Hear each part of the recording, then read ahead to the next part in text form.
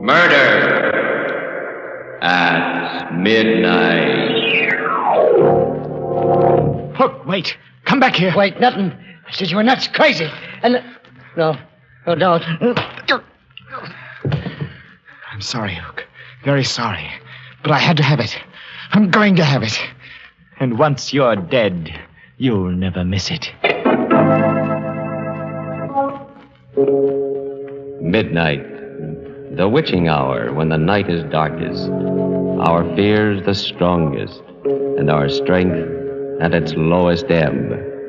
Midnight, when the graves gape open and death strikes. How? You'll learn the answer in just a minute in The Dead Hand.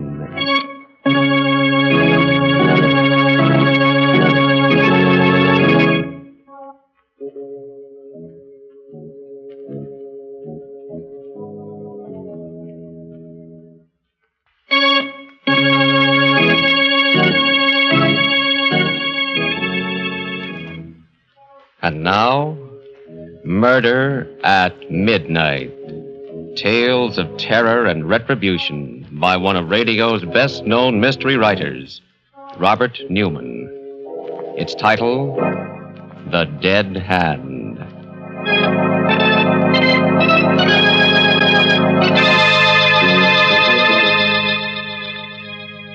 The small studio cottage on Dr. Martin Trent's estate. Seated at the piano, alone in the gathering darkness, is Roger Blaine, the famous pianist, and playing as only he can play.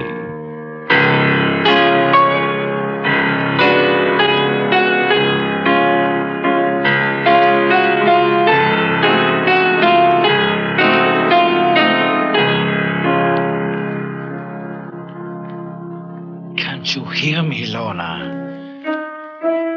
You must hear me. And you must come here now to me. I'm calling you, Lorna. Calling to you in a way you could never resist. With my music, making your heart beat faster, your breath come quicker. Lorna! Hello, Roger. Am I disturbing you? Always, Lorna. Just as I disturb you. As we disturbed each other since the first time we met. Martin's out at the hospital, and I heard you playing, so... That's not why you came, Lorna. You came because I called you. Because you promised you'd come and give me your answer. What we talked about last night, my going away with you? Roger, I must have been mad. I don't know what got into me. Don't you, Lorna? This is what got into you. My music. Telling you things I never could tell you in words. Roger, stop. I can't think when you play like that. I can't leave him. He's my husband. I love him, respect him. Can you love a surgical instrument? Can you compare what you feel towards him with what you feel now, this minute? No, it is different. Roger, how can we? He's your friend. It was he that brought you here, gave you the cottage. And haven't I given him anything? Music like this. Music such as no one has ever heard before. Roger, Lorna, listen to me. To what I'm saying here. I love you. I need you. It was you who helped me find depths within myself I never knew existed. You've got to come away with me. You owe it to me. To yourself, to the world. Roger, you please. Want to. You know you want to. And you're going to. Roger, no, I can't. I tell you, You are. All right. Lorna. We can talk to Martin when he gets home tonight. Tell him. I think he'll understand. understand. No, Lorna, there'll be no talking, no explaining. My car's outside and we're leaving right now.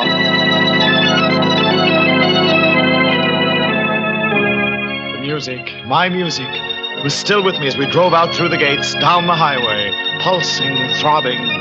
Yes, I could hear it, but could Lorna? I glanced at her sitting there beside me. Happy, dearest? What? I don't know, Roger. You don't know? Don't you realize what this means, Lorna? I'm playing better than I ever played before, and this is only the beginning. After my New York concert, South America, then Europe. Roger, are you sure you love me? Me as a person. My sure. Well, what do you mean, Lorna? I know you've said you do, but whenever you've talked about it, Roger, about us, you've talked in terms of your music. Roger, are you sure that's not what you love? Well, of course I'm sure. If I didn't have my music, if I couldn't play, I don't think I could live. But I it was know. you. You who lifted me to heights I never dreamed of, technically, emotionally. Roger, stop the car, turn around, take me back. What? Take me back. I don't understand. I do, for the first time. With Martin away so much, I was lonely, flattered by your attention.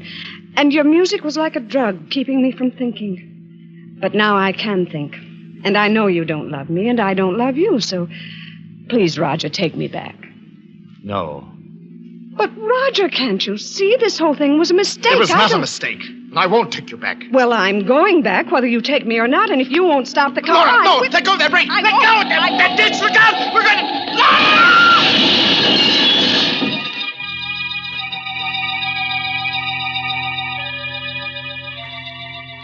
When I opened my eyes, I was in a bare white room in a hospital.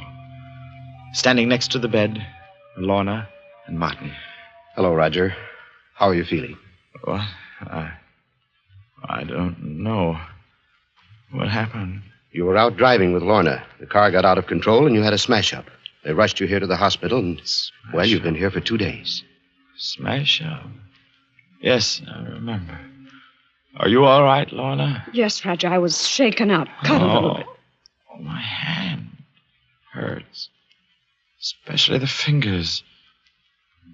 Nothing happened to it, did it, Martin? I've got a concert in a few weeks, you know. Roger, don't stop it. What? What? Why are you looking at me like that? Oh, Don't worry about it, Roger. Not now. but I've got to know. I've got to see. Roger, please.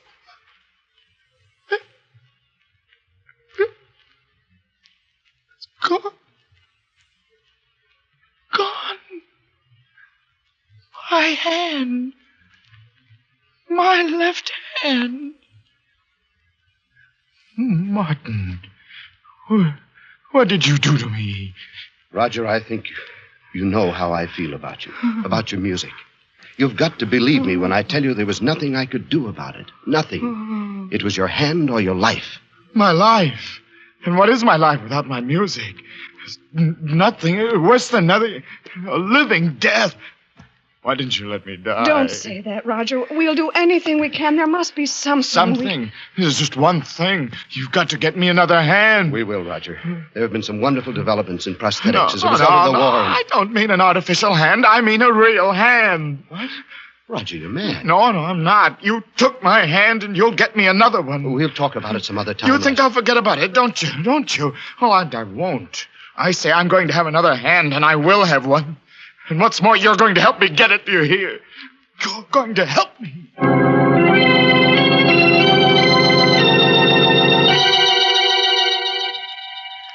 I was able to get up and around a few days later.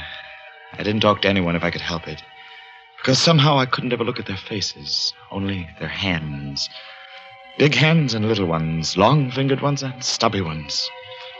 Yes, they each had 2 hands. And I, to whom my piano meant more than life, had only 1.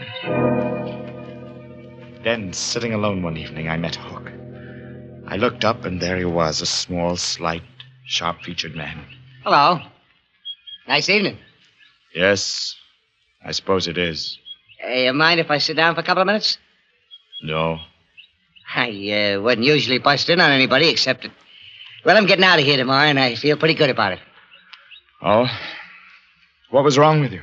Bad heart. You're going to have to take it easy from now on. It's going to make it kind of tough in some ways, but... you don't happen to have a cigarette on you, do you? Well, yes, I do have. It's there. Well, at least I did have a silver cigarette case. I can't seem... Is, Find... this it? What? Oh, yeah. Where did you find it? In your pocket. You mean you took it? My name's Harris, Joe Harris. You usually call me the Hook. This is my racket. Or rather, it was until I... You're a pickpocket. Well, one of the best in the business. But now with my ticket going bad, I guess I'll have to lay off, except like now for a gag. You didn't mind, did you? Mine? Certainly not. I'm very impressed. As a matter of fact, do you mind if I look at your hands? Look at it? What for? They're beautiful. As beautiful a pair of hands as I've ever seen. It occurs to me that you say that you don't know what you're going to do when you leave the hospital here. Well, I just hadn't thought about it much. Why? I've got a proposition that might possibly interest you. No kidding. What? Well, I'd rather not discuss it with you here and now, but I expect to be leaving here myself on Friday. If you'd like to come and see me sometime after You that. say where and when? Well, I've been staying at a little cottage on Dr. Martin Trent's estate. I'll probably be going back there. How about Saturday night, late, around 11:30? Fine. Okay with me. Then it's a date. I left him there, hurried back to my room. I wanted to be alone. Had to be alone, for I was afraid that what was on my mind might show in my face. It certainly was a date. A date with death. A man obsessed, half mad, and his unsuspecting victim. Will both of them still be alive to hear it when the clock strikes 12 for murder at midnight?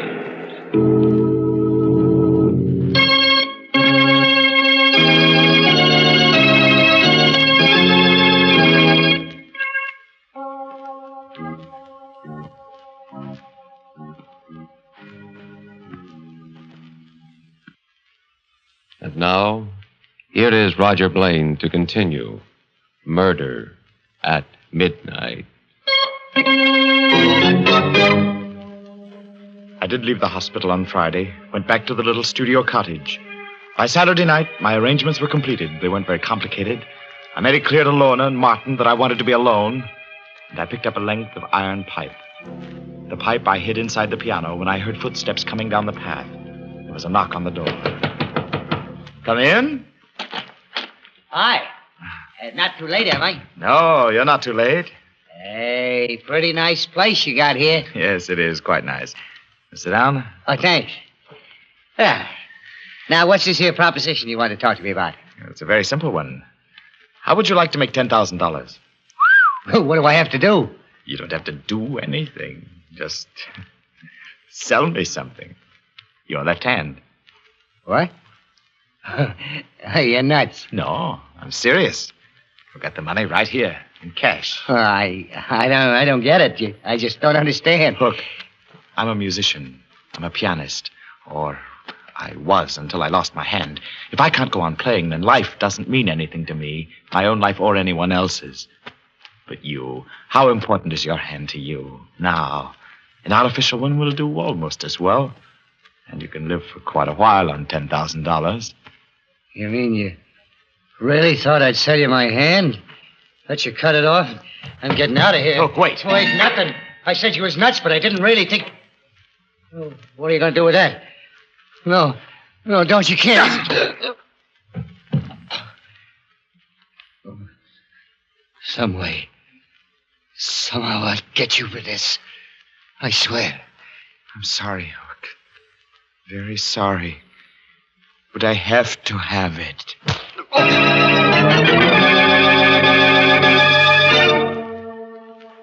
I'd rather not go into what happened after that. I got rid of the body. And then I went to see Martin. You don't look well, Roger. Anything the matter? No, I just came to see you about your promise.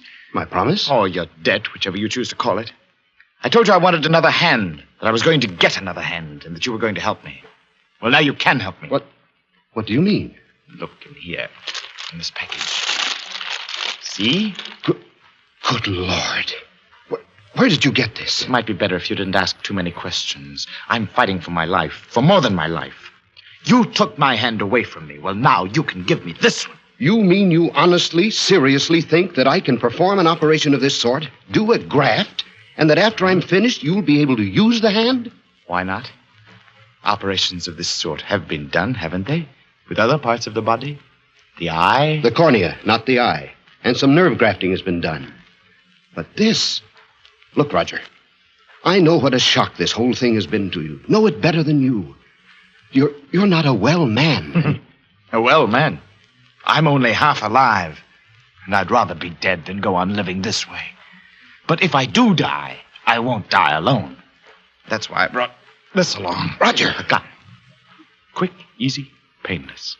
If you won't do what I want, you die. And so does Lorna. Both of you, along with me. You don't give me very much choice. No. All right. You win. Get me to the hospital.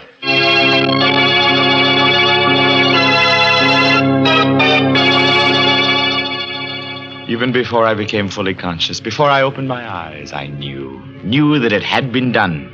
That it wasn't his hand anymore, but mine. And still, there was something wrong. I couldn't analyze what it was at first, but it was there. A feeling that something wasn't quite right. That perhaps it wasn't entirely my hand. I sat up. The hand was a mass of bandages, stiffened with splints. And inside the bandages... Careful, Roger. Don't touch them. Huh?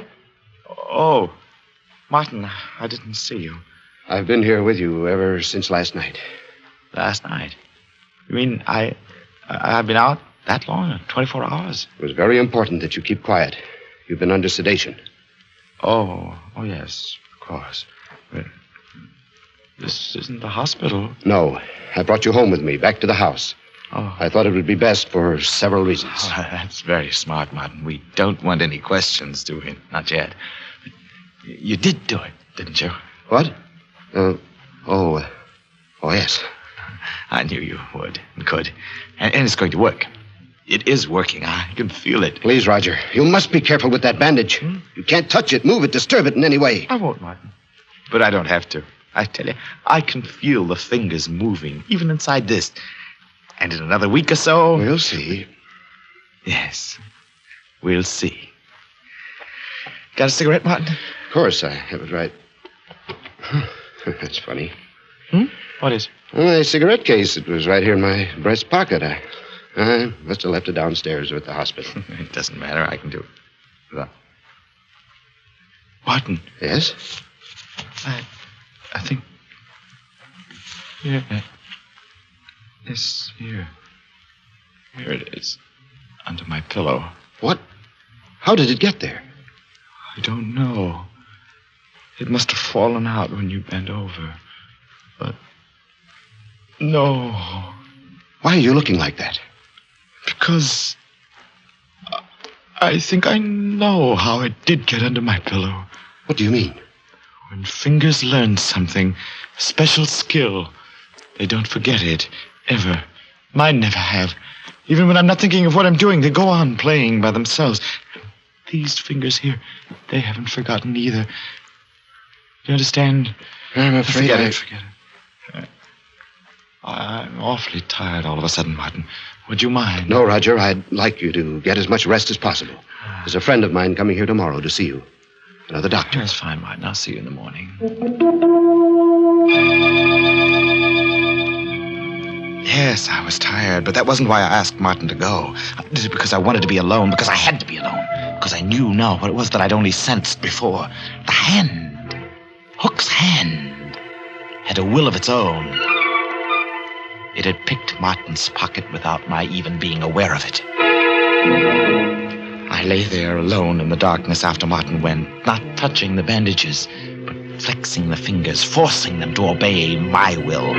I had to do that. I knew I had to do it because I suspected what might happen. And what did happen proved that I was right. I fell asleep finally. And while I was asleep, I dreamed. I dreamed I was walking down a dark, labyrinthine corridor somewhere under the earth. Then... A little closer, Roger. Huh? Just a little closer. Who's there? Who's there? Just me. Waiting for you. Hook! Yeah, Hook. I said I'd get you. Well, Out of the darkness came a hand that clutched me by the throat, gripped it tighter. Tighter. I fought against it. I tried to scream and woke up. Yes, I woke up.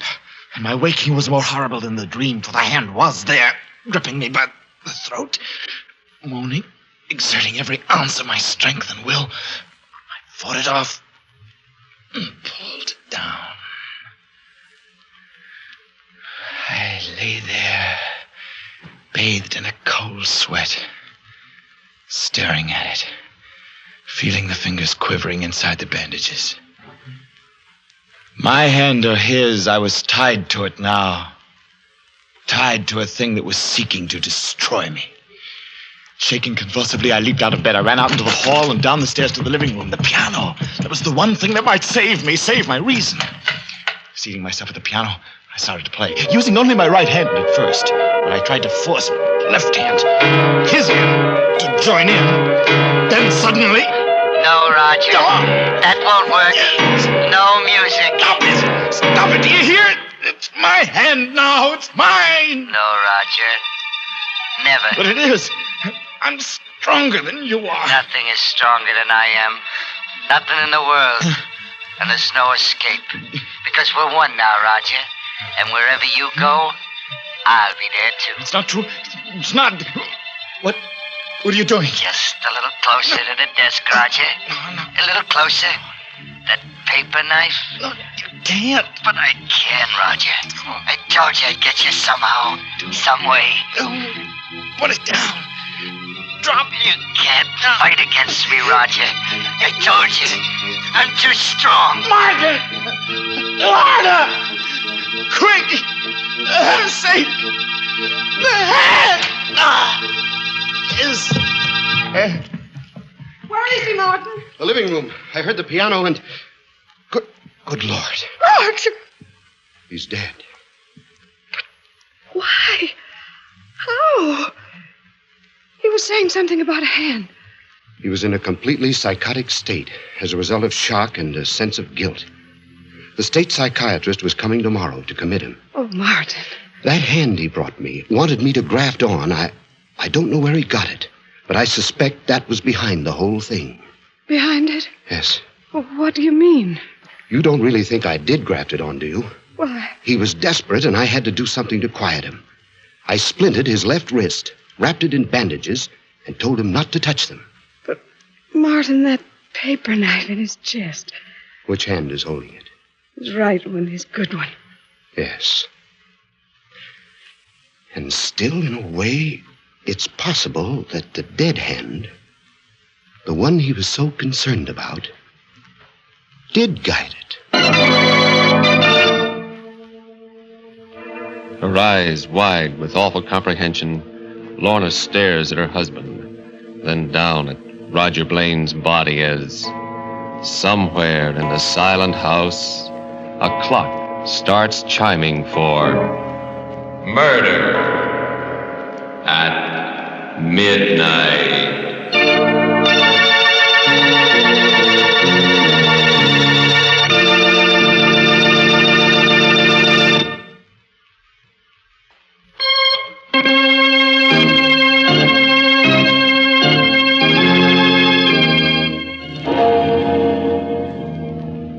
Remember to be with us again when death stretches out his bony hand and the clocks strike 12 for murder at midnight.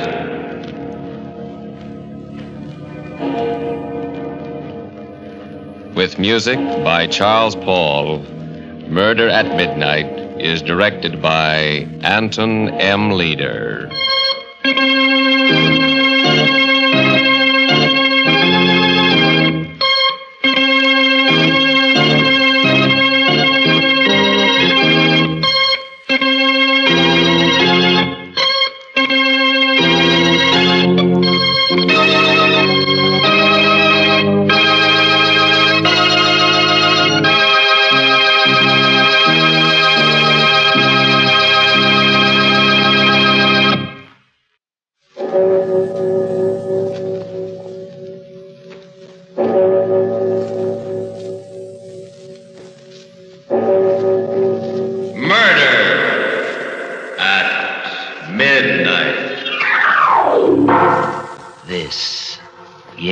this is the place for it.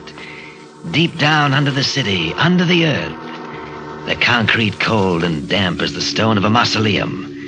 The question is, which one of them shall it be? You, sir? You with the gray hair and the briefcase. Allow me to introduce myself. I am Death.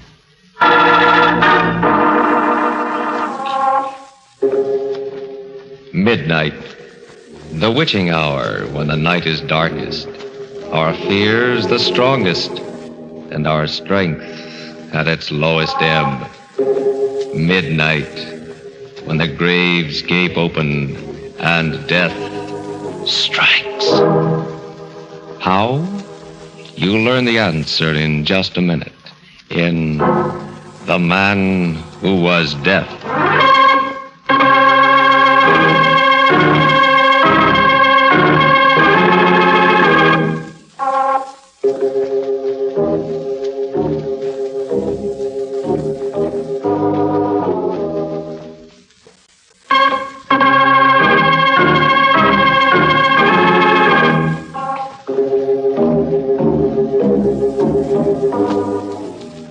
And now, Murder at Midnight.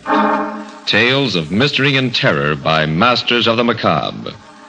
Our story by Robert Newman is The Man Who Was Death.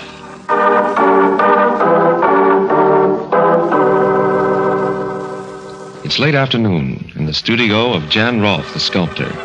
The rays of the setting sun come through the smoke-filmed glass of the skylight at an angle, casting long, dark shadows on the dusty floor. His face intense, Rolfe stands before a more than life-size head of gray granite, cutting away some of the hard stone, then pausing to examine his work. It's still not right. I still haven't got it. And I don't know where I've gone wrong. The eyes, they would be brooding and half-closed. But shouldn't they be all-seeing? Let's try it.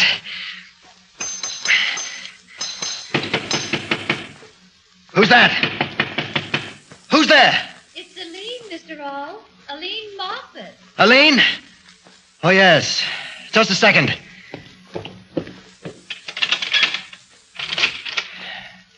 What is it, Aline?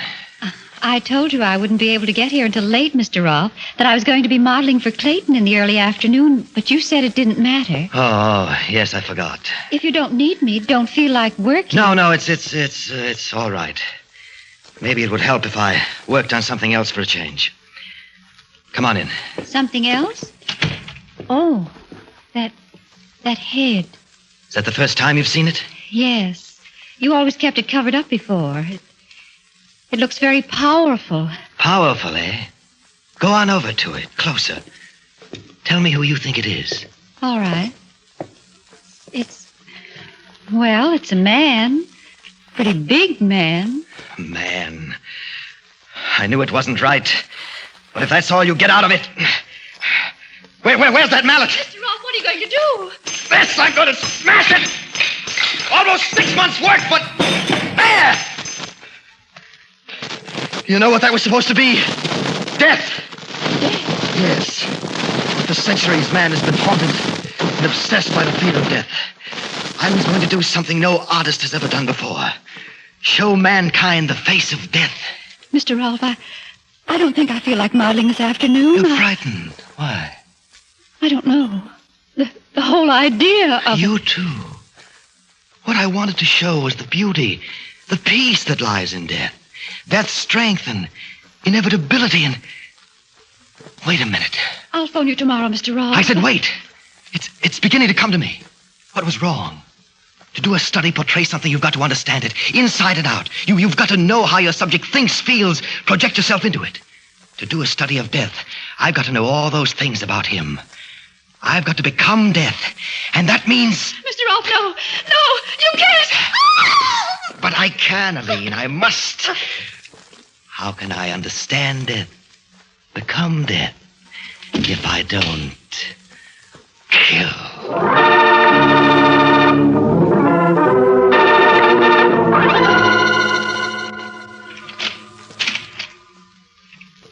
Miss Craig? Yes. Nancy Craig. I'm Jordan, Harold Jordan of Homicide.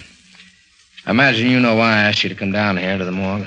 Well, they said it had something to do with my roommate, Aline Moffat. Is she... If you think you can take it, we'd like you to make the identification. I think I can. Ah, good girl. She's right here under the sheet.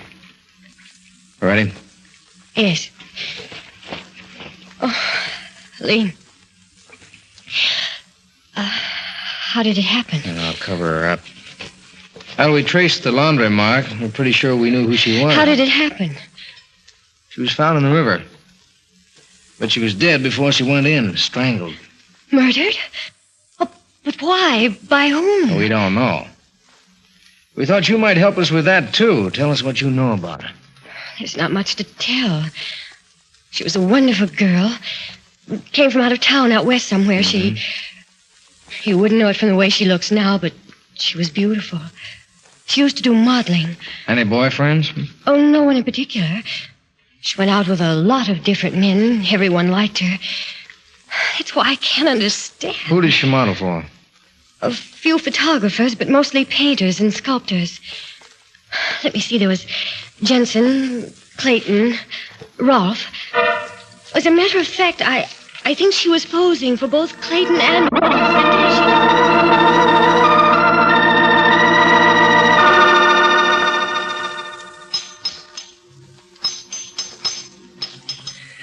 Better this time, much better. Things I can put into it that I never knew. Never felt before. Now, let's see. No! Still not right. Still something missing and not just a shade of expression, but something basic, one of the keys to the whole concept. But what? Haven't I played Death's role, killed just as he does? Haven't I... Wait, that's it. Of course. Is that how death strikes? Without thought, on the spur of the moment? No. He picks and chooses. Decides just who shall die and who shall not. What's missing is the consciousness of power. The knowledge that there is no appeal from death. That he is the supreme authority. And that means that... Yes, I must kill again. And this time... Who's that? Police department. Can we come in and talk to you for a minute? Why, yes, of course. Just a second. Police. They don't know anything. They can't know. But I'd better cover this up.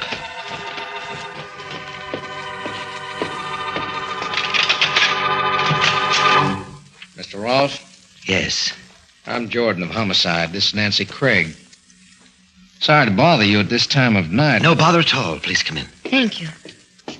I'm investigating the murder of Miss Craig's roommate, Aline Moffat. Murder? You didn't know? Why, no. I never read the papers. And the last time I saw her, 2 or 3 days ago. Well, it happened just 2 days ago. Now, we've been checking back. We have an idea that you may have been one of the last people to see her alive. If there's anything I can do to help, anything at all. Could you tell us what happened when you did see her last? Of course. She was due here at 3 o'clock, but actually came at about 5. Mm-hmm. She said another artist had delayed her. Clayton, that's right. I had already started working on something else, and since she looked so tired, I suggested we call the whole thing off. She seemed pretty happy about it, left, and I'm afraid that's all I know. Was there anyone else here? Anyone that actually saw her leave? I'm afraid not. You see, I'm the only tenant in the building who lives here, and I'm afraid everyone else had gone by then. Well, that sounds pretty straight to me. I guess that's that. Thanks very much, Mr. Rolfe. Not at all. Afraid I haven't been much help. But if you can think of anything I can do... We'll keep in touch with you. And in the meantime, well, maybe you should start reading the papers just every once in a while, huh? Right. I hope you read them too, my friend. Especially tomorrow's papers. Because I have a feeling that there just might be something in them that will interest you.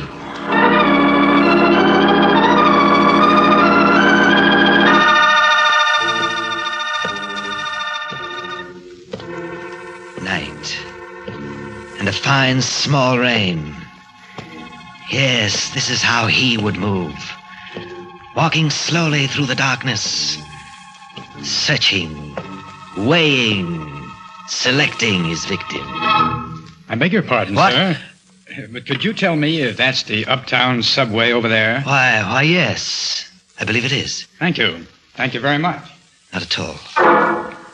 Subway. What better place to make my choice than there? Deep under the earth. The concrete cold and damp as the stone of a mausoleum. Thank you, my friend. Thank you.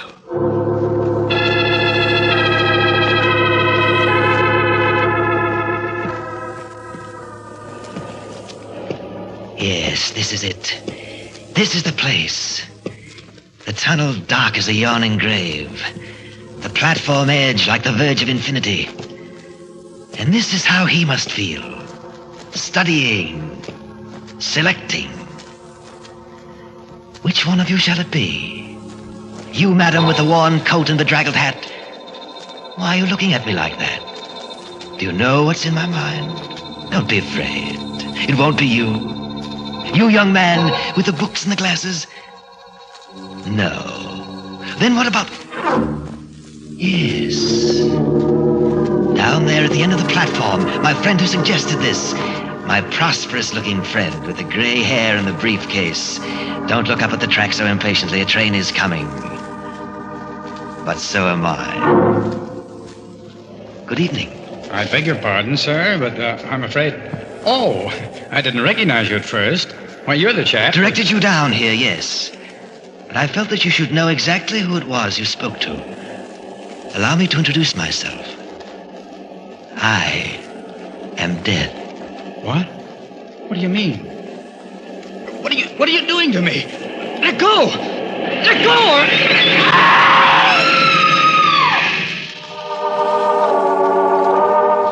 Quietly, the man who is death steps back from the edge of the platform as the train grinds to a stop. A woman screams. And somewhere in the distance, a clock strikes 12 for murder at midnight.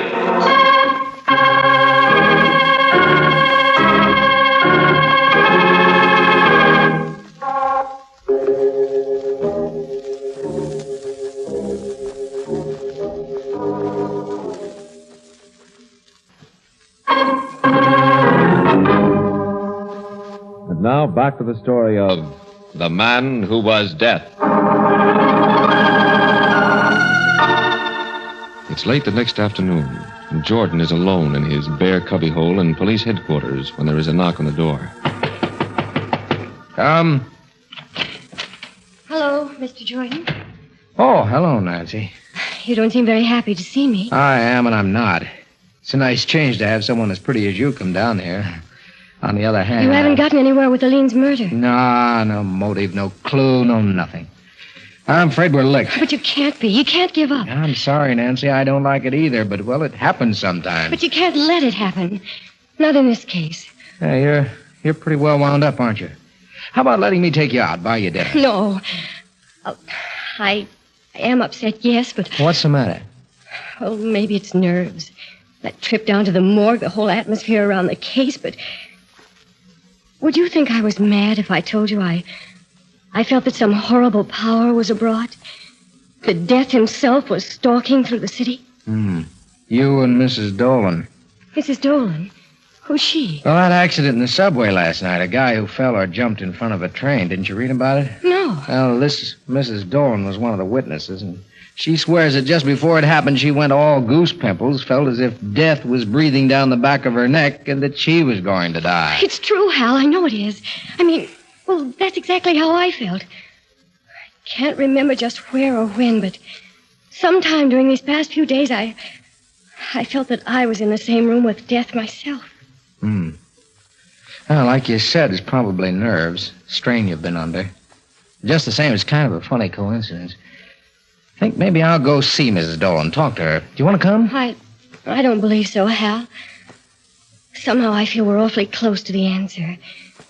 If I could just remember where and when it was I felt that way, that I was in Death's presence. I think I'll go home. Okay, Nancy. I'll call you there after I talk to Mrs. Dolan, and, well, maybe we'll find that we really have something.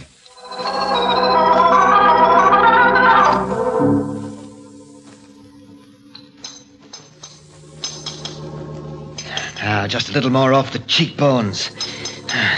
Get the gaunt feeling of a skull under the flesh. No, it's still not right. Still something missing. But what is it this time? Didn't I stalk and select my victim? Didn't he recognize me for what I was? Death himself. And didn't... Wait, of course. It's never just the victim alone who knows, fears, and fights against death. It's all of society, medicine, science, the police. All of man's resources from time immemorial lined up against death. And he still triumphs over them. That is the secret and the measure of his omnipotence. That is the last missing element. And that means that I must kill yet again. And this time, not just the victim, but the whole world must know it and be powerless to stop me. This time... Who's that? Who's there? Nancy Craig, Mr. Roth. I don't know if you remember me. Nancy? Oh, yes, just a second. I'm awfully sorry to be bothering you again, That's but... perfectly all right. Isn't Mr. Jordan with you? No, I came alone. Well, there was a little experiment I wanted to try. Oh, please come in. Thank you. Just what was this experiment? Well, it was probably pretty silly, but I had to try it. Thinking back, I had a queer feeling that What's that? A bust. Something I'm working on. Something I hope will be my masterpiece. Do you like it? I'm afraid No. Oh, it's awful. It's terrible. It was here that I felt it. Here in the studio, and you... Yes, Nancy. It was I who killed Aline Moffat, and also a gray-haired gentleman with a briefcase in the subway last night. That piece in the paper, Mrs. Dolan. Exactly. You see, that bust over there is a study of death. And to do a study, you must project yourself inside your subject. That meant I had to become death.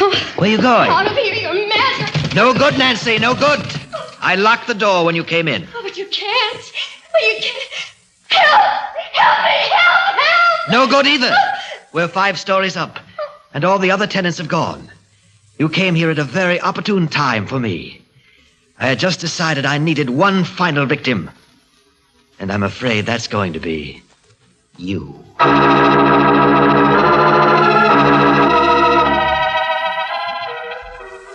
I'll never forget it, Mr. Jordan. It was pretty late, about 12 o'clock, and it was raining. There were only a couple of people on the subway platform, 3 or 4, and I was standing by myself, not thinking about anything in particular, when suddenly this feeling came over me. What kind of a feeling? Oh, a feeling that this was the end. A feeling that death was standing there, right close behind me. I got so weak and shaky that I thought I was going to faint. I shut my eyes and leaned against one of the posts, and that's how it was that I didn't actually see the accident. Mm-hmm. Well, did you turn around when you had that funny feeling? Did you notice whether there actually was anyone standing behind you? I did. There was just a young fellow with glasses and another man, kind of strange looking, now that I think of it. Strange? How? He was about 35 or 40, pretty big. I guess it was his hair. He wasn't wearing any hat, and, well, it was almost white and very long and bushy. What? Did he have a thin face, gaunt, and deep-set eyes? Why, yes, I think he did have. Do you know him? I'm not sure. If I do, then I may know a lot of other things, too. Good Lord. Nancy. What? I've got to get out of here.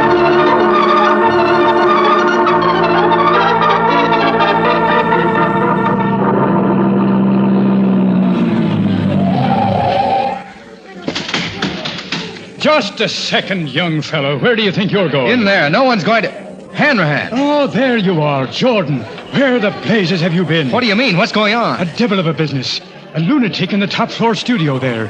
He phoned headquarters, asked for you, said that he had a girl there that he was going to murder.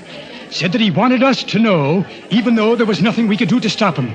We thought it was a gag at first. Well, what are you doing about it? Everything that can be done. I've got men all around the building. Up on the roof across the street, outside his door. Can't you break down the door? Sure, and finish her off quick. He said that if we tried it, he'd bash her brains out with that big hammer that he's working with. But there must be something, a Tommy gun from the roof across the street. He's got her right in front of him, so that if you got him, you'd get her too.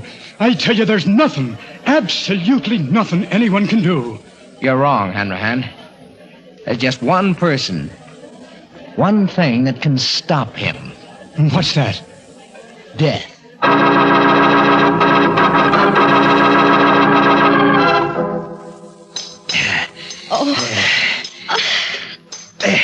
You're getting impatient, my dear. Oh, why are you doing this? You know you can't get away with it. Get away with it. You think I care that it matters to me whether I live or die when I finish this? I'll never be able to surpass this, but neither will anyone else.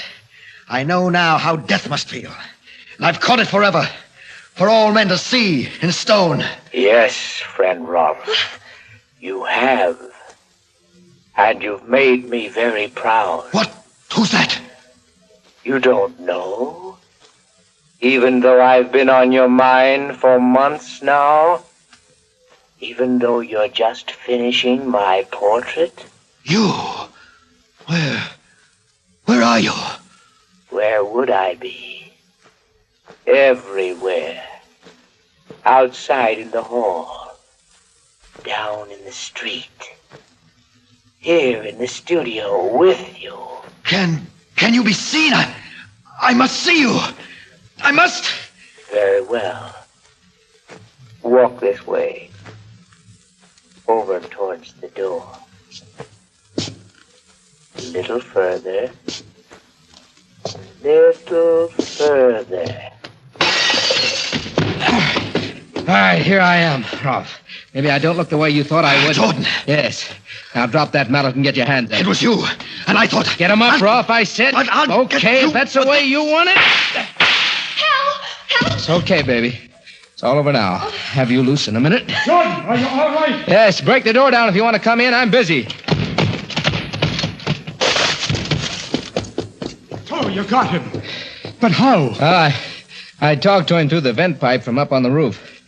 I figured that if he was crazy enough to do all the things he did do, he might be crazy enough to believe death could pay him a visit. When I'd maneuvered him far enough away from Nancy here, I jumped through the skylight. Hell, look. Good Lord. What is it? That bust he was working on. He said it was a study of death. And in a way, I guess it is. Because it's a self-portrait.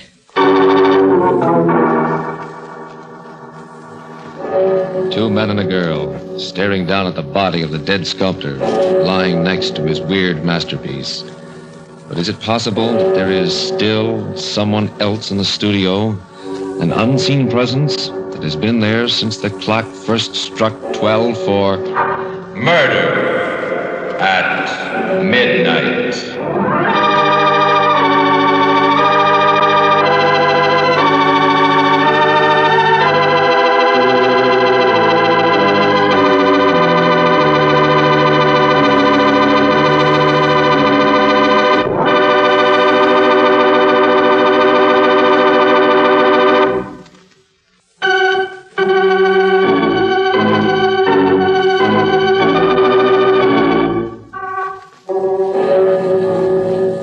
Remember to be with us again when death walks through the darkened streets while the clocks strike 12 for murder at midnight. The part of Jan Rolfe was played by Frank Behrens. With music by Charles Paul, Murder at Midnight was directed by Anton M. Leader.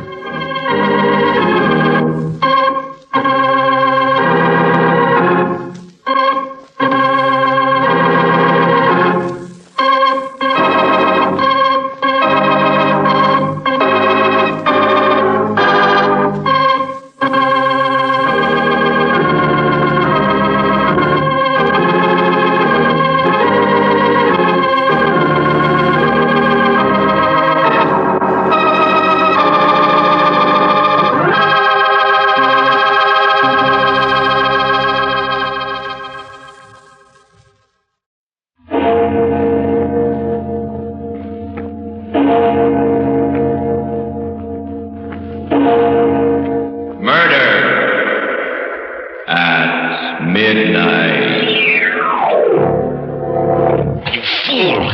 You idiot! I'll fix you! I'll take you back there and... The razor! No, don't! I told you not to touch me.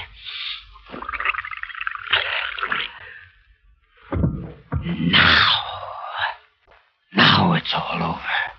We've played our last performance together. Midnight, the witching hour when the night is darkest, our fears the strongest, our strength at its lowest ebb. Midnight, when the graves gape open and death strikes. How? You'll learn the answer in just a minute in The Secret of XR3.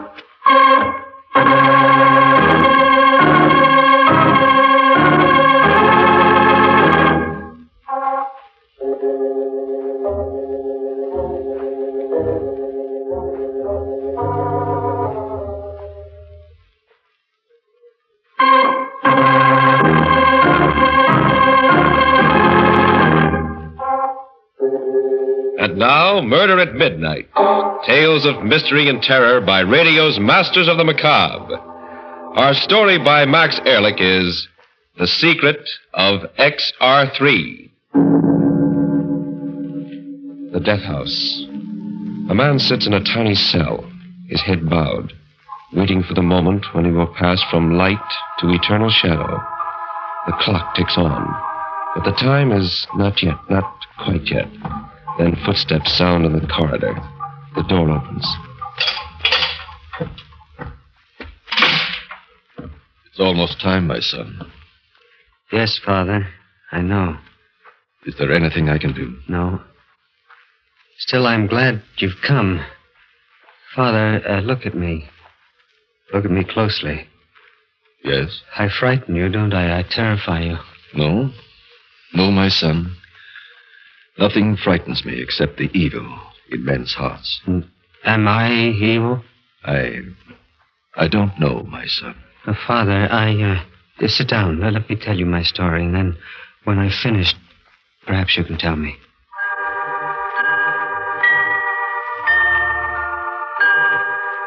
They call me Gorgo. All my life I've been a little man, only 3 feet high. Perfectly normal in every way, you see, except for my height. Perhaps you saw me down at the Century Theater not so long ago, the vaudeville team of Petrov and Gorgo, acrobats supreme. Petrov was a huge, ape-like man who tossed me through the air like a rubber ball. The audience liked the act. The contrast between the big Petrov and the little Gorgo intrigued and amused them. And on the stage, I laughed and smiled and went through my tricks like a happy little fellow. But in the dressing room, it was different. I did not like your performance tonight, Gorgo. What was wrong with it, Petrov? You were slow. You landed too heavily. You did not smile enough. But they liked us, Petrov. You heard them. We got 3 curtain calls. We should have gotten 5. Petrov, I did my best. My very best. Believe me. Your best was not good enough, little one. Perhaps you will do better tomorrow if I lock you in your room tonight without supper.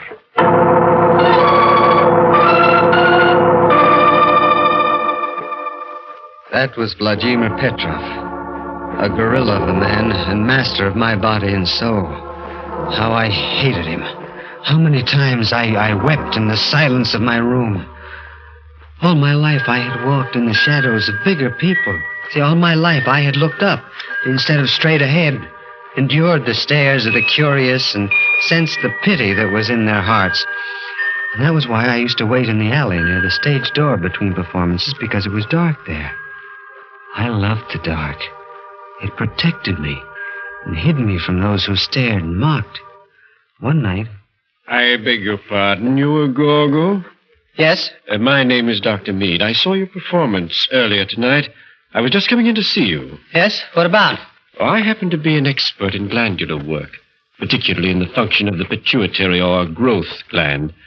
I think the results of my recent experiments will interest you. I don't understand, Dr. Meade. Did you ever hear of XR3? XR3? No. Well, it's an extract, a synthetic, I discovered about 2 years ago. In my experiments to date, whenever I injected it into stunted or dwarfed animals, they grew. They grew? Yes. You mean to normal size? Well, by using controlled doses, yes. You mean if you could do this with animals, then you could... I don't know, Gorgo. I think the time has come to try. Except for your size, you are perfectly formed. Just what I've been looking for. I came to ask you if you'd volunteer. Yes. You understand, I can't guarantee a thing. I understand, and that doesn't matter. Dr. Meade, you don't know what it means, even the chance. A chance to grow to normal size. Why, One thing, though. I must have your written permission. My permission? Yes, Dr. Meade. I'll give it to you gladly. I'll do anything. You speak a little hastily, do you not, Gorgo? Petrov. Yes, little one. I'm sorry, Dr. Meade. I'm afraid you will have to find someone else for your experiments. Someone else? My little friend cannot act as your guinea pig without my consent. You see, I am Gorgo's legal guardian, and I have the papers to prove it. No, Petrov, no, you've got to give me this chance. Silence, little fool. As I said, I'm sorry, Doctor, but my dear sir, if I can make Gorgo grow to normal size... If you did, what would become of our act? It would be worthless. The people come to see Big Petrov and Little Gorgo. Do you mean to say, Mr. Petrov, that you would let your vaudeville act stand in the way? Yes.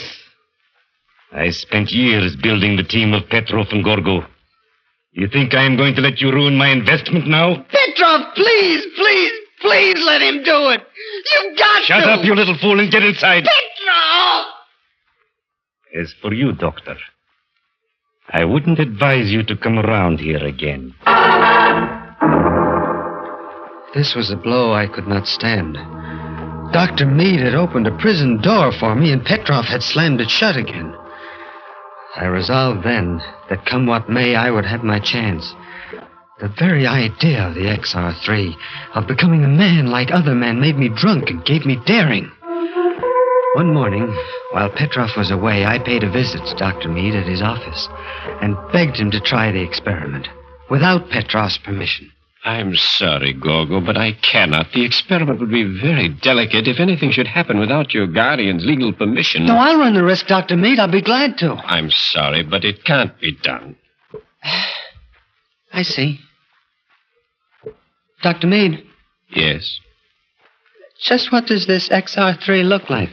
Well, I've made it up in capsule form. Here, I've a whole bottle of the capsules in my desk drawer. As you see, they're green in color. So those are the magic capsules. Thank you for letting me see them, Doctor. Thank you very much.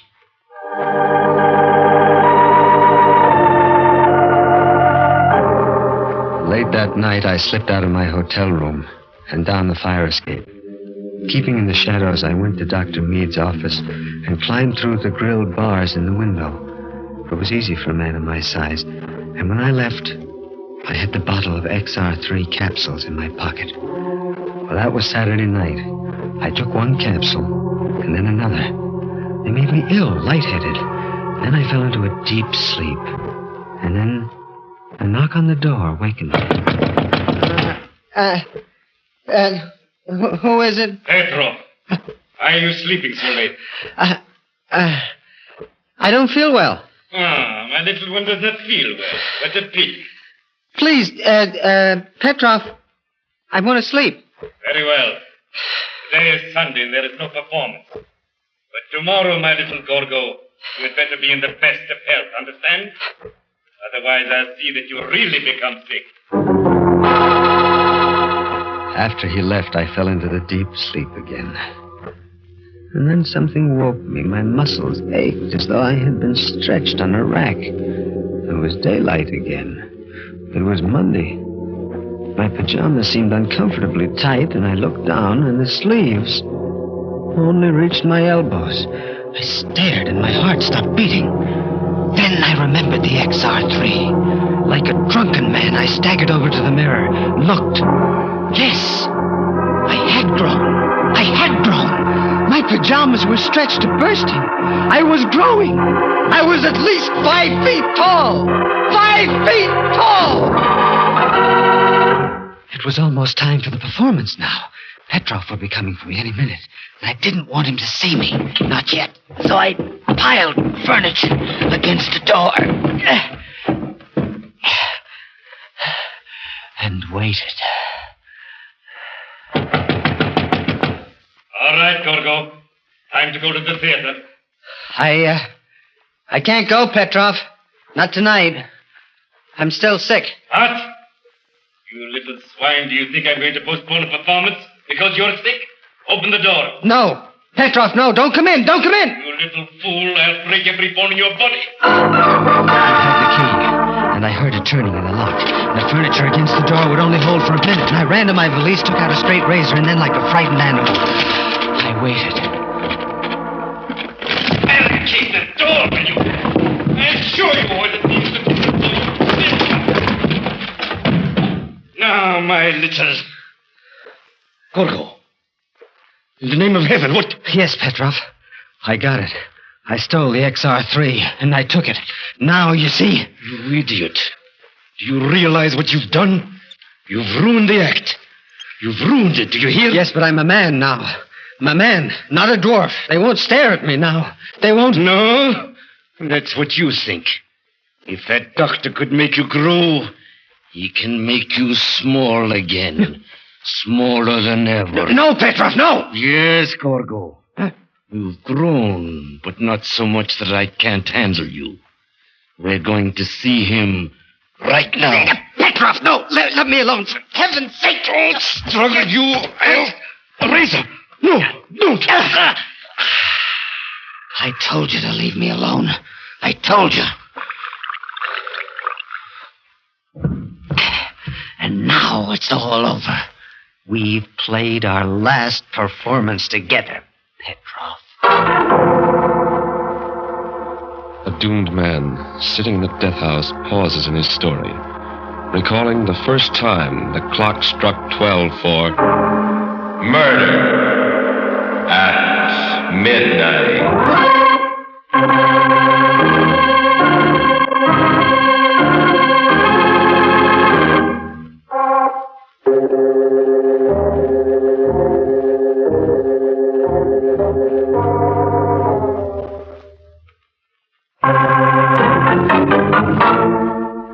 And now here is Gorgo again, continuing his story to the priest in the death house. I stayed in my hotel room another day and took 2 more XR3 capsules. And when I looked into the mirror that night, I was over 6 feet tall. That was enough. That was all I wanted. Now I would leave the hotel. They'd never know who killed Petrov. They'd be looking for Gorgo, a 3-foot midget. Never suspect me. Yes, I was in the clear. I stripped Petrov, put on his clothes. They were a little tight, but they did well enough. Then I went through the lobby and into the night. The mere experience of walking was exciting, exhilarating, as though I were walking on a high fence. And nobody looked at me twice. The staring eyes were gone. I was normal. First, I had to find a place to live. I passed by a boarding house with a sign, room to let. I rang the bell. Yeah, what is it? Oh, hello. Hello. My name is Baker, John Baker. I saw your sign about a room. Yeah. Well, would you like to see it, big boy? If you don't mind. I don't mind a bit. Come in. Come in. It's a lovely room. We got a nice class of people. I'm sure you'll like it. I'm sure I will. But first, Miss... Devlin. Rhoda Devlin. Yeah, Miss Devlin, I just wanted to say I've been living in hotels all my life, and I can't give you any references. Forget it. My mother owns the place, and, well, we're not exactly formal. Besides, you look good to me. I do? Yeah. Well, I always did go for big men. Big? Yeah. Oh. Mhm. And I've always liked pretty girls.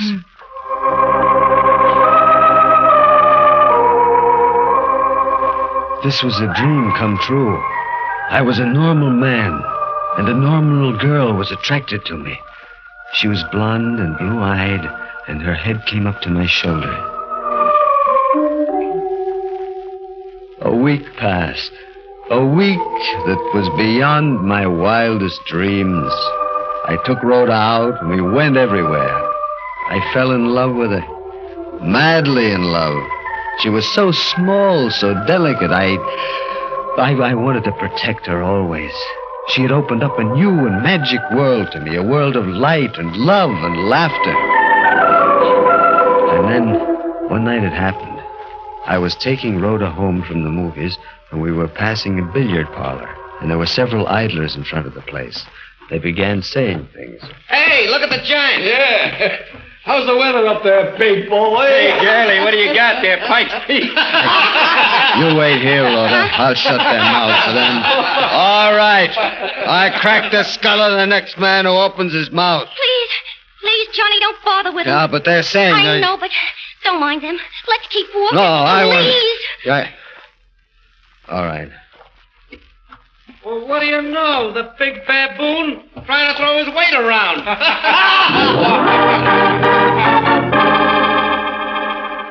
I wanted to smash their jeering faces, knock them down. But Rhoda and I walked on to her mother's boarding house, and she was strangely silent as we entered the dimly lit foyer. She hadn't said a single word since we had passed that billiard parlor. I was vaguely disturbed. I took her in my arms, but she pushed me away. No, please, don't. What's the matter, baby? Is it what those men at the billiard parlor said? I don't know. It seems to me you're growing bigger. Right before my eyes. Growing bigger? Yeah. I thought at first I was seeing things, but now I know it's true. I know it's crazy. It's crazy, but when we first met, the top of my head reached your shoulders. And now... Yeah? What about now? Now it doesn't reach your shoulders anymore. You've grown bigger. Now, Rhoda, you don't know what you're saying. This is your imagination. No, it's true. We'd better not see each other anymore. I'm afraid of you, John. You're too big now. Good night. No, Rhoda, listen. Oh, don't no, touch Rhoda, me. please. Let go of my arm. No, not until you hear what I have to say. Rhoda, I love you. Do you hear? I love you, and I'm not going to let you just toss me aside. Let me go, you big slut. Let me... No, stop that. No, stop that screaming. You want to wake the whole street up. Go. Stop it. Stop it. Stop that screaming. Stop, I say. Let me go. Yeah. You're hurting me. I can't breathe. Help.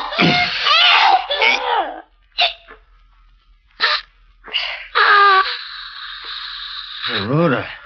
Rhoda! No.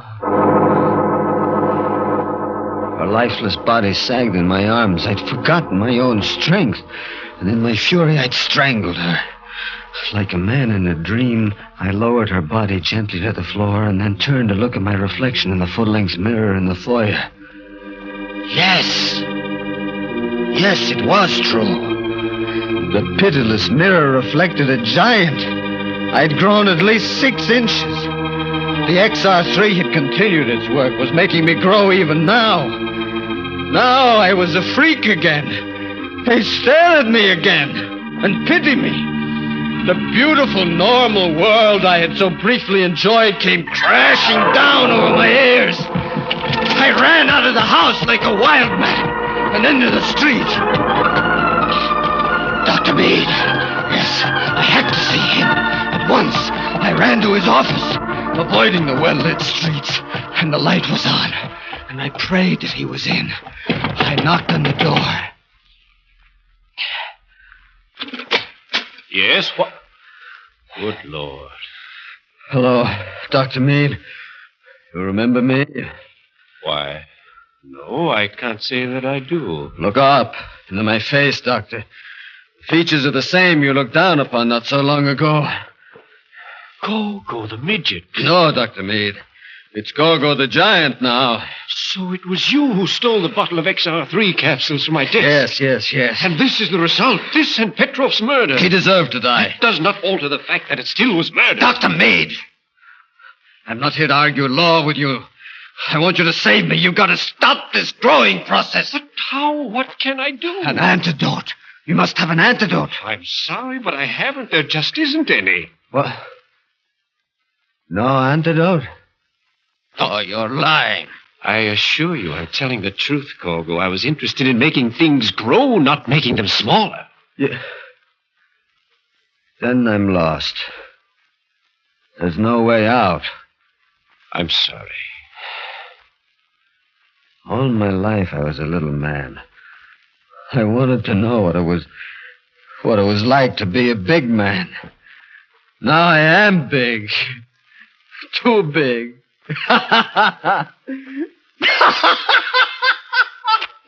Isn't that amusing, Doctor? Too little and then too big. Like the swing of a pendulum.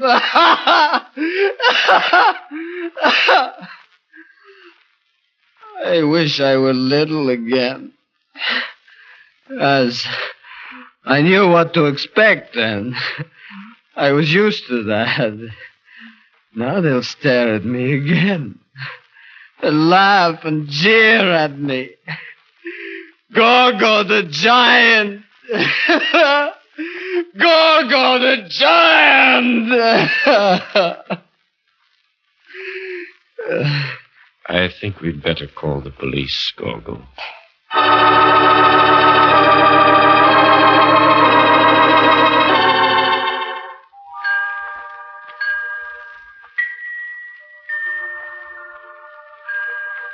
Well, Father, that's my story. See, that's why I'm here in the death house. Now, tell me, am I evil? No, my son. You have been unfortunate, but not evil. You have sinned, yes. But you have been sinned against, too, and they're coming for you, Gorgo. I hear. And I'm glad. Glad? Yes, glad. I don't mind dying now. This world, Father, what has it ever meant to me? But there, in the next world, there no man will be strange, and all will be equal. And perhaps there I will find peace.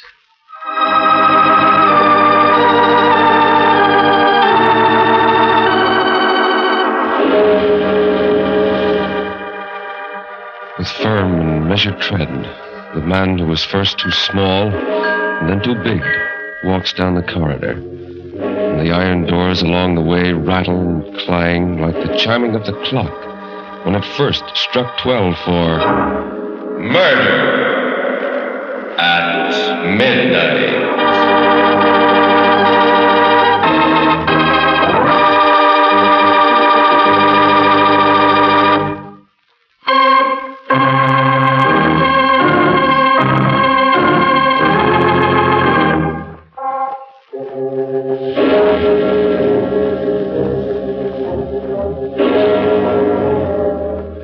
Remember to be with us again when death walks through the darkness with giant strides and the clocks strike 12 for murder at midnight.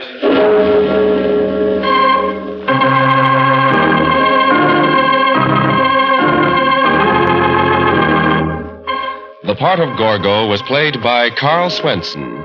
With music by Charles Paul, Murder at Midnight was directed by Anton M. Leader.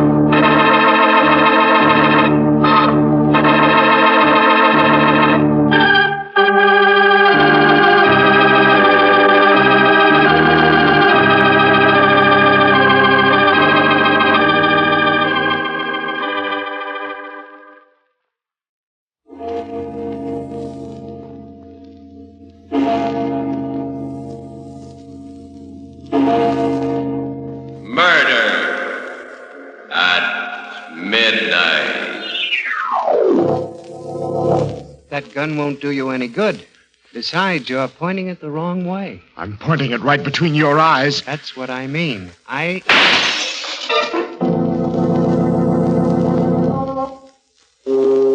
Midnight. The witching hour when the night is darkest. Our fears the strongest. And our strength at its lowest ebb. Midnight. When the graves gape open and death strikes. How? You'll learn the answer in just a minute in Wherever I Go.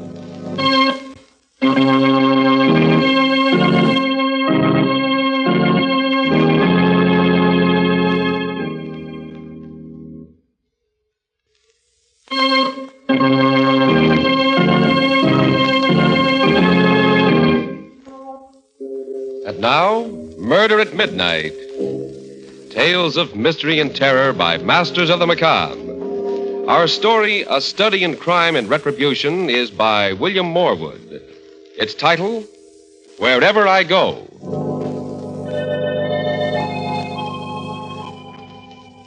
The music room of an old country mansion. Seated at the piano, playing with the skill of an accomplished musician, is Gordon Ormsby. Engrossed in what he is doing, he is not aware his wife, Ellen, has come in until... For goodness sakes, Gordon, when are you going to stop that pounding? What? Well, I thought you enjoyed music, my dear. I do when it's well played. Oh, don't be childish. You might have a little consideration for my headache. You and your headaches. There's nothing whatever wrong with you. The doctors have as good as told you that. It's all in your mind. The affectation of a silly rich woman. Lucky for you, I am rich. Or where would you be now? Someplace where I'd amount to something. I had talents when I married you, Ellen. I could have been a great musician or a great painter or writer. You were what you are now, what you always will be. A dilettante, a dabbler. It's your money that ruined me, softened me up, robbed me of my ambition. If you hate my money so much, there's nothing to prevent you walking out on it. I will. Someday. Not if I know you. You'll stick around as long as I have a penny left. Oh, my head. Oh, you poor, poor darling. Oh, I don't expect sympathy from you, but, when I feel like this, I could kill myself. That would be too much to hope for. Wouldn't it be nice for you, Gordon? Little me out of the way, and all my wicked money to spend exactly as you pleased. But don't worry. I'll live to a ripe old age, just to spite you. I'd never thought of it before. Her dying. Never. But after that, I couldn't get it out of my head. There was so much I could do with her money. I could go abroad, study. But first, I had to get rid of her. It was dangerous even to think about, but I conceived a plan and developed it carefully, slowly, step by step. Ellen, we've got rats in the cellar. I saw signs of them today. How awful. We must do something about it. Ellen, have you done anything about those rats? I ordered some stuff from the drugstore. Well, there's only one thing that's any good, and you'll have to get a prescription for that. Arsenic. Let's eat home on Thursday, Ellen. Oh, but it's a servants' night out, and we always go to a restaurant. I know, but I want to try my hand at cooking up something. Well, it's sure to be poison, but... All right.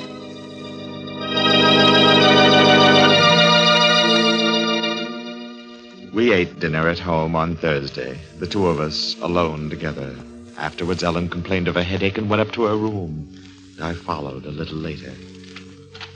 This is a surprise. I brought you a cup of cocoa, my dear, to help put you to sleep. That's suspiciously thoughtful of you, Gordon. I'm afraid it's still too hot to drink. I'll put it down here. What have you done to your hand? What? It's all bandaged up. Oh, I scalded it in the kitchen. It's a nuisance, too. I wanted to write tonight. What are you working on now, Shakespeare? Your memoirs? No, dear. I don't expect to die for a while yet. No, it's a story about a girl suffering from an incurable disease who commits suicide. Sounds morbid to me. Oh, but it's not. I'm making it very tender and beautiful. As a matter of fact, I did mean to write the death scene tonight. With this hand, Say, Ellen, would you help me out? How? Well, I've got the girl's suicide note all set in my mind. But I can't write with this. Would you write it down while I dictate it? Oh, do it yourself tomorrow. Oh, please. It'll only take a minute. Please. Oh, all right. Where's some paper? Here. But that's my very best stationery. I hate to waste it. It won't be wasted. Ready? Yes. Here goes. It's, I can't stand the pain any longer. Nobody knows how much I've suffered. Death will be peaceful compared to this. Wait a minute. What? What's wrong? You're going too fast. Oh. Death will be... What? Peaceful compared to this. Forgive me for what I'm doing, but this is the only way out. Signed, Yes? Ellen. What? I named her that, dear, because she reminded me of you, so noble in her suffering. I thought you'd be pleased. Well, I'm not. You'll have to think of some other name. All right. Jane. Jane? You remember Jane Turner, the girl I was going with when I met you? I don't think she'd mind. But I would. There. It's signed Ellen. Thank you, my dear. You don't know how much this means to me. Oh, my head's splitting. Oh, I'm sorry. Cocoa? Drink it. That should end your headache. Drink it, Ellen. Tastes queer. Well, I couldn't find the sugar, so I sweetened it with maple syrup. Well, I don't suppose it'll kill me. Drink it all. Drink it all. There. Oh, What's the matter? oh, the pain. Gordon, do something.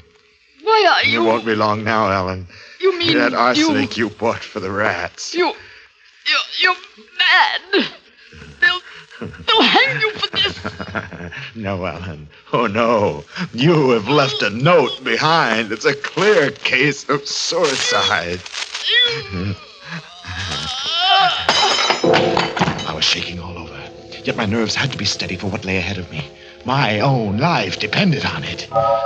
Music, that would relax me. The piano. I raced downstairs for the music room, but before I reached it, I heard the playing. I pushed open the door. A man was sitting there. A man I'd never seen before, but who was somehow vaguely familiar. Hello. Who are you? Don't you know? Well, of course not. What are you doing here?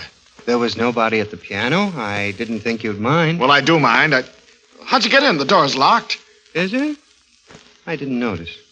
Breaking and entering, huh? I've got a good mind to call the police. I'm sorry you're so suspicious. Still, I realize the strain you must be under. What do you mean by that? I'm afraid I'm interrupting you in business vital to both of us. I'll call again some other time. Oh, wait. You can't leave like this. At least tell me your name. I have many different names. When the time comes, you can call me by any one of them. Goodbye. I put the stranger out of my mind. Too much depended on the telephone call I had to make. A single slip-up now, and a rope was waiting for me. I dialed with shaking fingers. Dr. Sampson, this is Gordon Ormsby. You must come at once. Ellen is dead. I think she's taken poison.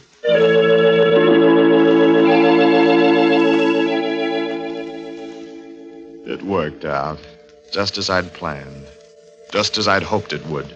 The doctor's visit, the police, the inquest, no false moves, no suspicions. I became the sole inheritor of a large estate and a free man. I moved out of the old house and into a hotel suite in town.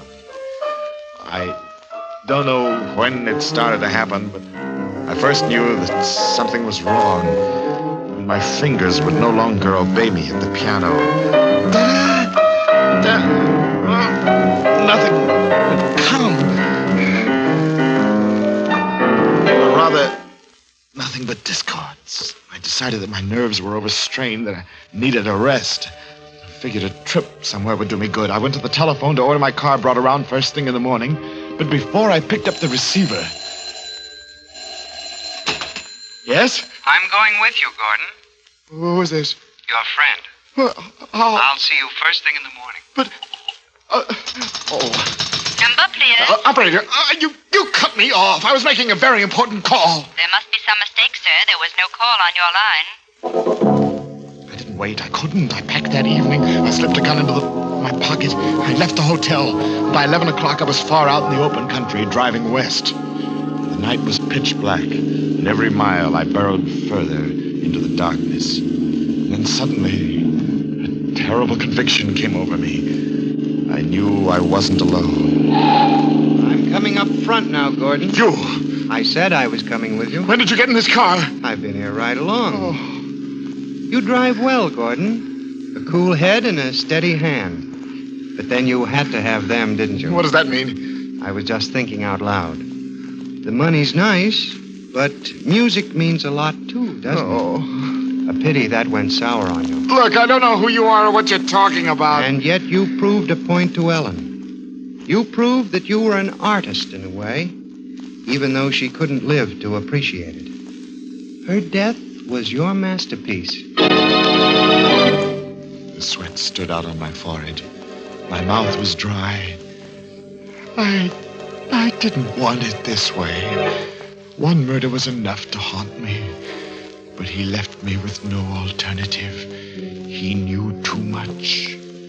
Somewhere along that road, when the night was darkest, I knew I had to kill the stranger. Yes, the mysterious stranger seems to know a great deal. Is it possible he knows even more than Gordon suspects about his plan for murder at midnight?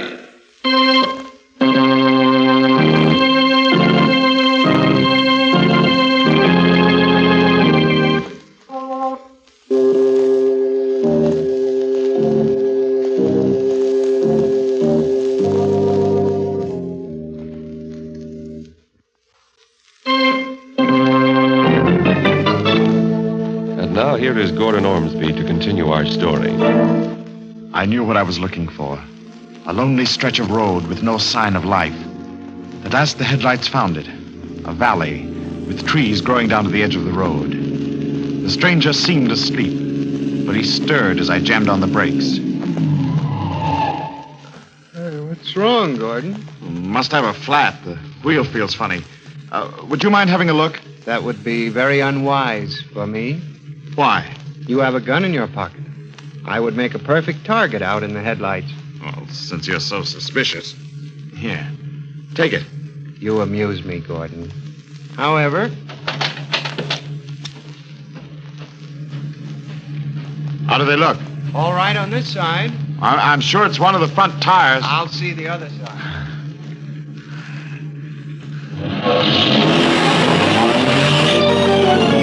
Got him. I got him. He was standing squarely in front of the radiator when I got him. Just to make sure, I backed the car over his body.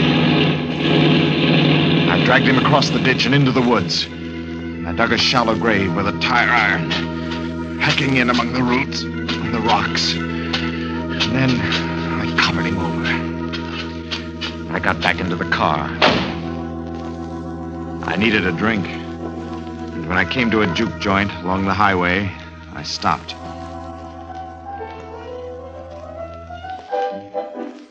All right. What's yours, mister? Scotch, straight. You been driving hard, mister? Why? You look all in. Give me another shot. No, wait.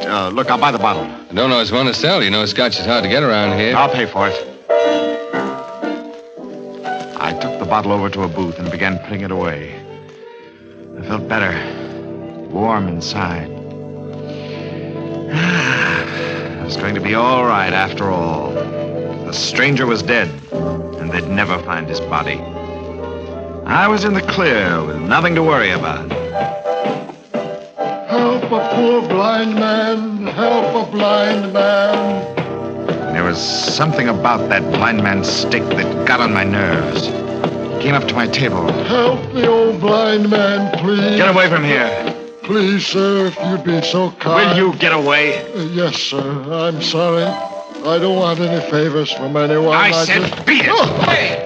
I'm going, but you shouldn't have done that. What's going on here? What's the idea of shoving Nettie? He was annoying me. Then I saw him. He had the blind man by the elbow and was leading him toward the door. The stranger. What's the matter with you, mister? What are you staring at? There. Don't you see him? Oh, blind Ned? Well, sure. No. The man with him, opening the door. There's nobody with him. Blind Ned don't need nobody. He's been going in and out of here by himself for years. But it was he. I knew it was. I'd killed him, buried him, and, well, was he dead or wasn't he? I had to know. I drove back up the road. There were the trees and the broken weeds in the ditch through which I'd dragged the body. I walked carefully among the leaves, searching for the grave. Hello there. What? What you doing? Oh, who are you? State trooper. Saw your car parked on the road, followed you in. Well, I'm looking for my watch. I lost it here this afternoon at a picnic. I didn't realize it until I got home, so of course I turned around. Sure. I'll help you. Oh, no, please don't bother. No bother. I got a flashlight here. Well, it's awfully nice of you, but I don't think... Hey, what's this? What? Where? Ground's all scraped up into a... Looks like a grave. Oh, what would a grave be doing here? That's what I'd like to know. Give me a hand, will you? Fresh dirt and rocks digs easy. Well, What's the matter? Scared? Oh, no. It's just I'm down to the bottom anyhow. Oh. Well, I'll be... What is it? It's a grave, all right. But if there was ever a body in it, it's gone now. I had only one idea after that. To get away. To get away as far away as possible. I drove like a wild man the rest of the night and all next day, stopping only for gas. Finally, I just couldn't drive any farther. I stopped at a small hotel, went up to the desk to register. Sign here, please. All right. I'm driving across country, and I've got to start first thing in the morning. Certainly, Mr. Ormsby. What time would you like to be called? At daylight. And another thing, I don't want to be disturbed under any circumstances. Yes, sir. That's important. No matter who wants to see me, on what excuse, I don't want to be disturbed. I understand, Mr. Ormsby. Now, if you follow the porch. The elevator doors were just closing when I saw him. He'd come in from the street and was walking across the lobby to the desk. I reached my room, dismissed the bellhop, and locked the door. With a shaking hand, I picked up the telephone. Yes, clerk? This is Mr. Ormsby. I thought I recognized a friend of mine in the lobby. A man about the same height and build as myself, dressed in a gray suit. I'm afraid... Well, he came in right after me. I haven't seen him in some time, and well, I've forgotten his name. Would you mind looking in the register and telling me what it is? Just a minute now, look. Here we are. Your signature, Mr. Ormsby, and then... Yes? I'm sorry, sir. There is something, but the name's blotted. I can't make it out. I knew now there was no escape. I took the money from my billfold and piled it on the table. I examined my revolver to make sure it was loaded. And then I sat and waited. A few minutes before midnight, the knock came.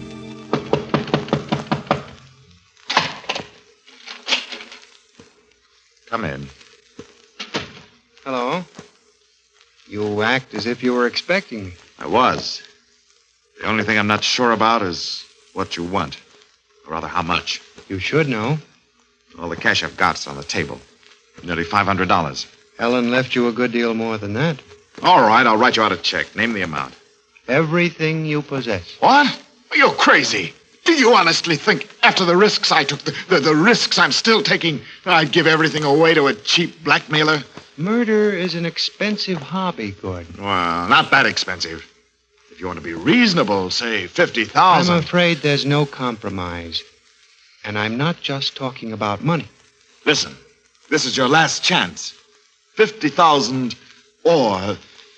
Or what, Gordon? Or you don't leave this room alive. You tried to kill me once before. Remember? I lost my head. The car only stunned you, and I didn't make sure that you were dead. It'll be different this time. It's always going to be different, isn't it, Gordon? When you disposed of Ellen, you were going to lead such a rich, beautiful life. But what happened to it? Your music went. You couldn't play. Shut up. And then your heart went. You struck out at an old blind man. Listen, you. There isn't very much left now, except your mind. And that's starting to go, too. Sometimes you see me, sometimes you don't. I see you now. Large as life. But do you see this? That gun won't do you any good. Besides, you're pointing it the wrong way. I'm pointing it right between your eyes. That's what I mean. Well, you...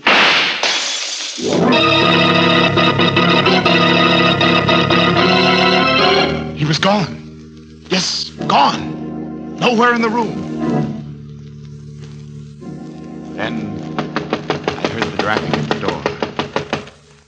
In a daze, mechanically, I opened it.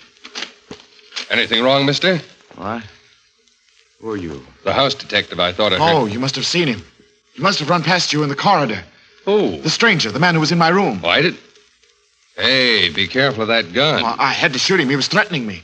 He was standing over there when I let him have it. Oh, yeah? What did he look like? He was about my height and build, wearing a gray suit. Like the one you're wearing? Huh? Oh, yes. I thought so. Look. At what? The mirror. You shot at your own reflection. You mean... Now do you know who I am, Gordon? There, didn't you hear him? Hear what? What are you talking about? No. No, you wouldn't hear. Only I would. And now I do know who and what he is.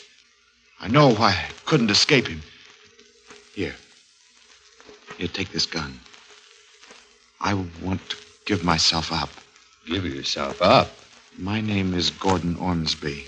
I killed my wife. I poisoned her.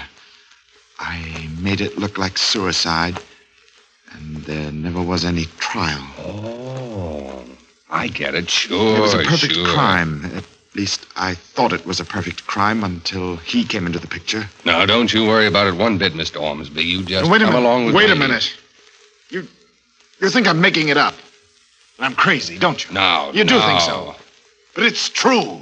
Every word of it. Sure, I got a good friend who's a doctor. You tell him all Doctor? about... No. No, he won't believe me either. Nobody will believe me. They'll all think that I'm mad. And, don't you see? That's why I have to give myself up. Because that's the only way I can get away from him. If you hang me. But if you don't... They won't, Gordon. They'll put you away. And wherever you go, I'll be there, too. Remember that? Wherever you go.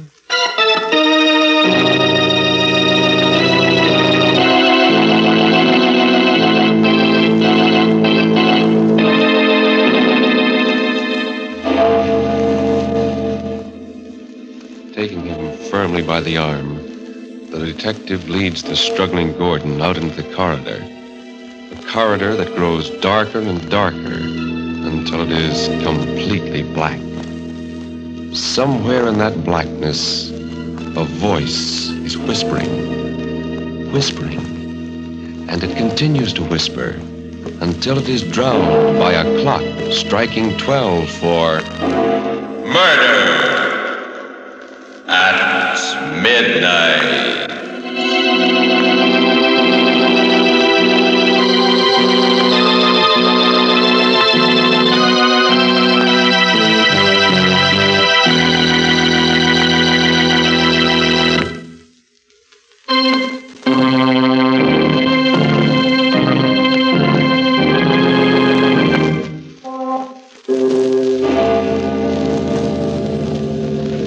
Remember to be with us again when death whispers softly in the night and the clocks strike 12 for... Murder at midnight. The part of Gordon Ormsby was played by Barry Kroger. With music by Charles Paul, Murder at Midnight was directed by Anton M. Leader.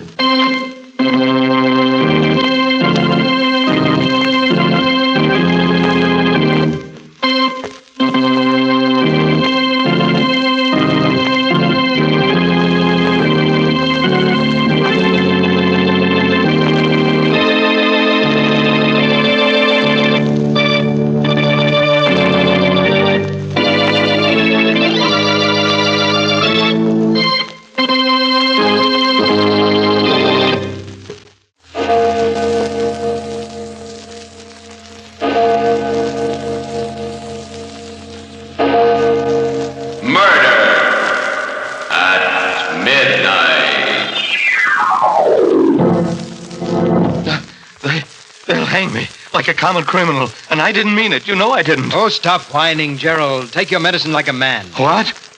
All right, Harvey. I'll stop. You're responsible for the whole thing. You know you are. And since they can only hang me once, even for 2 murders...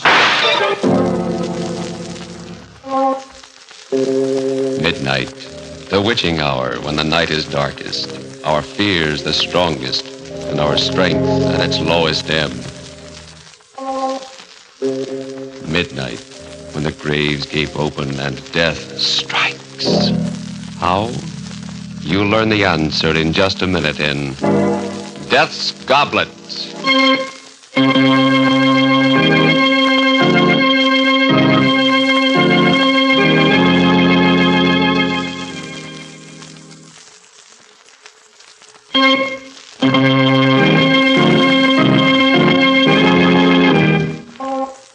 And now, Murder at Midnight. Tales of mystery and terror by radio's masters of the macabre. Our story by Sigmund Miller is Death's Goblet. It all began at one of Arthur Cunningham's parties. He always gave a party when he came back from one of his trips abroad. I went there with Gerald, my partner, and his wife, Susan. Beautiful Susan. Did I care for her? People used to say so. But she was too self-centered a woman for me. I like to look at her just as I like to look at anything that's lovely. That was all. As for Gerald, well, he was rich, which was the only reason he was my partner. But suppose I start at the beginning, at the moment we got to the party and Arthur came over. Well, hello, Harvey. Glad you came. Wonderful to see you back, Arthur. You know Gerald and his lovely wife, Susan. Of course. Hello, lovely wife, Gerald. It's nice to see you again, Arthur. Good trip, Arthur? Marvelous. You're just in time for a drink. Let's get away from this mob. Come into the study. I just opened my last bottle of Chateau Albert. Oh, nice. Here we are. Oh, someone get the glasses out of the cabinet, will you? Get them. Large parties make me very nervous. You know, I'm much traveling. Here we are. Yes. Hi. What an odd goblet this one is. Oh, put that one back, Susan. Why, what's wrong, Arthur? Use any of the others, but not that one. Oh, I'll be careful of it if that's what you're worried about. It's not that. I just don't want you to drink from it. What's all the mystery about, Arthur? Well, you'd all think I was mad if I told you. Take a look at it. It's a very strange-looking glass. Yes, looks Venetian, possibly from Murano. It is. This red spot here on the side. Yes, it's supposed to be a drop of blood. That's very odd. How do you know that? Well, Gerald, this goblet has a legend, a terrible legend. And of course, none of you will believe it, but the story is that anyone who drinks from this goblet will kill someone. Oh, that's wonderful. And you believe it? Why, yes, Gerald. You see, I've had proof. Good heavens. I once drank from this goblet. What? Arthur, you're joking. You mean that Yes, Susan, it was justifiable homicide, but after I drank from it, I did kill someone. He was a thief and he attacked me, but still I killed him. Well, you never told us about that. Well, it's not anything that I care to remember particularly. Oh, how terrible for you, Arthur. Where did you get the goblet? From a murderer. A man who killed his wife. They were auctioning off his estate. Extraordinary. May I look at the glass, Arthur? Yes, if you like. Everyone stared at the goblet in silence as I held it to the light. It had a delicate brown tint, reminding me of old blood, except that it sparkled and glittered. The spot of red did look like a drop of blood about to roll down the side. It seemed ridiculous that this inanimate object could make men commit murder, and yet there was something about it that that fascinated me, and suddenly I wanted to drink out of it. You seem very interested in my goblet, Harvey. Yes, will you pour some wine in it for me? What? Oh, no, Harvey. This happens to be one superstition I believe. Everyone who has ever put his lips to this goblet has killed. I don't know why it's so, but it is. Oh, it's silly, of course, but why tempt fate? Oh, nonsense, Gerald, nonsense. I'm going to drink out of it. You'll have to pour the wine yourself, Harvey. All right, I will. Well, here's, health and long life. No, Harvey, I won't let you. Oh, why, Susan, you shouldn't have done that. You've spilled some of Arthur's best burgundy and ruined a good tablecloth. Oh, it doesn't matter. I'm glad you did it, Susan. I won't let you or anyone else drink from that glass. It's strange to get so distressed about a ridiculous legend. I don't think murder is ridiculous. You know, I'd like to get rid of it. I was thinking of destroying it. Well, why don't you just fling it against the fireplace? No, I can't. Huh? I've tried several times, but somehow I couldn't. Arthur? Yes? How about giving it to me? I'd rather not. Oh, come on. You want to get rid of it, and I have a fine glass collection. I'd like to add to it. I'll keep it locked up. You'll be sorry, but if you want it that badly, Harvey, it's yours. Arthur, please don't give it to him. Susan, what's the matter with you? You watch over Harvey as if... As if what, Gerald? Oh, the whole business is absurd. Of course it is. Yes, and if I should drink out of it and commit a murder, that would be the most absurd thing of all.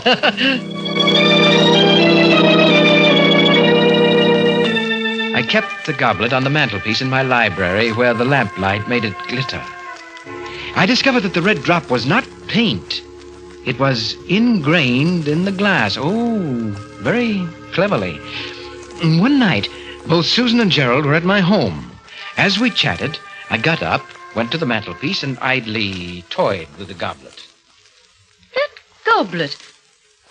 It's the one Arthur gave. Yes, you remember. He gave it to me. Why don't you smash it, Harvey? Get rid of it. Ooh, it gives us all the creeps. Well, Gerald, you aren't really afraid of a piece of glass, are you? You don't believe Arthur's story at all, do you, Harvey? On the contrary, Susan, I do believe it. But not the way you think. What do you mean? Well, I mean to say murder is not in the goblet. It's in me, in you, even in Gerald. Oh, what a silly thing to say, Harvey. Oh, yes. You don't need a magic goblet to commit a murder.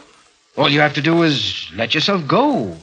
Let go of the civilized controls that tie you up. Why, Gerald, if you had cause, you could murder me or even your lovely wife. Oh, I couldn't kill a fly. Oh, but you could if the fly gave you enough trouble. Now, supposing, just as an example, supposing that you discovered that Susan was really in love with me and only married you for your money. Harvey.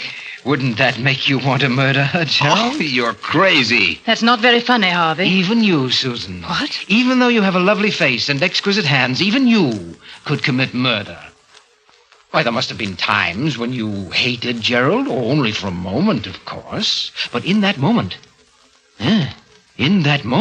if you were not so civilized... Stop it, Harvey. Why, you could even put your lovely hands around my throat. Oh, stop it, Harvey. You're not that important to her. And then just why are we on this gruesome subject? That's Harvey's idea of humor. Susan looked at me, a touch of red at the point where the cheekbones make the skin taut.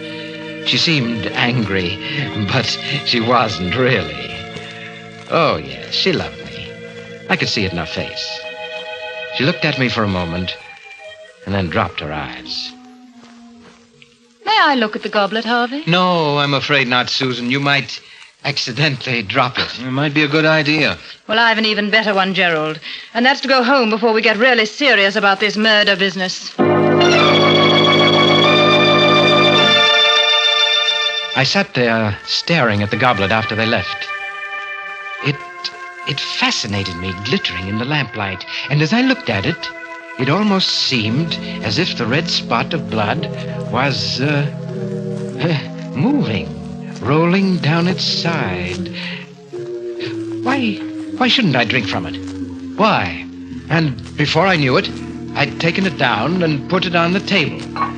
I got a bottle of Burgundy, opened it, and I poured slowly, filling the goblet just up to the red spot. And then I drank from it. seemed to me that the wine had a different taste, although I had drunk this wine often and knew its taste well. It was delicious. I had another. It was heady, and it made me a little dizzy, although I felt fine and free. Yes, light and dizzy. But after a while, when the dizziness wouldn't go away, I decided to go for a drive, even though it was close to midnight. I drove fast. The speed and power of the car gave me a feeling of great exhilaration. I took the turns at full speed, enjoying the danger of the sharp curves. Then I came to a long, level stretch of road. I pressed down hard on the gas. The needle of the speedometer slowly moved upward. 60, 70, 80, 85. The road, like a black ribbon, rolled up in front of me. And then I suddenly saw him, but it was too late. I struck him with my right fender. He never made a sound. The car swerved a little from the impact. My heart in my throat. I stopped. Then I backed up. Backed up. Backed up. Backed up to where the body was lying sprawled grotesquely on the edge of the road. One look was enough. He was dead. But no one had seen the accident. I stepped on the gas and drove off.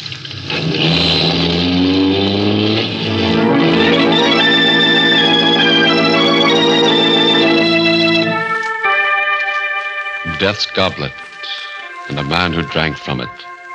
A corpse lying limp by the side of a lonely road. And a car speeding away as the clock strikes 12 for Murder at midnight.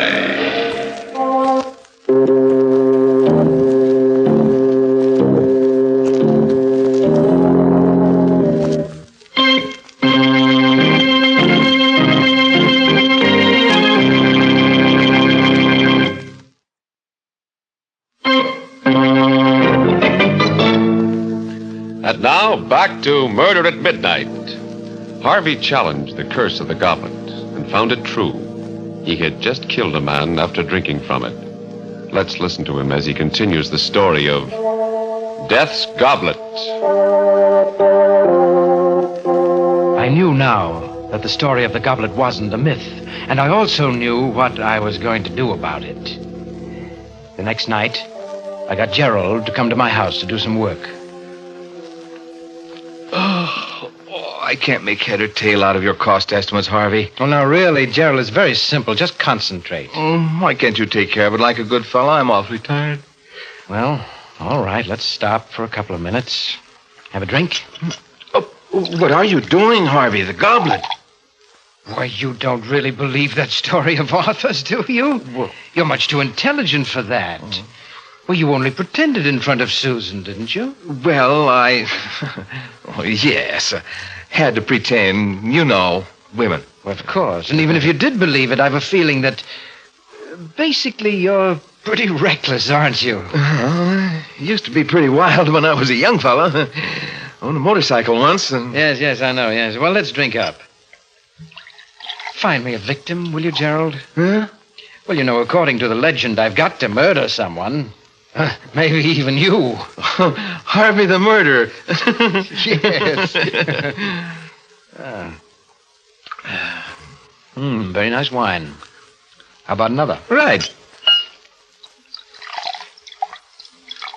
Well, here's to your lovely wife. And how about switching glasses? Huh? Well, you might as well get a kick out of it, too. Okay. Here goes. I watched the fool swagger as he drank down the wine. In an hour, when he was alone, he'd be shivering with fright at what he'd done.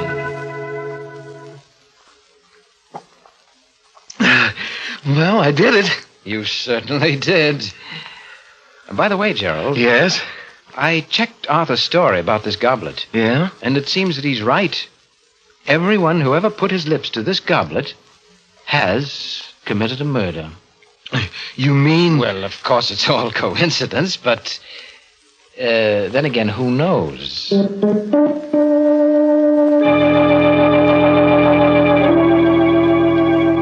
All the next week, I kept reminding Gerald about his drinking from the goblet. I wasn't really trying to get him to kill, but it was amusing to see him get upset and uneasy. And I noticed he was getting a little bolder, particularly with Susan, and had developed a temper. And one night, just as I was about to retire... Hello, is that you, Harvey? Yes, Susan, how are you? Oh, I'm fine. I'm just a little worried about Gerald. He usually gets home at about 6, and it's 11 o'clock now. Do you know where he might be? Why, he's having dinner with his sister. His sister? Yes, a tall, dark girl. She was in the office today, and... Harvey, Gerald has no sisters. Oh, he hasn't? No. Oh, I guess I got him mixed up with someone else. Yes, it was Les Gordon who was meeting his sister. Yes, Gerald had some business to take care of over in Milford. You're not very good at covering up, Harvey. I'm coming right over. Please wait up for me. Good. Things were beginning to happen. It was becoming very interesting. Now we'd see. Harvey, I want you to tell me everything. I must know. Who is this girl? Take it easy, Susan. Come, sit down. Oh, never mind that. What about Gerald? I don't know anything about Gerald's private life. And besides, you're not the one to talk. What on earth do you mean? You know perfectly well what I mean. You don't really care for Gerald. Actually, you're in love with me. Harvey. Well, you are, aren't you? Maybe. Sometimes I think I am. Oh, but you're too cold-blooded. I'd never be sure I could trust you. As a matter of fact, you'd like to get rid of Gerald. Why do you say that? Well, I'm just putting your thoughts into words. You never really loved him, did you? Oh, but Harvey... And he's finally become unbearable, hasn't he? Oh, Harvey, if you only knew. Do you know that the last time Gerald was here, he drank out of that goblet of Arthur's? It's possible that he wants to get rid of you, too. Oh, stop it, you hear? Well, I'm just telling you what I think you ought to know. Oh, we'll see. I left word at home that Gerald was to meet me here. And if he does come, well, we'll see. We sat and waited, not talking much. Susan's face was pale and agitated. It was most exciting. Susan, with all her charm and embellishments, was really a fierce animal underneath. I could almost hear her rage seething. Are you expecting anyone? Just Gerald. Well, let him in. Oh, hello, Harvey. Susan, what's up? Why did you leave word to meet you here? It's almost midnight. Where have you been all the evening? At Milford? With whom? What's going on, anyway? What are you so excited about, Susan? What were you doing in Milford? Why, I went there on business. Oh, really? You've been behaving very strangely lately, Gerald. If you don't love me, why don't you say so like a man? What? This is all your fault, Harvey. You've been filling her head with poison. I had nothing to do with this. I told her that you went to Milford. All he did was to make me see clearly something I've felt for a long while. And I think this is the time to do something about it. So, are you out of your mind? Put that gun down. You remember it, don't you? You gave it to me. Said it might be useful in an emergency. Harvey, take that gun away from her. She's liable to shoot. She won't shoot. She's only trying to frighten you. Am I? Let's see. Oh, my shoulder. Give me that gun. Give it to me. Harvey, she's dead. Yes, Gerald. And you killed her. But it was an accident. She shot at me, and I was only trying to get the gun away from her. You know that's what happened. I only know that you drank from that goblet and that you killed her. What? But... Oh, you dirty, treacherous... You planned all this so that you could get rid of me, so that you could have Susan, you could have the firm for yourself. You'll have to do better than that to beat the gallows, Gerald. The gallows? Please, Harvey, we've been friends for a long time. You can't let me down. You wouldn't have pressed the trigger if you hadn't had murder in your heart, Gerald. You shot her because you wanted to. That's what I saw. I believe in telling the truth. Harvey, I'll turn over the business to you. I'll do anything if you'll just... I don't accept bribes, Gerald. All right. But I'll fool you. I'll call the police myself. Well, there's the phone. I'll prove my case in court. They won't convict me. Operator, give me the police. Hello? Police department? This is Gerald Hamilton. I just accidentally shot my wife. And my friend's home. Yes, she's dead. The address is 411 Grove Street. That's right. I killed her. Accidentally. Yes. I'll be waiting here. Cigarette, Gerald? Treating me like a condemned man, huh? Well, I'm not going to die. All I have to do is tell the truth about everything, including you. Oh, but you forget, Gerald, there must be fingerprints, your fingerprints on that gun. That won't look very accidental, will it? But Harvey... You did it, Gerald. I saw you. If you don't back me up, they'll hang me like a common criminal. Please, Harvey, don't let them do that to me, please. Oh, stop whining, Gerald. What? All right, Harvey, I'll stop. You're responsible for this whole thing. You know you are. And since they can only hang me once... You raised the gun, but I'd been expecting it. I grabbed his hand, pushed it against his chest. My finger pressed on his and on the trigger. And suddenly, he went limp. You won't get away. My alibi was perfect. All I had to do was wait for the police that he himself had called. The minutes ticked slowly away, and then...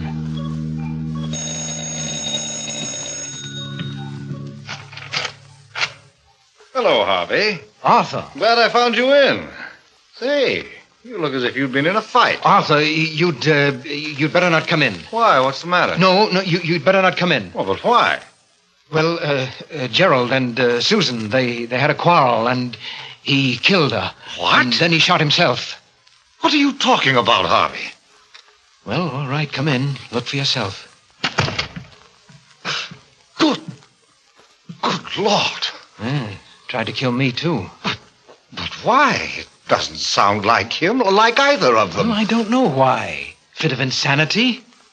Or maybe it was the goblet. Your goblet. He drank out of it, you know. The goblet? Why, that's ridiculous. As he spoke, he picked up the gun. It made me furious. All those fine fingerprints of Gerald's were now erased. Put that gun down, Arthur. There are fingerprints on it. Oh, I'm sorry. I didn't realize.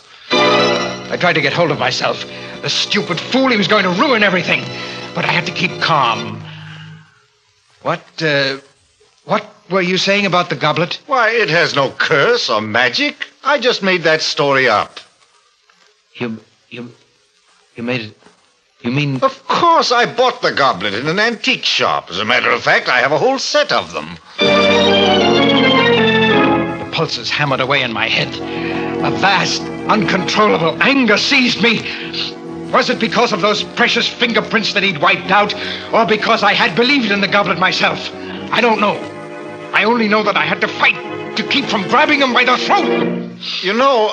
I don't think you're telling me everything you know about this horrible business, Harvey. In fact... A red-hot wave came over me.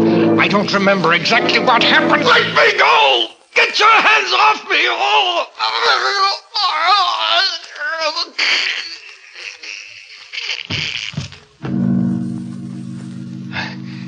Arthur's body is lying there, too, now. Next to Susan's and Gerald's. But the police will be here any minute, so I have to hurry. First, the goblet. There. That's done. No. Some of the broken fragments still glitter in the lamplight.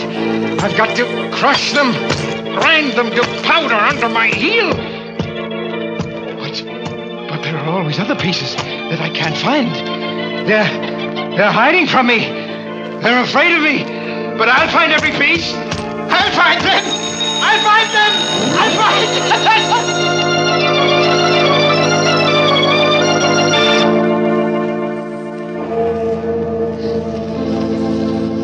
them! Three bodies lying huddled on the floor, and a madman crushing the fragments of the broken goblet to powder as the police car drives up and the clock strikes 12 for murder at midnight.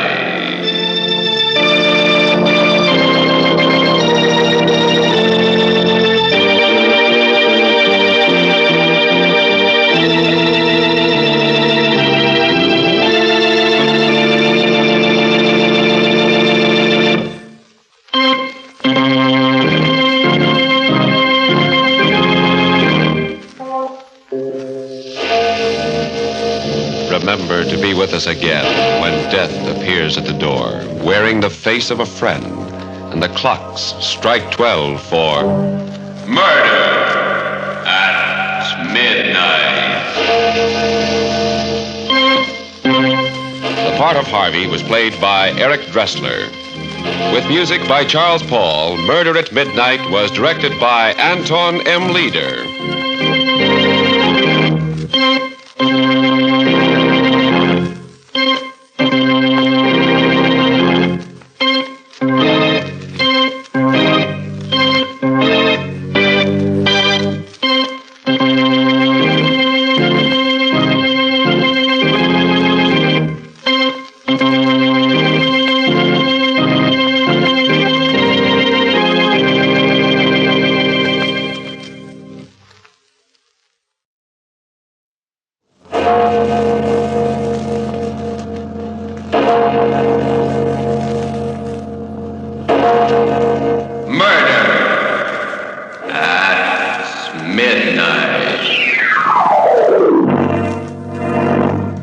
Dropping a chicken, huh?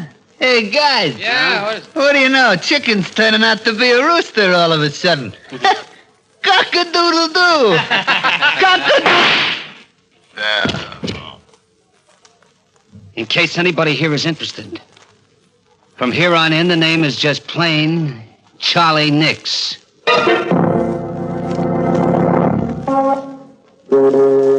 Midnight, the witching hour when the night is darkest, our fears the strongest, and our strength at its lowest ebb. Midnight, when the graves gape open and death strikes. How? You'll learn the answer in just a minute in Trigger Man.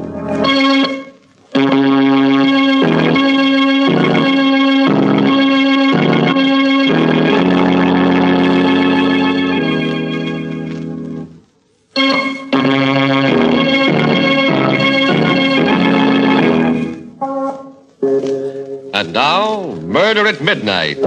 Tales of mystery and terror by radio's foremost mystery writers. Our story, written by Max Ehrlich, is different from any of the other tales you have heard in this program. Its mystery is not that of the supernatural, but of the unknown quantities in the human soul. And so, because it has suspense and complete credibility, we give you Trigger Man.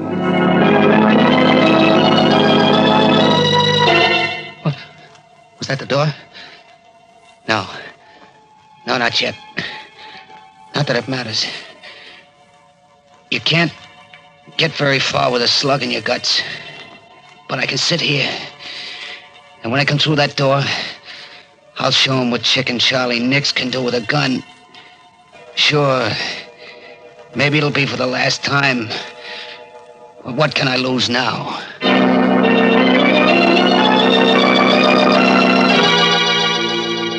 It's funny how it all comes back to you in the end. Just a year and a half ago that it all started. But I remember it like it was yesterday. I was standing back in the doorway waiting for some sucker to come along. It was down at the waterfront and it was plenty dark. I stood there, the rod cold in my hand, waiting. Finally, I heard footsteps. A man and a woman. I waited until they were almost opposite the doorway, and then... Hey, buddy. Got a match? Why, yes, I think so. Never mind. Get your dukes up. Tell him he's got a gun. Oh, stick up, huh? Aren't you smart, sucker? Come on, reach. Get those hands up before I let you have it. Yeah. That's better. Okay, lady, let's begin with you. Oh, Tom, Hand over that purse. Better do as he says, Ann. All right, Tom. Thanks, lady. Thanks very much. Okay, buddy, let's have your wallet. I said come across with your wallet. Not tonight, chicken. What do you mean? Hey, wait a minute. How come you know my name? It's my job to know it. And your face, too. The name's Riley. From headquarters. Tom Riley? Plainclothes? Yeah. Keep up those hands. Keep them up or I'll drill you. I know you won't, chicken. Tom. Not for a lot more than I've got in my wallet. Tom, what are you doing? He'll kill you. I don't think he will. Will you, Chicken? Keep away from me, Flatfoot. Don't come a step nearer, you hear? Another step and I'll splatter you all over the sidewalk. You haven't got the nerve, Chicken. You know it and I know it. Now, drop that gun. Keep away, do you hear? I ain't afraid to shoot. I'll tell you, I'll let you have it. Then what are you waiting for? Well, That was for the gun, Chicken, and this is for you. No. Hold me up, No, will no. you yellow belly rat. Pull the gun on me, will you? Oh, Tom. It's okay, Ann. It's all over. You could have been killed. Walking straight into a hold-up man and knocking the gun out of his hand. Well, I knew he wouldn't shoot, Ann. You knew? But how? His name is Charlie Nix. Chicken Charlie. Well, he carries a gun, yeah, but he's not a gunman. Because he's never used it and he never will. Just plain chicken-hearted. Yellow. That's why they call him Chicken. Still, you took an awful chance, Tom. There's always the first time. Not for Chicken Charlie. Well, then you see if you can find a phone, honey, and call headquarters while I keep an eye on this yellow skunk here.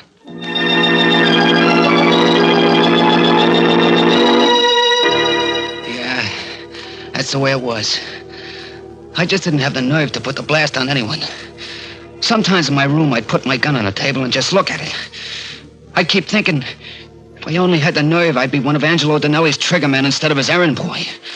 The rest of the mob would respect me instead of slapping me around and calling me Chicken. That's what got me more than anything else, the way they laughed and called me Chicken. It wasn't that I didn't try. That time I held up Riley, I was going to let him have it. I wanted to, but I don't know, at the last minute I got all cold inside. My fingers got stiff and numb. And it cost me a year in the pen. The day after I got out, I was sitting in the Boulevard Cafe having myself a beer when in walked the boss, Angie Donnelly. It's great having you back, Chicken. Thanks, Angie. Thanks. By the way, I saw an old pal of yours the other day. Yeah? Who? Tom Riley. Riley, huh? Yeah, it's too bad you didn't knock him off that night, Chicken. Yeah. But one of these days, Angie, I'm going to meet him, and then I'll... Sure, kid, I know how you feel. After all, when a guy takes your gun away and makes you look like a chump. Yeah, he made me look like a chump, all right. But I'm different now, Angie. That year in a clink, well, I got a different kind of nerve now. Wait and see. Sure, but take it easy, kid. There's plenty of time, plenty. You just got out of stir and you got yourself to worry about. What do you mean, Angie? I did my time, didn't I? I'm in the clear? Sure, Chicken, sure. But if you ask me, the pen didn't do you any good. You look kind of all in. You don't feel so good, do you? What makes you say that, Angie? Oh, I don't know. Your face ain't got any color and you're breathing hard all the time. Well, I feel okay. Sure. I ain't saying anything's wrong with you, Chicken.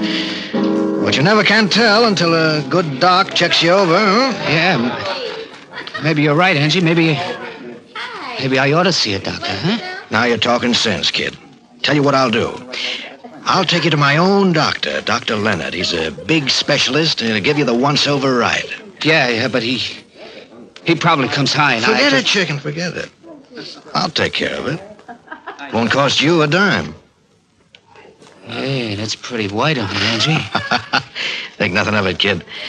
After all, you're one of my boys, ain't you? Yeah. Yeah, I am. Well, if there's one thing Angie Donnelly does, it's to take care of his boys.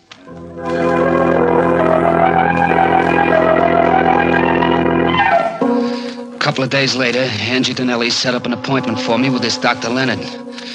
I went to his office and he gave me a real checkup from soup to nuts. And when he got through, I didn't like the look on his face. Sit down, Mr. Nix, and let's talk. Doc, what's the matter? Did you find something wrong? Care for a cigarette? Never mind the stolen, Doc. Give it to me straight. Is it good or bad? I'm sorry, but it's bad. You mean my chest? It isn't your chest. It's your heart. My heart? What about it? Now, you've got a severe aneurysm there. A what? What's that mean? It means that you've got a serious weakness of the heart muscle wall. Yeah, but how serious? I'm sorry, Mr. Nix, but you haven't got more than 6 months to live. 6 months. Yeah, that's what he said. 6 months to live. For a while, I didn't get it. You don't get things like that right away. And then... 6 months, Angie. He gave me 6 months to live. Someday I'll be just walking along and maybe sleeping, and then it'll come. It's tough, chicken. Plenty tough. Yeah. Know how you feel. Nobody knows how I feel. Except maybe a guy in a death house. Yeah, that's what it's like. Like knowing when you're going to burn, waiting for it. Take it easy, chicken. Here. Have another drink, huh? Yeah, thanks. Thanks, Angie. You're okay. Maybe the doc was wrong. There's always a chance. No, Angie. Check me twice just to make sure. There ain't a thing I can do, not a thing except wait for it. Just sit around and wait to croak. Listen, kid. You've got 6 months to live. Okay. You know what I'd do if I had 6 months to live? What? What would you do? I'd live. Huh? Yeah, I'd spend all my time living. Champagne, dames, I'd have them all. I'd do all the things I ever wanted to do, but didn't have the nerve to do before. You see what I mean, kid? I'd live a lifetime in 6 months. Sure, but that takes dough. You can get the dough? How? From me. Huh? Look, chicken. You always wanted to be a trigger man, didn't you? Yeah. Well, I'm hiring you right here and now. At $500 a week. 500? But, Angie, you know I ain't got the nerve. Sure you have, but it's different now. You don't have to be afraid of a thing. Not a thing. Or you can go around blasting guys like clay pigeons if you want to. But suppose the cops nail me. What do you care? Suppose they send you to the death house. You got nothing to lose anyway, have you? Your heart's bad, ain't it? You've only got a little while anyway, either way. Yeah. That's right, Angie. That's right. What can I lose? Danelli was right. This was my chance. I packed a new gap and started to look for Riley. Riley, the dick who'd sent me up. Yeah, he was gonna be number one. He'll be coming along here any minute, kid. Yeah. This is it, chicken. There's Riley. There he is. No, chicken, not yet. Wait till he comes closer. Look, Angie, I first one that comes hardest, kid. The rest are easy. Look at him, pal. He knows from nothing. Take your beat on him. You can't miss. Okay, chicken, go ahead. Let him have it. Go ahead, blast him. You did it. Yeah, I guess I did. Flat on the sidewalk, colder than yesterday's hash. You did it, Charlie. Angie, You just called me Charlie. Sure, kid, why not? You're not chicken anymore. Now, maybe we better get out of here.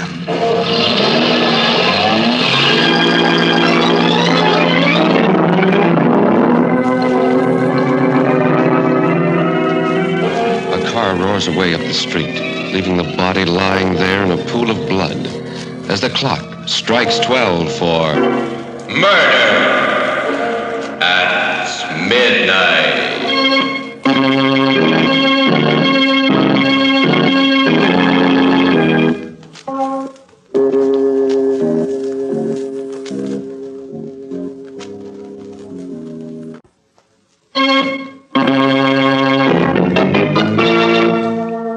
And now, back to Murder at Midnight, to the story of Trigger Man. Where are they, anyway? Getting kind of anxious to see them. Even with a slug in my gut, I'll be able to give them quite a reception. Funny how a guy can change. How different it's all been since I put the blast on Riley. That was my first and the toughest one. After that, it was easy. There were plenty of guys in Angie Danelli's way, and I aimed to please. Whenever I watched one of them fold up with that funny expression on his face, well, it kind of helped. It helped me to forget how it was with me. It was like a champagne drunk. But then the hangover would come, and I'd remember that I had less than 6 months to live myself. Yeah, I was a different guy, all right. Take what happened a couple of days after I got Riley. We was having a meeting up at the Hideaway on a new job when a character named Bummy Devine started shooting his mouth off. Hey, Chicken. Still carrying around that pop gun of yours? What did you call me? Chicken. Ain't that your name? The name is Charlie. Charlie Nix. Hey, guys. Yeah. What do you know? Chicken's turning out to be a rooster all of a sudden. Cock-a-doodle-doo. Cock-a-doodle. In case anybody else here is interested, the name from here in is just plain Charlie Nix.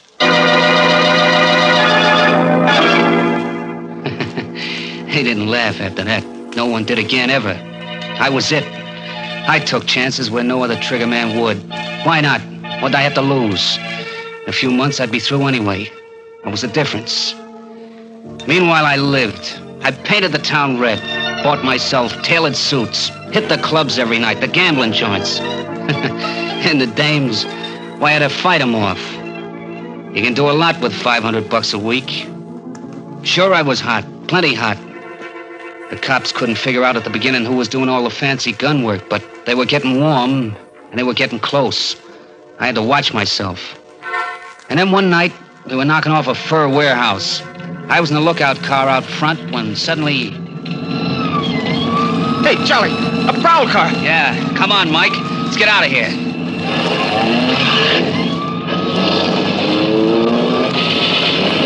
Hey, they're shooting at us. Tommy guns. Hang on, Charlie. Here they come right after us. Hold it steady, Mike. I'm going to try to nail a tire. Oh! Hey, Charlie. Charlie, what's the matter? I'm hit. Keep going, Mike. Gotta ditch him.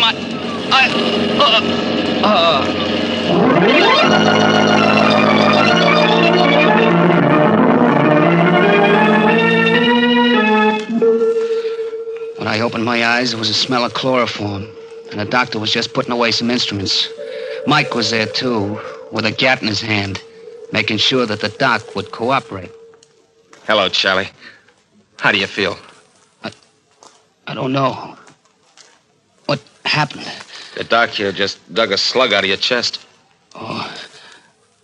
How am I doing, Doc? You'll be all right.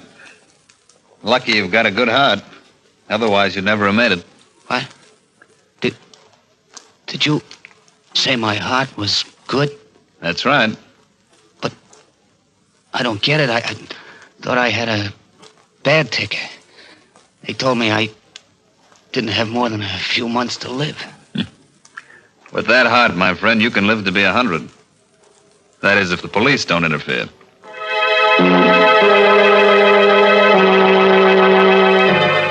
I spent 3 weeks laid up after that, in bed. And every day the boss would send me flowers, comic books, and all kinds of stuff.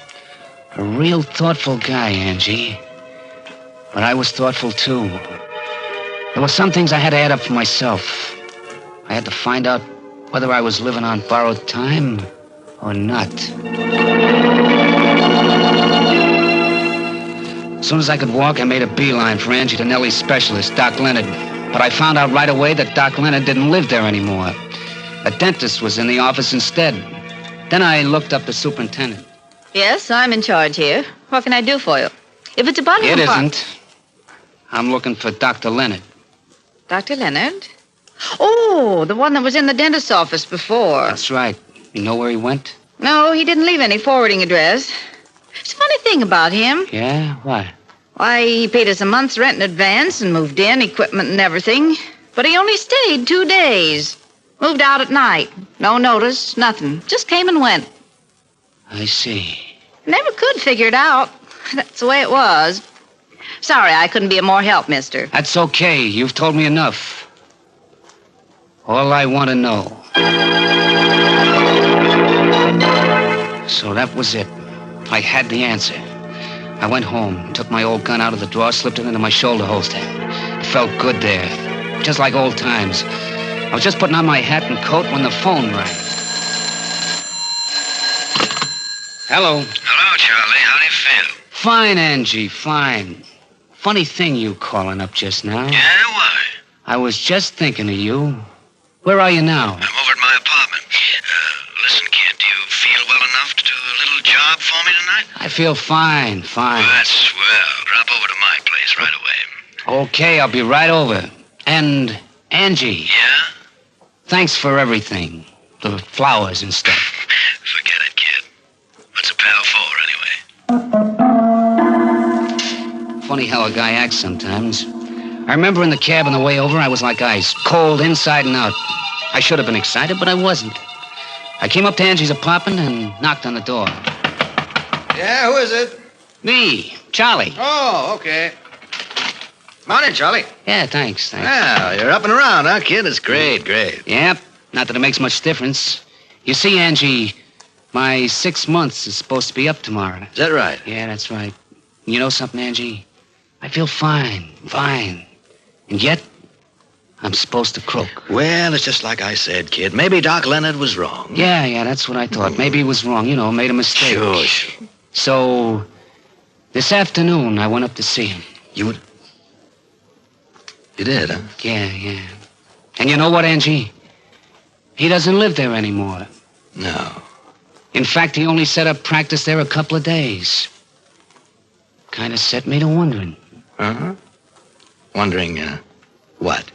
Whether this Doc Leonard wasn't a doctor after all, but just a phony. I don't get it. Why should he be? Suppose you tell me, Angie. I don't know what you mean. Oh? And suppose I tell you, Angie. This Doc Leonard was your boy. Between you framed me with this bad heart gag. You needed a gunster who could take chances, and I was your pigeon. Wait a minute, Charlie, I have something. It was easy, wasn't it, Denelli? Talking a chump like me into it. When I thought I only had 6 months to go. You knew I wouldn't be afraid anymore. Sure. What could I lose? And so you got me to do your dirty work for you while you were somewhere else with an airtight alibi. And when the heat was turned on, you knew it'd be on me. You're wrong, kid. You see, you were supposed to live 6 months. And that's all you're going to live. Don't do any reaching, Angie. Don't!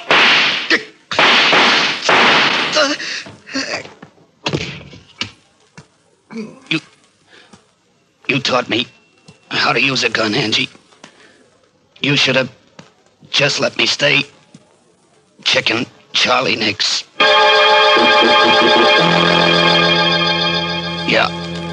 Yeah, he got me in the belly with his first one. But I got him before he could repeat.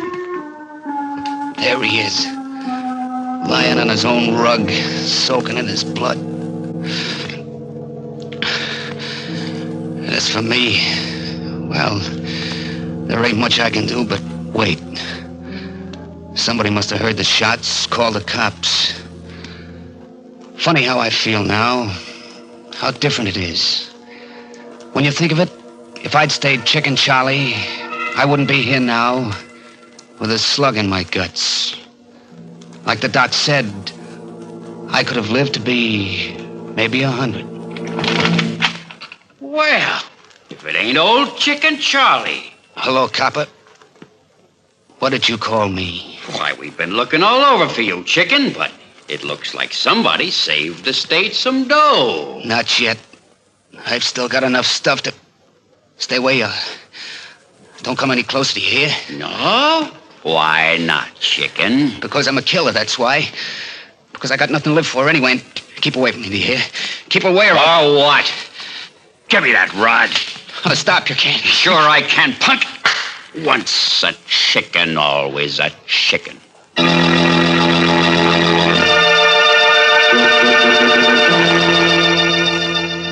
His eyes wide and incredulous, the hunched figure slips from the deep armchair, falls to the floor, next to the body of the man he killed. And somewhere in the distance, a clock in a church steeple starts chiming for... Murder at midnight.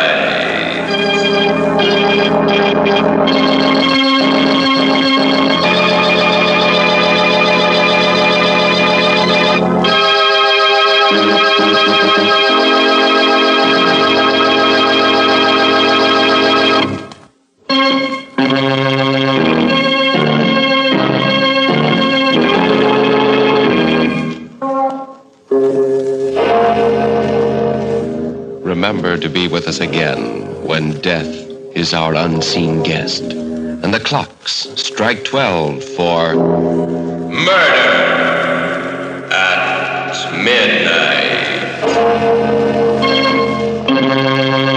The part of Chicken Charlie Nix was played by Bill Quinn. With music by Charles Paul, Murder at Midnight is directed by Anton M. Leader.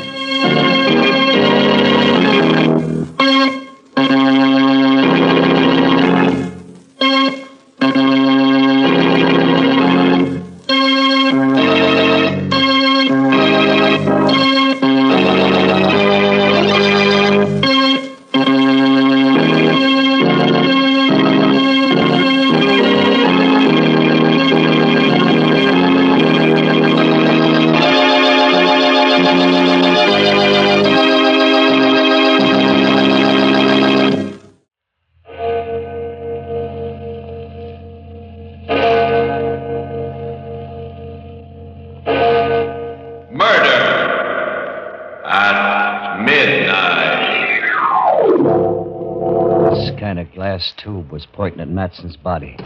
When the switch went in, there was a whining noise. And then a white light shot out of it.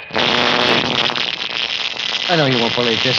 When it hit the body, it went all soft. It was just like the bones had gone out of it. It just went all soft and kind of poured off the chair and onto the floor. Midnight, the witching hour when the night is darkest. Our fears the strongest, and our strength at its lowest ebb.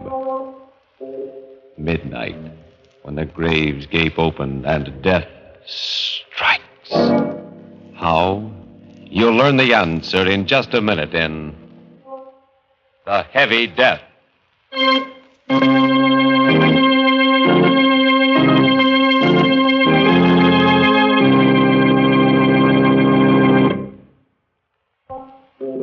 And now, Murder at Midnight. Tales of mystery and terror by radio's masters of the macabre.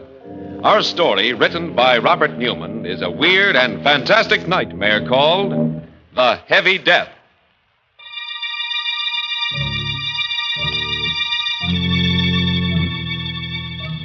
A road just outside the small town of Medford. And running up it, his face white and terror-stricken in the moonlight, is a small, slight man. He pauses every once in a while, his breath whistling in his nostrils, listening, then runs on again.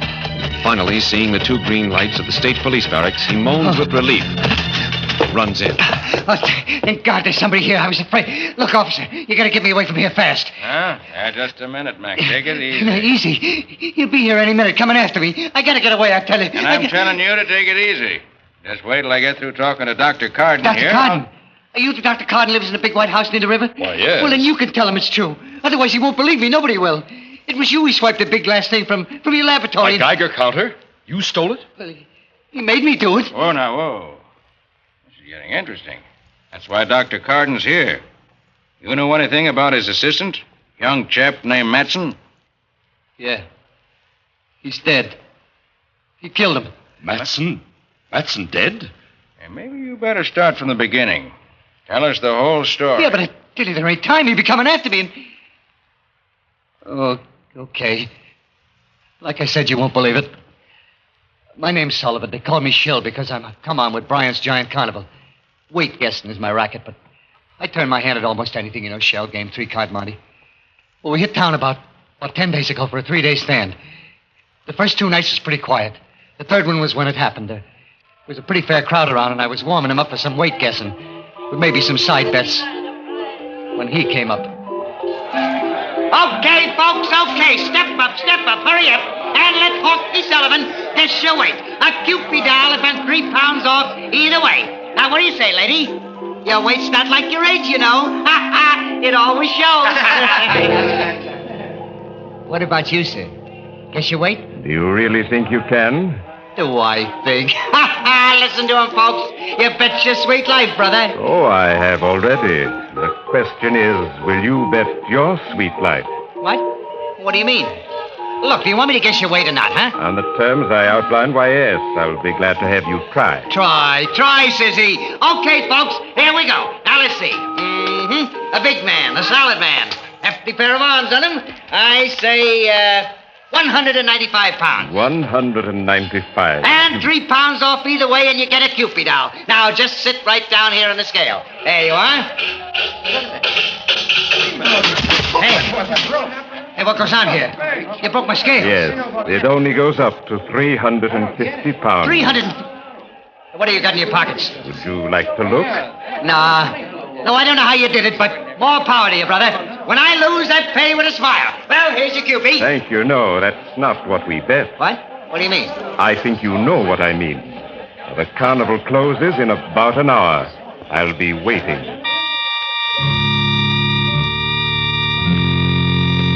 He went walking off, slow and heavy. The crowd stood around for a couple of minutes, gaping at the broken scale and talking. Then they all decided it was some kind of a gag and went on and forgot about it. For me, I couldn't forget about it. Somehow I didn't think it was a gag. There was something about him, the way he moved, the way he talked, that scared the pants off me. I hung around for a while, getting my stuff together, and then I looked up Rube Thomas. Rube's a big guy. Used to be a wrestler, and he was just closing up his Wheel of Fortune. Hiya, Rube. How are they going? Not bad for a one-horse town. How's it you? Oh, not too bad. Till some wise guy busted my scale. Huh? Busted your scale? Yeah. Well, Rube, that's why I come over. He was a queer duck. I just couldn't figure his pitch, but he said something about waiting for me when he closed up, so I thought... So you thought maybe you should have some protection walking down to the station. Yeah. That's a hot one. What is? You're on your side bets. Well, don't worry about it. Ain't no one gonna lay a finger on you when you're with Rube Thomas. I helped Rube take down the wheel. But even then, we were about the last to leave the fairgrounds. We went out through the main gate. It was pretty dark, but I wasn't worried anymore. I'd never yet seen anybody Rube couldn't handle. Then I heard footsteps. Slow and heavy ones. And then... There you are. I've been waiting for you. Yeah? No kidding? This the guy? Yeah, Okay, Bub. What's the pitch? What's your racket? Racket? There's no racket. Your friend and I had a bet. I've come to collect. Yeah? Well, I'll tell you a funny thing about carnivals. When we pull up stakes and get ready to go, all bets is off. I'm afraid this one can't be called off. You see, I need him. You need him? Yes. You bet your life, remember? And you lost.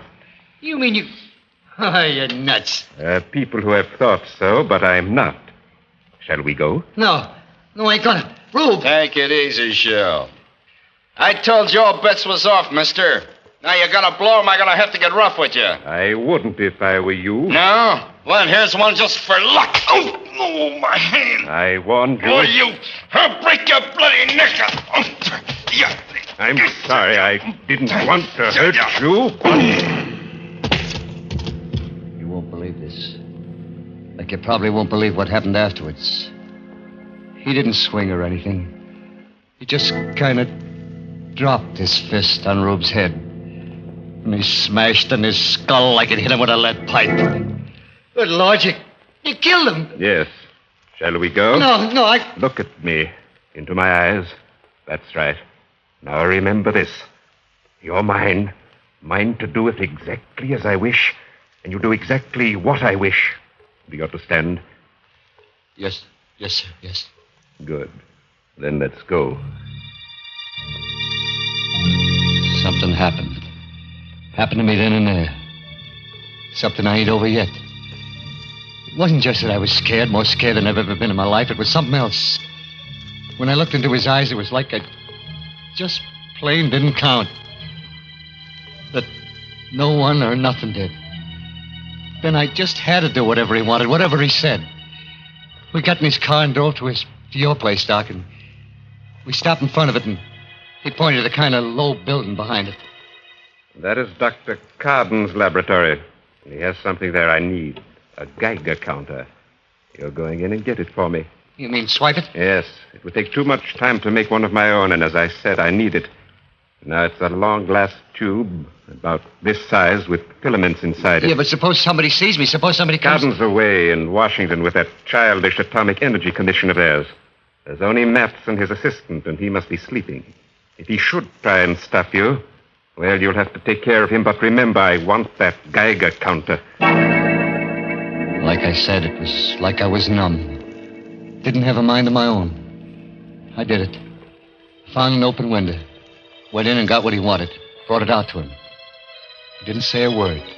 He just put it in the back of the car and we drove away. It was about 11:45 when we got to his place. A big rambling house at the foot of a mountain. He took me around the back through a kind of iron door and... Well, it was like out of Buck Rogers, the 25th century. Big glass tubes, dynamos, wires. He must have noticed me staring because he said... Go ahead, look around. There's equipment here that doesn't exist anyplace else in the world. Yeah, but what's it all for? And if I told you, you'd be even more frightened than you are now. By the way, what's your name? Sullivan. Shel Sullivan. I'm Dr. Vance. Dr. Brian Vance. Doctor? Of nuclear physics. Without doubt, the greatest scientist in the world today. Do you know anyone else who has been able to convert most of the elements of the human body into the heavy isotopes? Look, I don't know what you mean, but is that... Yes. That is why not only my weight, but the entire atomic mass of my body's... What's that? Sounds like a car. Yes, but who... Oh, Matson. He must have heard you in the laboratory, followed us. Well, I was as quiet as I could be, honest. There's nothing to be worried or excited about. Hello, Matson. Vance, I should have known it was you. Should have known what was me. That stole our Geiger. You did an awful lot of strange things in your career, Vance, but this time you've gone just a little too far. This time I've got you dead to rights. I'm afraid it's just the other way around, Matson. What do you mean? What? Vance. You don't really think I'd let you or anyone interfere with what I'm doing, do you? You killed him, Of course. Drag him over there out of the way. There's a certain experiment I'm just about ready to try, and his body will come in very handy.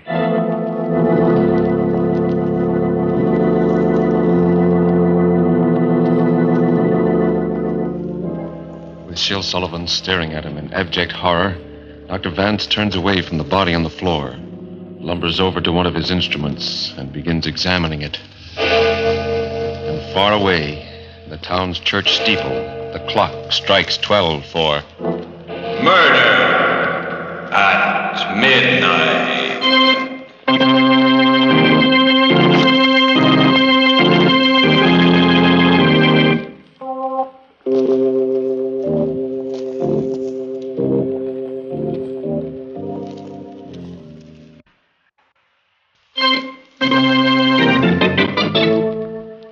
And now, back to Murder at Midnight and The Heavy Death.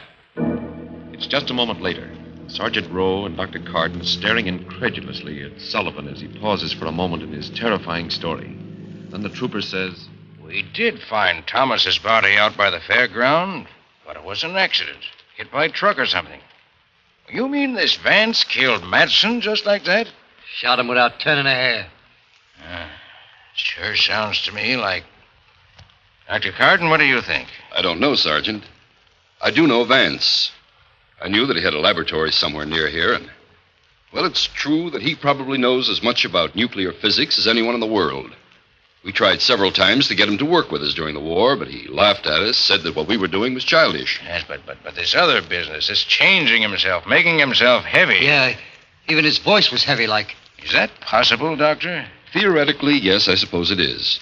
After all, Professor Urey did it with hydrogen, made heavy water. And we've done it with uranium. Yes, but why would he want to do it? Why? There I can only guess. For all his genius, I've always felt Vance was a little mad. It's possible he believes that by changing the atomic weight of his body, he can make it immune to disease. Yeah, that's right. It's true. He said he was going to live forever. Well, go on, Sullivan. What happened after that? He made me help him do things around the laboratory. Wire and stuff like that. Seems he got tired pretty easy, and his hands was too heavy to do work that was delicate-like. Maybe that's why he needed someone else around. Finally, I couldn't keep my eyes open anymore, and I fell asleep in a cot in the corner. I don't know if he ever slept or not. If he did, I never seen him. When I woke up, it was around noon, and he had Matson's body propped up in a chair against just a kind of a silver screen. So you finally got up, eh, Sullivan? I was just going to wake you. Yes, sir. I'm kind of hungry, sir. Yes, food. Well, you're going to help me with a little experiment first, and then we can eat. Yes, sir. What kind of experiment? You mean... Why, yes. An experiment on our friend Matson's body. He won't mind. Just a little calcium transmutation. First, we switch on our alpha generator here. Then we make a few frequency adjustments. What? What are you going to do? You'll see. Over there, stand by that master switch on the converter. When I give the word... Yes, sir. Let it climb just a little higher. A little higher. Now! Oh, good Lord. No, no! There's a kind of glass tube pointing at Matson's body. When I threw the switch, a white light shot out of it. I know you won't believe this. When it hit the body, it went all soft. It was like the bones had gone out of it. It just went all soft and kind of poured off the chair onto the floor. I must have fainted or something. When I come to, Vance was standing over me, smiling. Anything the matter, Sullivan? Don't you feel well? Yes, sir. I'm all right. I was just that was the most awful, most terrible thing. Sullivan, if you were a soldier and you saw that happen to the man next to you, would you feel much like fighting after that? What? You mean you're gonna do that? I'd advise you not to ask too many questions. We'll dispose of the rest of the body later, but now let's eat. Like I said, it was just about a week ago. I can't really tell you what happened after that because I was in a daze most of the time. We worked, him showing me what to do, wire and solder and stuff. We ate. Sometimes he let me sleep. Then this morning it happened. I woke up at about 10. He was standing looking at this thing we'd been making. Well, Sullivan, it's finished. Just a few adjustments and we were ready to go. Yes, sir. And I'm profoundly grateful to you for your help. I will show you how grateful in a very concrete fashion. You mean you're going to let me go? You're going to let me go? Go? Really, Sullivan? That's a little foolish, isn't it? Well, I don't know. I just thought... Yeah, I guess it is.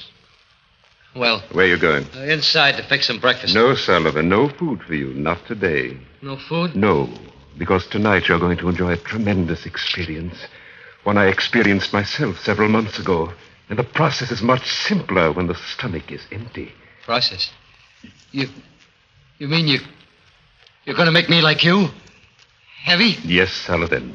I told you I was grateful to you and... Oh, no, Doc. No, please, will you? For heaven's sake, You're don't... being rather childish. I'm not going to bother detailing what it will mean to you physiologically, the immunities it will give you. I will merely tell you that we'll do it tonight. Getting changed to become like he was. Heavy as lead. Well, it did something to me. It was like I'd been doped, hypnotized. All that time afraid to do anything or to make him mad. Now I was even more scared to stay. I made out like everything was fine, and I waited. I waited and watched. And about an hour ago, I got my chance. He went into the house to get something. He didn't lock the door. I was out like a shot, grabbed his car and started down the driveway. As I went past the house, I heard a window open. Sullivan, come back! Come back! You'll regret this! You'll regret it!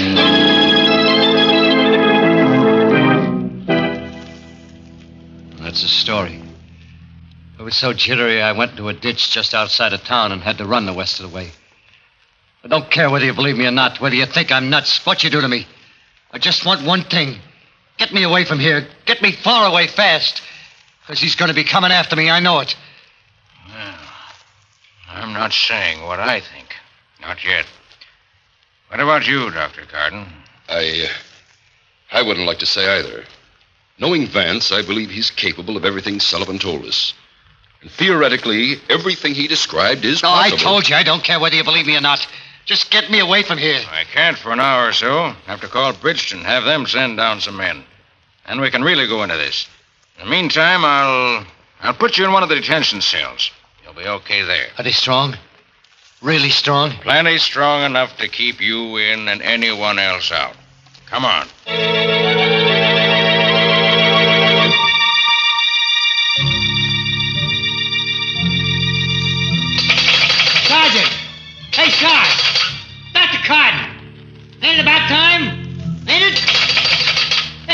hear me? Sergeant! Dr. Carden! Oh, gee, Sarge. I was starting to get a little worried. You. Yes, Sullivan. You didn't really think you were going to get away, did you? Oh. What are you going to do? You can't do anything. The cell door is locked. Is it? Let's see. Hey, you see? You can't break it down. You can't. It's steel.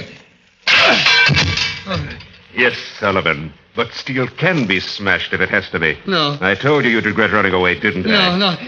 Look, I'll come back. I'll do anything you want. I'm afraid it's too late, Sullivan. No. Too late for anything but this. Dr. Carden. Huh? Did you hear it, too? I'm not sure, but it did sound like... This way, quick. Good Lord. Look at that cell door. Oh, and Sullivan. His skull. Smashed like an eggshell. Well, Sergeant? I guess I must be nuts, too. Well, look, Doc. He must have just left here. If we wait for the men from Bridgeton, give him time enough to get back to his place to those blasted ray things of his, there's no telling what he'll do, how many lives he'll cost. But if we leave right now, the two of us, maybe we can get there before him, cut him off. What do you say? You game? I'm game, Sergeant. Let's go.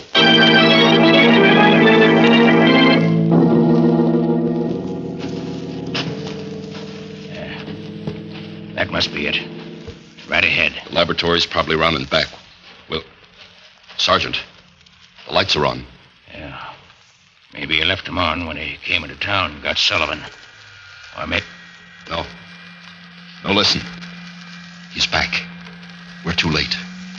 What in heaven's name is that? An electrostatic generator or a cyclotron. Oh, good Lord. Up the mountain there. Look. Great Scott. Looks like a hole or something. But it's moving. A neutron beam. Disintegrating. Eating its way into the mountain. He must have found some way of harnessing... Dr. Garden, swinging this way. Must have seen us. Come on, run. No good, Sergeant. Seems to have a range of almost half a mile. But eating through solid rock that way. If it hits us...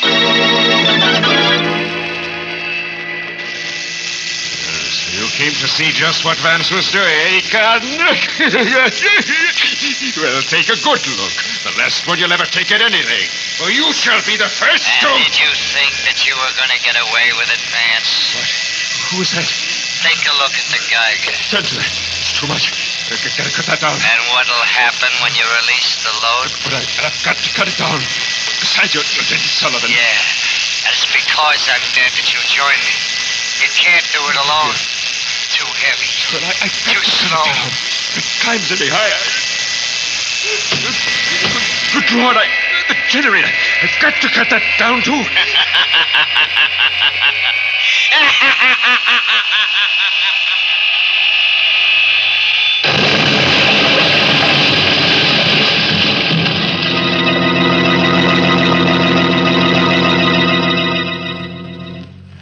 Dr. Garden. Dr. Garden, where are you? Over here, Sergeant. You all right? A little shaken up, but yes, I'm all right. The laboratory. The whole house. Look. Yes. What happened?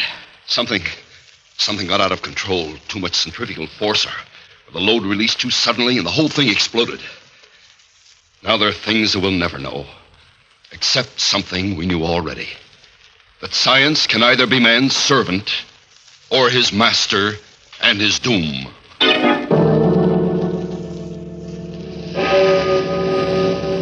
And as I stand there, gazing at the smoking ruins that were once Vance's laboratory, through the blessed silence comes the distant clang of the clock in the town's church steeple. For the second time, striking 12 for... Murder at midnight.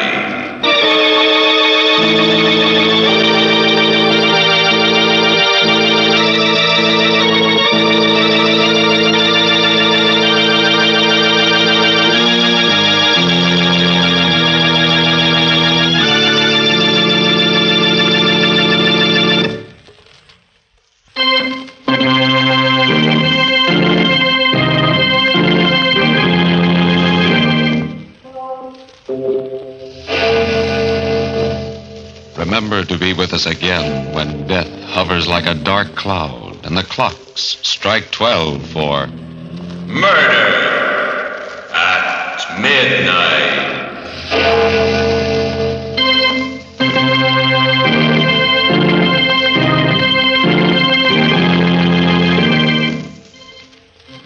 The part of Shill Sullivan was played by Frank Reddick. With music by Charles Paul, Murder at Midnight was directed by Anton M. Leader.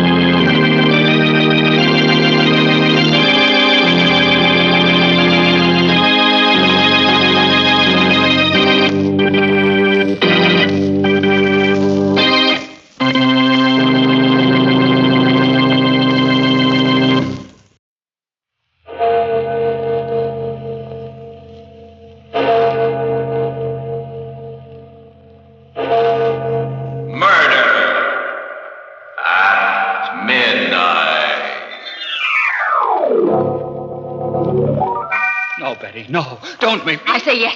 It's got to be now and here. She's got to die. Betty. I say yes.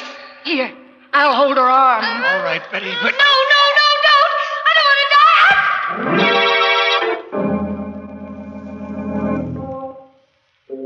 die. Midnight, the witching hour when the night is darkest, our fears the strongest, and our strength at its lowest ebb. Midnight, when the graves gape open and death strikes. How? You'll learn the answer in just a minute in Nightmare.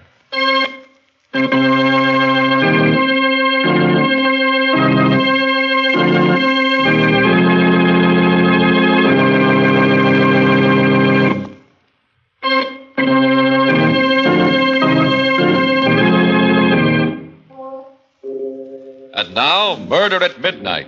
Tales of mystery and terror by radio's Masters of the Macabre. Our story by Joseph Ruskall is one of the most terrifying and fantastic nightmares we've ever heard. Its title, Nightmare.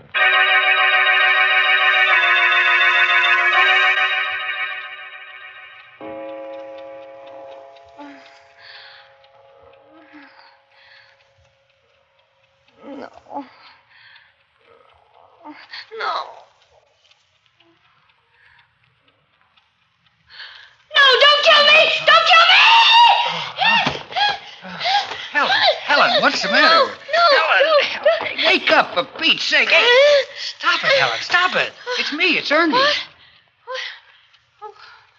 Where am I? In bed. Where do you suppose? It's almost 12 o'clock. I wish you'd let me get some sleep. Oh, thank heaven. Oh, must have been just a dream. Oh, thank the Lord. Oh, Ernie, it was so real. I dreamed somebody was leaning over me just now with a pillow. Oh, it was horrible. They were trying to smother me to death. And Ernie. Yeah? It was you. What? Oh, that's a beaut. Where's the light? Oh, my too bad. Why, you poor, foolish little... Come here, Butch. I'll kiss you back. No, don't touch me. Keep away. Huh? What is this? That pillow in your hand. Oh, for crying out, Bells. Can't I even straighten it out? Oh, sorry, dear. Gee, don't mind me, but that horrible nightmare, it seemed so real. Oh, darling, wasn't that crazy? You, the sweetest, gentlest husband in the world. Then why... Oh, Ernie, now please don't look so hurt. Now I can't even look hurt.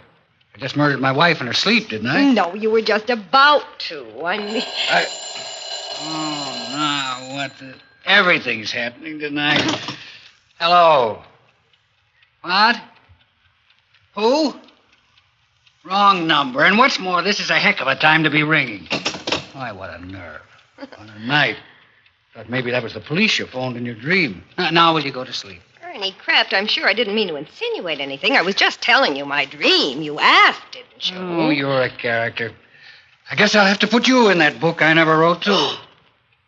Well, now what? That was in it, too. Huh? That book you never wrote. You nagged about it so much, no wonder. Oh, and that look when you bent over me like a madman. Oh. Ernie, what on earth do you suppose made me have a nightmare? That's easy. You would insist on eating hamburgers after the show tonight. Yes, I did, didn't I, when we got out of the movies? Hamburgers, of course. Ernie, they were part of my dream, too. Hamburgers. Oh. Ernie, stop punching on that pillow, please. All right. Go ahead, then. Better tell me your dream, all of it. Neither of us will sleep until you do. I'll just light this butt. Now, let's have gruesome details. Well, I don't know if I can remember now. It was all so hazy and terrifying. Well, what happened before I smothered you with a pillow? A crazy quilt. Something about your job, and I was a millstone around your neck, and hamburgers, and you hated me, and July 15th. July 15th? Yes, I can't imagine what that meant. Look. Start at the start. Why did I decide to murder you? Because of that other woman, your secret love. Huh? You promised her you'd kill me tonight when I was asleep. My secret love? Yes, she had you in her spell. Oh, that's kind of bad casting, isn't it, Butch? I'm the dishes and dustpan type, remember? In the 5 years we've been married, have I ever looked at another? I know. I told you it was a crazy dream. Maybe you want me to eliminate my one night a week out, too. My Saturday gin rummy with the boys. Oh, no. Who was my secret love? Did she have a face? Well, this is the silliest part of it, Ernie. It's absolutely ridiculous. It was that girl, Betty Daniels. Betty Daniels? Who's she? You remember that tall, dark-haired artist I introduced you to at Cape Cod last summer? At the exhibition. No, I don't. Oh, wait a minute. Trousers, long cigarette holder, Yes. very intense. Yes, very intense. But what the devil? What was she doing in your dream? We said hello to her, we walked off, and that was that. Casual. Yes, I know. I hardly remember myself. I can't imagine why I dreamt of her. Why? No, don't touch me. Don't. No. Oh, that dream. That awful dream. So crazy. And yet it seemed to be telling me something, warning me.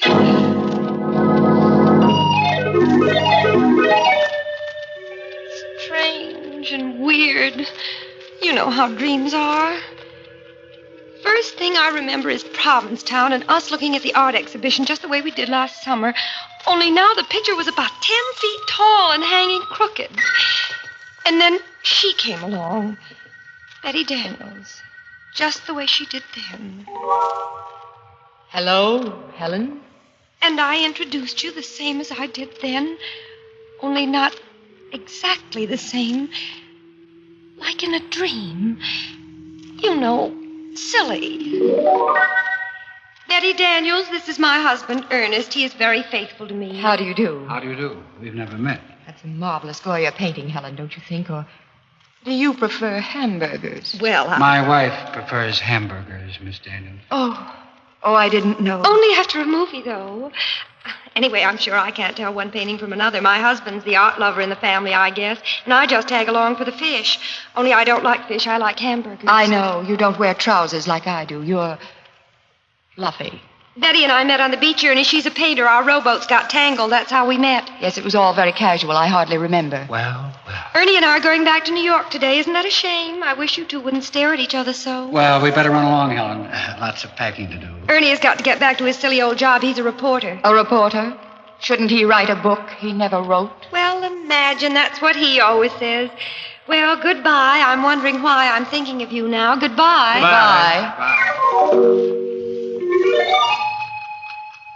The scenes sort of dissolve into each other like a kind of dream movie. And I'm trembling with fright because I have a feeling I know how the plot's going to end. The next thing I remember, Ernie, I'm in a penthouse apartment on Park Avenue. Everything zigzag, even the butler. And I'm the maid, Helen, there. And what I'm doing is turning pages for Betty Daniels while she plays the piano. For you, Ernie. Isn't that crazy? Neither of you hardly notice me at all. And I keep trying to open my mouth. Like that. But it's stuck. And I'm absolutely frozen at what I overhear. Darling, Yes, Butch. love our loveness. Out of this world. Ah, this is heaven. Ernie, do you ever call your wife Butch? Never. What gave you that idea? I hate the very sight of her. She's really a little ignoramus. You're telling me she prefers hamburgers. Ernie, do you think she suspects yet? Of course not. She thinks I'm at a gin rummy game. Darling, you're blind, but she's not. She knows. She knows. How'd she find out? You may go, Helen. Helen, do you hear me? Why don't you go? Answer me. Have you lost your tongue? Oh, well, there's murder in the air. How'd she find out, Betty? Tell me. Darling, do you suppose she doesn't know what happened last summer in Provincetown? After we all said goodbye, you came to look for your cigarette lighter. She knew you hadn't lost your lighter, that you'd come back to ask me for my New York telephone number. She knew? Of course, intuition. She knows we've been having a secret affair ever since. I can't go on like this. I'm tired of being just a gin rummy excuse. Ernie, if you love me, you'll do what I promised. But I pity her so. Don't be a fool. Isn't it her fault you never wrote that book you never wrote? It's true. She wouldn't let me give up my job. She's a millstone around my neck. Then get rid of her, Ernie. Get rid of her, and I'll bring your genius to the world. I've plenty of money, and you can give up reporting and write that book. Fulfill your destiny. Fulfill my destiny. Oh, Betty, you'll help me. Yes, but only if you forget July 15th. You'll forget about July 15th. It won't mean a thing to you from now on. Not a thing, I promise. And you'll do away with her. The way I told you. Yes, like you told me. The pillow. The pillow. Shh, don't let her hear. Just look at her standing there at the piano. You've been spying on us, Helen, haven't you? Haven't you? Answer, have you lost your tongue? Now, don't try to fool us. We know you're the real Helen and not the maid. She's heard everything you've said, Ernie. So we'll have to kill her now. Unless she gives me a divorce. Will you give him a divorce? Answer or we'll finish you right now. Very well. Here's the pillow, Ernie. Right now. I'll hold her on. Answer, Helen. Don't make me do it. Answer, Helen. I pity you, but I hate you. You let her cry. Look at her. Stricken dumb. Her mouth's moving, but she's not saying anything. What are you trying to say? Helen, please don't make me do it. Will you give me a divorce? Tell me. Ernie, stop. Fools we are. Do you want her body found here? I'll hang for you. She's got to die. She's got to. No, not here. Not like this. There must be some other way. Later tonight, Ernie. After the movies. Hamburgers. She'll get hungry for hamburgers. She's bound to. The waiter will ask her how she wants them. That'll give you the clue. And then, when she's asleep... and they'll find her in her bed. The perfect crime. Don't you see, Ernie? Hamburgers.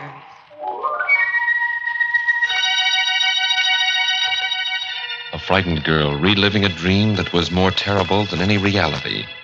A dream that could even become more terrible as the clock on the mantel ticks on and the hands draw closer to 12 o'clock and...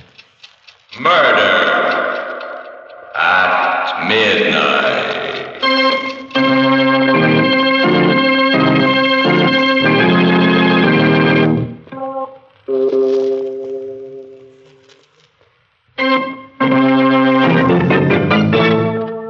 And now back to Murder at Midnight and Nightmare. Well, let's hear the rest of this dream of yours, Helen. What happened after that? Well, it was after that it really got bad. It was so crazy, but so real. I don't know what stopped you, Ernie, kept you from killing me then, but you didn't. And still I knew you were going to. You dragged me out into the street and then into a movie and then out again. And I looked at you and you were crying because you'd made up your mind to finish me off when we got home. You should have let me write that book, Helen. You should have.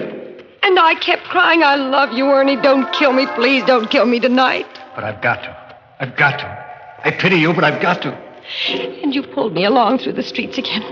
I was terrified. And then I saw a policeman and I cried to him, Officer! Yes? What is it, lady? Please save me. My husband here wants to kill me. Oh, wants to kill you, eh? Why, that's a crime. A felony. Oh, why are you joking? Don't joke about it. Do something, please. I'm frightened to death. Don't pay any attention to her, officer. She's dreaming. I'm not. Don't believe him. He wants to wait till I go to sleep tonight. And then as soon as I fall asleep... Oh, come now, lady. He wouldn't do it to you in your sleep. Why, you're cute. Not in her sleep now. Would you, mister? Of course not, officer. Not in her sleep. As a matter of fact, we're stopping off first for a hamburger. She's hungry. No, I'm not. I mean, I am, but I don't dare. I'm starving, but I don't dare. He's just waiting for me to order one, officer, to see what I'll say. And then he'll take me home and kill me. Oh, lady, stop. Sure, and you're breaking me heart. Come along, dear. No, officer, please protect me. Don't let him take me, please. Come along, I say. Darling. And then we were in the little lunchroom in our neighborhood, around the corner from our house, sitting on stools. The counterman came over to us. He winked at you, Ernie, and you winked back at him, and he said... Evening, folks. What do you have? You looked at me, but I shook my head. I shook my head, and the tears were streaming down my face. I tell you what, Joe. Make it 2 hamburgers. Right. Rare, medium, or well? Medium, Joe. Make mine medium. Right. And the little lady? How do you have yours, Helen? How do you like yours? Make hers medium, too, Joe. 2 hamburgers, medium. 2 medium. Coming out. And what do you have on them, folks? Relish or onion? Relish. Make mine with relish, Joe. Right. And the little lady? The man's talking to you, Helen. How'll you have yours? Answer him, I say. Answer him. This is it. How'll you have yours? No, I won't tell him. If I do, you'll know how to do it, so I won't tell him. I won't. The next thing I dreamt, we were home again, sitting in the parlor, everything exactly the same, Ernie, just like tonight before we went to bed. But in my dream, I was sitting paralyzed, in a cold sweat, waiting for the word from you that meant my death. Well, Butch, I guess we better hit the hay. What do you say? What do you say, darling? No, wait, Ernie, did I tell that counterman how I wanted my hamburgers, sir? Of course, dear. What did I say? I can't seem to remember. Oh, I forget to... Come along to bed. No, I don't want to go to bed yet. Please don't make me go to bed. I'm scared. Helen. Come to bed, darling. Like a good little girl. We went to bed. And then you said... And now, lights out, eh? I tried to think of everything I knew to keep awake. I wondered whether I ought to count to 100 or whether counting would put me to sleep. I tried not to count, but I felt myself getting sleepier and sleepier. Asleep, honey? I heard, but I pretended not to. I fought to keep my eyes open. I knew I would die if I closed them. Asleep, Butch? I didn't answer. I couldn't if I wanted to. I was so scared. And then pretty soon I heard you stirring ever so quietly. And in a moment you were leaning over me. Oh, Ernie, I know it was just a dream, but it was so real. And there was hatred in your eyes, and there was a pillow in your hand, and I knew you were going to do it right then, and Oh, that's a beaut, that's a honey. Oh, my aching back. Darling, when you have a nightmare, you sure do it up golden brown and creepy. wasn't it crazy? Oh, darling, wasn't it mad? Oh, wait till I tell it around the office tomorrow. Oh, this is too good, dear. But, Ernie, how does a person have a horrible dream like that? What does it mean? Oh, it's a cinch. I'll interpret it for you, and without a dream book, You too. will? Well, go on then, Ernie. Tell me. Okay, then here it is. First of all, a dream always means the opposite, right? You ever hear that? Yes, I have. That's right, it does. Which means I must love you simply awful. Granted? Granted, silly. But goodness, what about the rest of it? Easiest thing in the world. Darling, where'd we go tonight? To a movie? What kind of a movie? It was a murder story. Gee, that's right. Do you think that was... Now, don't interrupt, Butch. Who was starring in the movie? Betty Davis? Repeat the first name. Betty. And the villainess in the dream, my secret love, the girl we met last summer, was also Betty. Betty Daniels. Oh! Well, that gave you Betty on the brain when you went to sleep tonight, and movies and murder, and those hamburgers you did stop to eat after the show wrapped up the whole sequence. And no wonder. They're still lying on my stomach, too. Well, what was the pillow doing in it? Sweetness and light, what were you talking about early this evening? That chore you intend to get after someday?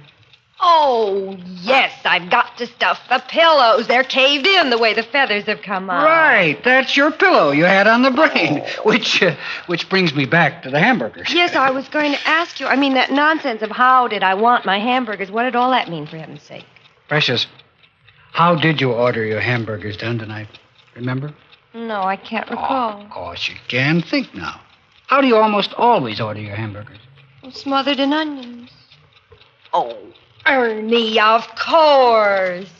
Smothered in onions. Smother, pillow, smother with a pillow. Check. Oh, my heaven's sakes alive. Oh, my gosh. So that was it. Oh, if that doesn't beat. Ernie, that was wonderful. Really. The way you did that, figured that all out. I think you'd make a terrific detective. So I'm a police reporter. Close enough. Darling, it's made me think so. But maybe I have been a little bit selfish. What do you mean? Well, that book you always wanted to write.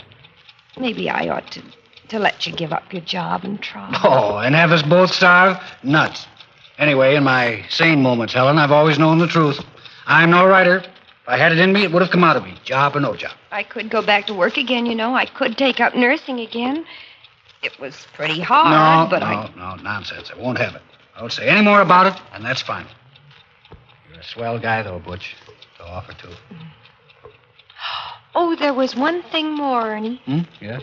What do you suppose that was all that about July 15th, about your forgetting July 15th? What did that mean, you know? Yes. Don't you? No, I can't. It does seem familiar, but I can't seem to... Where are you going? Get something out of my wallet. Wait a minute. What's the date of our anniversary, Helen? July 15th, of course. Tomorrow. What was that? Right. You've had that on the brain, too. Oh. Here. Little present for you, darling. Oh, what on earth? Tickets. 2 railroad tickets to Montreal. Right again. We're taking an anniversary trip. I wanted to surprise you when you woke up, but... Well, anyway, happy anniversary, baby. Oh, Ernie, oh, you great big precious darling. How can I ever? You didn't forget. You always did before, but this time you didn't. Oh, Ernie, I just can't stand it. First that dream, and then finding out that it did mean just the opposite. No, Helen, don't. It's so sweet of you. I'm so thrilled. Montreal, where we had our honeymoon, and you haven't forgotten. Oh, Ernie, I do hope I've been a good wife to you. And if there's anything I ever... I mean, if you want me to, I can always change. Oh, darling, I wouldn't want you any different for the world. I want you to stay just the same sweet little girl I married. And now, let's get some shut-eye, huh? Lights out? All right. And I'm going to put the tickets right here under the pillow. And have a happy dream for a change. Good night, Butch. You haven't kissed me?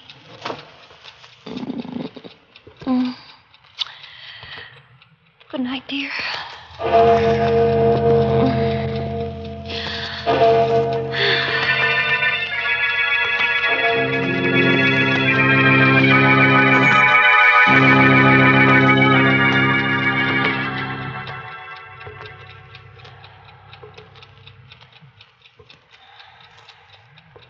Sleep, darling.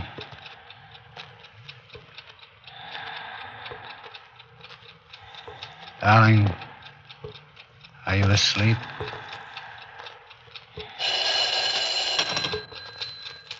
Hello? Ernie? You shouldn't have phoned before, Betty. She was still awake. I had to know. Is it done? Not yet. You got the tickets? Yes, It has to be tonight. You promised. I know. Is she asleep now? Yes. Just gone off. Then what are you waiting for? Nothing. I'll do it now. Right now. As soon as I hang up. Putting down the phone, Ernie turns and picks the pillow off his bed as the clock finishes striking 12. Murder at midnight.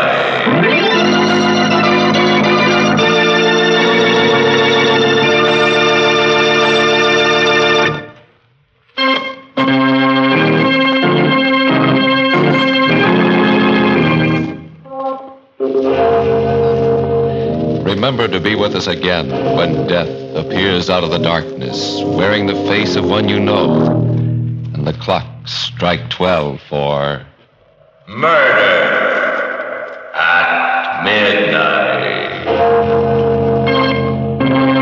The part of Helen was played by Elspeth Eric. Walter Vaughn was Ernie.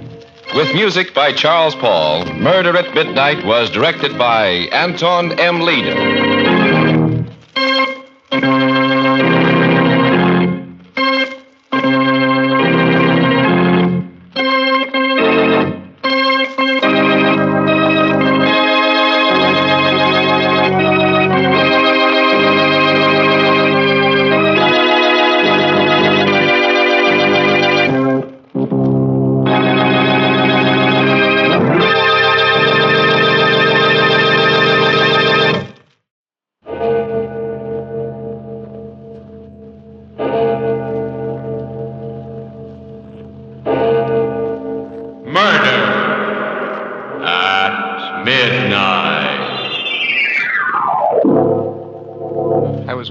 Dead tired. But I kept on walking through the mist. And suddenly I started hearing footsteps behind me. I turned around, and then I saw him. He was walking along slow, dragging his feet, walking as if he couldn't see. His face was all covered with blood. But I knew who it was. It was Miller, the guy I'd killed.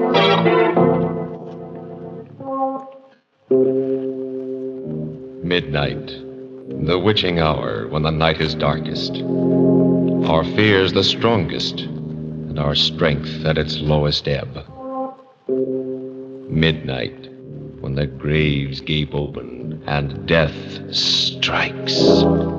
How? You'll learn the answer in just a minute in The Dead Come Back.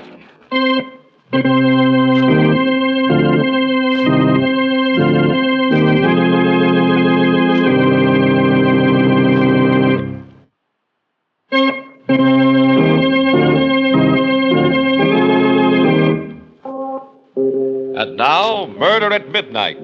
Tales of mystery and terror by radio's masters of the macabre. Our story by William Morwood will threaten your sanity. Its title, The Dead Come Back.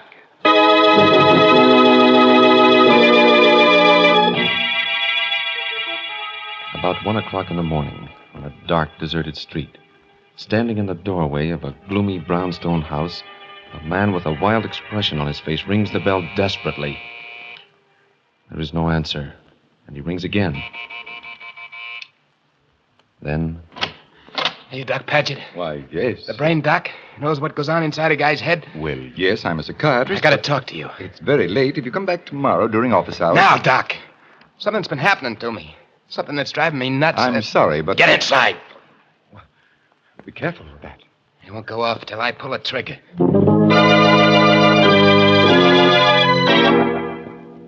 Better sit down, Doc. Very well. And just to make sure we understand each other, I'll put this gun here on the desk. And my watch. We got just half an hour to get everything cleared up. And then? And then, I got a guy to kill. Suppose we start at the beginning. Your name? Lefty O'Connor.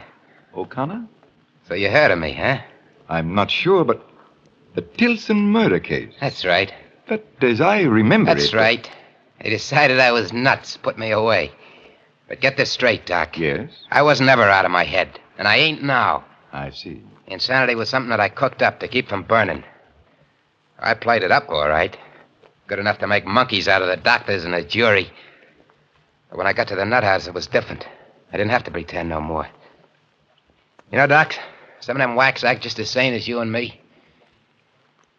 Yeah, I was getting along fine. Till 2 nights ago, when I was called in to see the superintendent.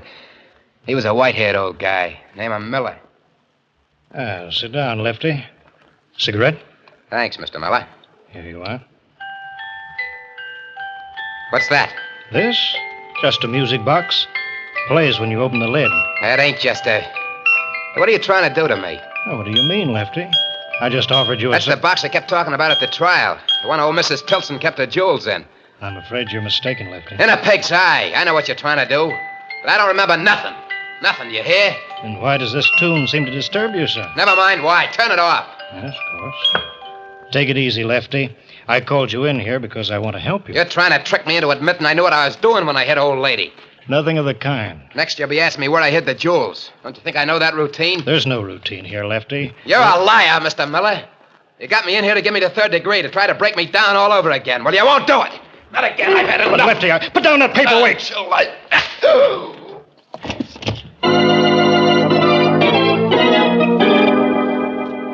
I didn't have no idea of escaping when I hit him, Doc. I was just scared. I was scared of what would happen if he kept after me. When I found the gun in his desk drawer, I began making plans fast. I brought him around. I told him exactly what he had to do. We went out, got into his car, started for the gate.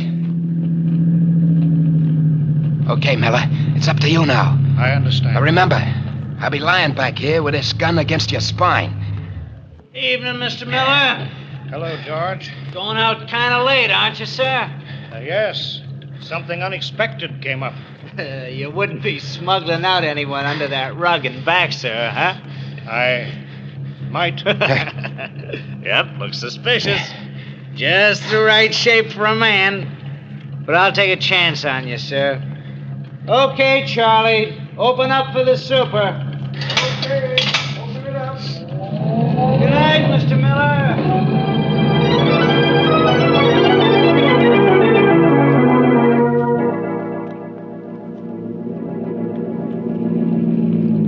Turn the left fork here. Ah, the Ganville Road. I was afraid of this, Lefty. The Tilson Estate's up this way, isn't it? You're too smart for your own good, Mr. Miller. You can turn off here. But there's no road. In under the trees. All right.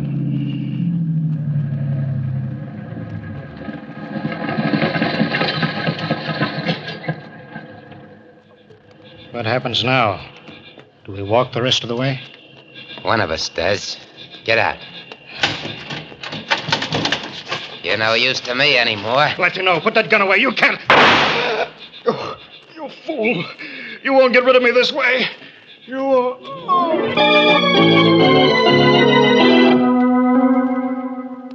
I left him there beside his car and started walking. I don't know how long I was at it. Maybe an hour when I hit the outskirts of town. The light was kind of funny. It was different from anything I'd ever seen. It was kind of yellow. Kind of yellow mixed with a mist that was curling up. Maybe I was tired, I don't know. But suddenly I began to hear footsteps behind me. I looked around, and then I saw him. He was walking on the other side of the road, blind, as if he couldn't see where he was going. And his feet were kind of dragging along. His face was covered with blood. But through the blood, I could see that it was him. Miller.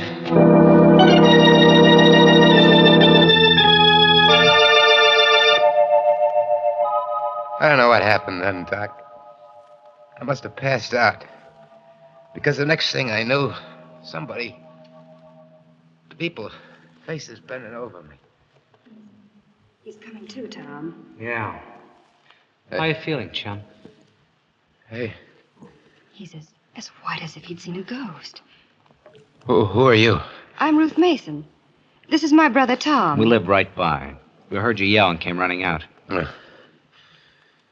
Did you see anyone else? Why, On no. the road? No.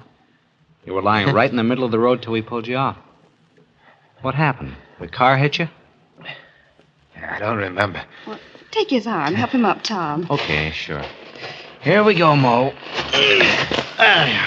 The name is Sims. Johnny Sims. I'm all right. You look kind of bushed to me. I've been walking all night. Out of a job, see. And broke. Well, our house is right over there. You come on in and we'll fix Thanks. it. I gotta keep moving. What's the rush if you're just looking for a job? Well, Hey. Cops coming this way. Probably looking for that man that escaped from the state hospital. That's right. They said that... What? Johnny, what's the matter? You look as if you're going to faint again. I guess I must be worse than I thought. Look, does that invite still hold? Well, of course. Right this way.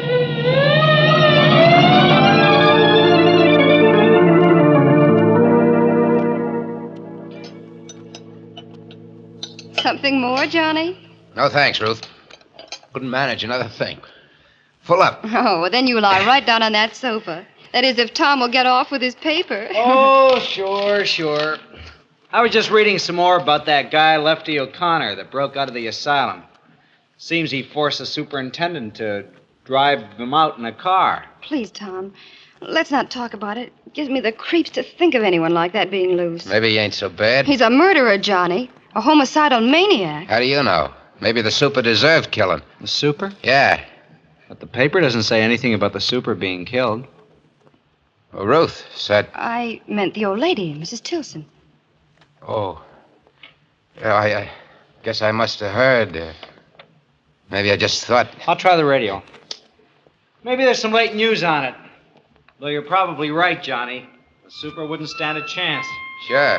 The way I figured... What's the matter, Johnny? Turn that off. What? I said turn it off. Why?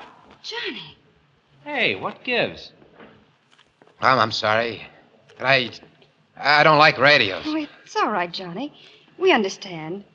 Now suppose we show you to your room and you take a good long sleep.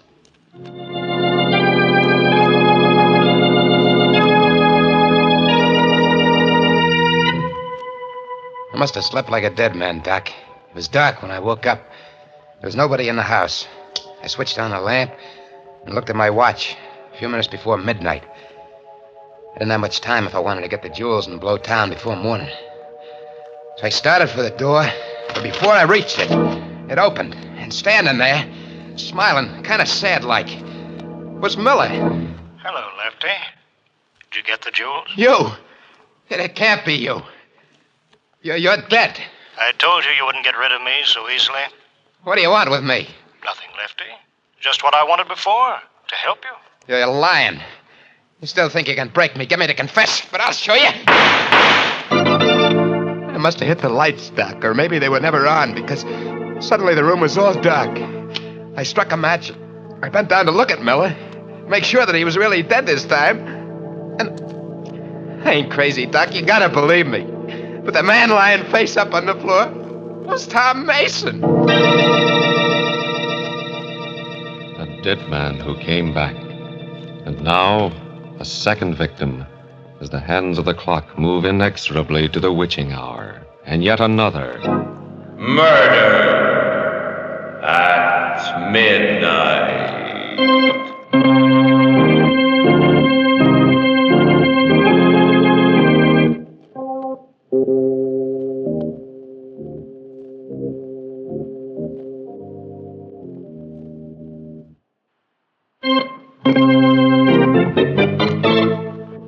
And now, back to Murder at Midnight. To Lefty O'Connor, sitting in the psychiatrist's office with a gun in front of him, trying to convince the doctor and himself that he is sane. My hand was shaking so much that the match went out.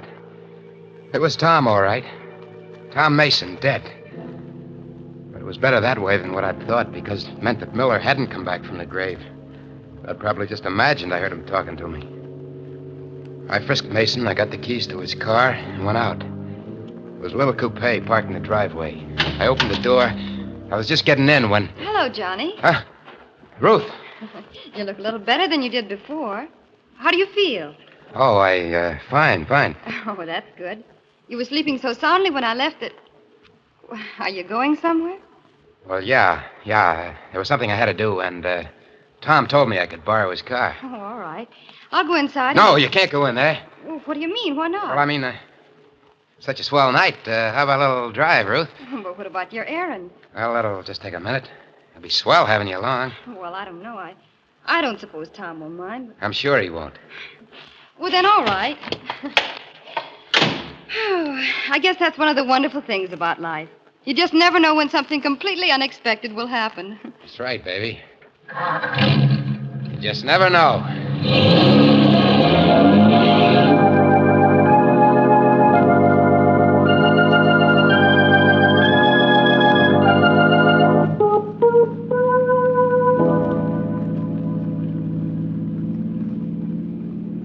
Why so quiet, Johnny?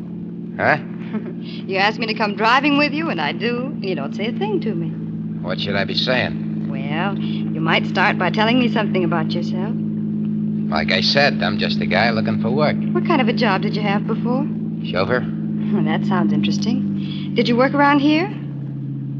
Why? I just wondered. You seem to know the roads so well. Listen, baby, let's not talk about me. I'd rather hear about you. There's not much to tell. I'm 21, fancy-free, and I work for a living. I'm a nurse in a psychiatrist's office. A what? Psychiatrist. A doctor who, well, helps people who are disturbed mentally. Like people who see things that ain't there? Oh, yes, he gets a lot of those kind of cases. What does he do? Talks to the patients, explains away the hallucination. His name is Dr. Paget, and he's really wonderful. Johnny? Yeah? Where are we going? Why, baby? We've turned off the main road. This leads past the old Tilson mansion. What's that? The house where that terrible murder took place about a year ago. It's all boarded up now, of course. Yeah, that's the job Lefty O'Connor pulled, yes. huh? Yeah, he was old Mrs. Tilson's chauffeur. What? Chauffeur. Quite a coincidence, ain't it? Johnny, you're turning in the driveway. Yeah. See, a couple of nights ago, I broke into this place to sleep. It was just an empty house to me. I didn't know anything about no murder. I left the parcel behind. I want to pick it up. Oh, I see. You think I had any other reason for coming here? No, Johnny. Sit tight, baby. I'll be back in a minute. All right, Johnny. Well, why are you taking the keys? Just to make sure the car stays here, and you with it. But of course I'll stay. You better, baby. Or it'll be just too bad.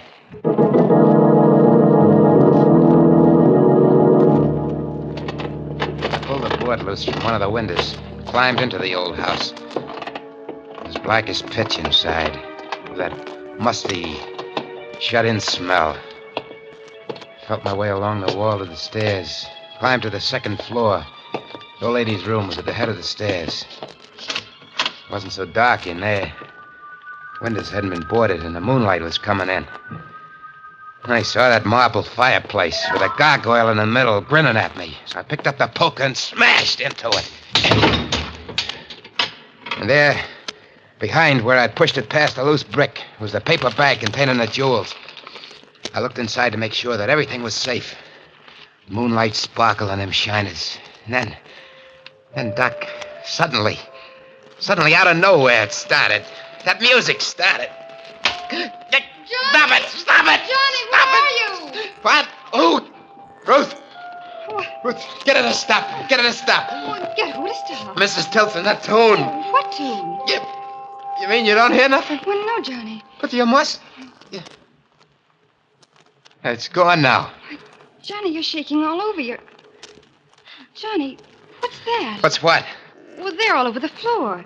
They look like diamonds, jewels. Didn't I tell you to stay in the car? What are you doing up here? I heard noises and you You were yelled. spying on me. No, I wasn't, Lefty. What did you call me? Nothing. So you guessed it, huh? Okay. I am Lefty O'Connor, and I came back for the jewels. But that information ain't traveling far.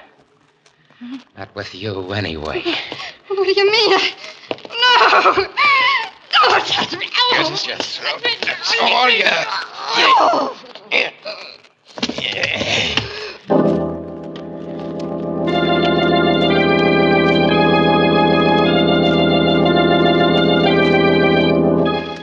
was rattled, Doc. The music did it. That and everything else. I left the lying there, and I picked up the jewels and beat it. I started the car fast. I just about hit the main highway when the wheels started acting funny. I stopped and got out to look. It was a flat. My luck had played out. If I took the time to change it, someone might come along, and just then I did hear a car coming. I froze, waiting for it to pass. Instead, it stopped, and... Hi, Johnny. Tom Mason! I got out as soon as I could. Which is the flat? What? How did you know? How did I know? Why, you just called me. You told me you couldn't find the tools. And... I called you? Well, yeah. Don't you remember? No, I don't. I couldn't have. Of course, it's none of my business, Johnny, but... Look, you've been acting awful funny. I'm beginning to think maybe you ought to go see a doctor. Someone like Doc Paget that Ruth works for. There's nothing wrong with me. Nothing. Okay. Get started with this, Jack. The rest of the tools are under the front seat. I'll get them. No, wait. Hey, what's this paper bag doing? Give me that! You're going in for pebble collecting, huh? Pebbles? Yeah, look at them. Oh, they are pebbles. Yeah?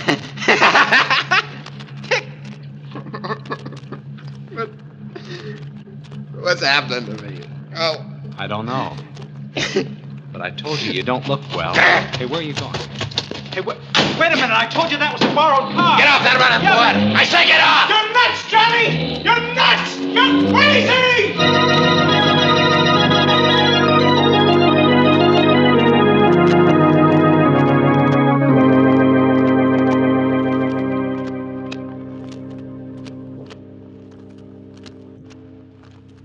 Well, there it is, Doc. Uh-huh. That's the story. I kept hearing what he said. Tom. Over and over again. I'm nuts. I'm crazy. But I couldn't stand it anymore. So I looked you up in the phone book and I come over. Oh, what do you expect me to do, Lefty? Do? You're a brain doc. I'm not nuts. I know I'm not. Why am I seeing these things? What's happening to me? Well, it's rather difficult to make a diagnosis this quickly, but I'd say that you were suffering from hallucinations because of a sense of guilt. Guilt? About what? Well, it probably started with that first murder, Mrs. Tilson. And it's been preying on your mind ever since. Now, if you could extrovert that, get it out of your system. But I did. That's true, but not as a confession, with all the details. That's the only way you can achieve a complete catharsis. Well, that's crazy. All right. You wanted my advice, but you don't have to take it. Then you think... Okay, I did kill her. I knew all the time what I was doing. I waited for a night when there was only the two of us in the house, and then I beat her brains out with a tire iron. There, I said it, I told you. Yes, Lefty. And I think that now I can promise you'll never be troubled by hallucinations again. You sure, Doc? Quite sure. That's good. Because... You remember I said that in half an hour I was going to kill someone? Yes. Well, the half hour is up. And you're the man. Am I, Lefty? Yeah. I'm sorry, Doc, but you know too much now. You're the only one who does. So... I wouldn't, Lefty. Why are you sitting there like that? I shot you. Yes, Lefty, with blanks in your gun. All right, boy. Take it easy, Lefty. We got you covered. Miller. And Mason. Did you get it? Uh-huh. Every What? word. You're cops. No kidding. Then the whole thing, letting me escape and everything that happened afterwards was just a trick. That's right. You wanted to show I wasn't nuts, get me to confess. Smart boy. We made just one mistake, Lefty. Or rather, Ruth did. Following you into the Tilson mansion. She paid for that with her life. But now you're going to pay. No. Shut up. Yes, Lefty, for that and for the Tilson murder. And my only regret is that rats like you can only burn once.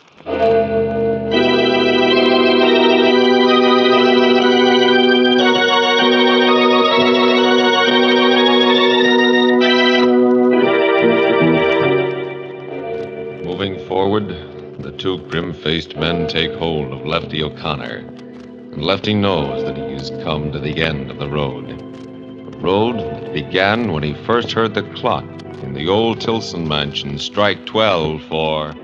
Murder at midnight.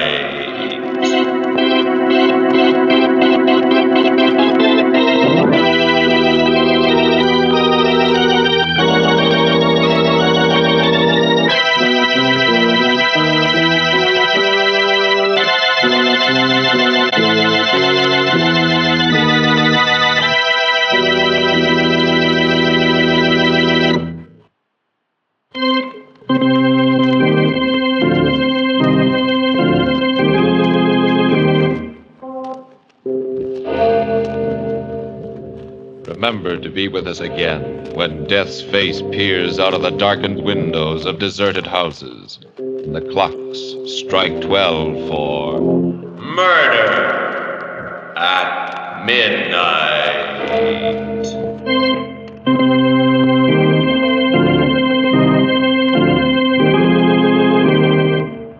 The part of Lefty O'Connor was played by Joseph Julian. With music by Charles Paul, Murder at Midnight was directed by Anton M. Leader.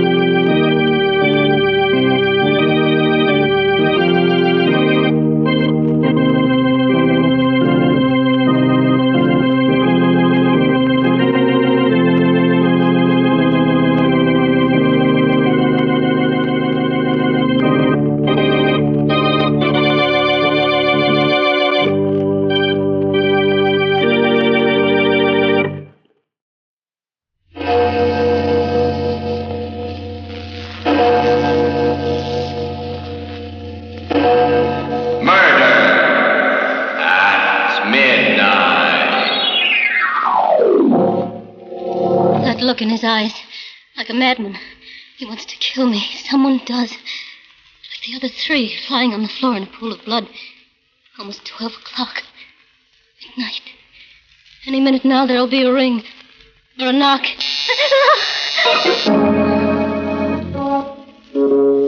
Midnight, the witching hour when the night is darkest. Our fears the strongest, and our strength at its lowest ebb. Midnight, when the graves gape open and death strikes. How? You'll learn the answer in just a minute in The Creeper.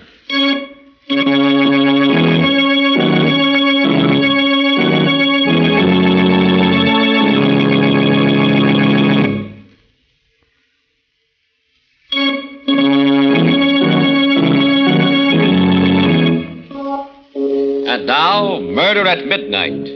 On this program, we bring you the best and most blood-curdling stories ever written. And so now we bring you a tale which you may have heard before. A tale which we consider a classic in terror and suspense. The Creeper, by Joseph Ruskall. In the kitchenette of a New York apartment, a man and his wife listened to the evening news broadcast. New York.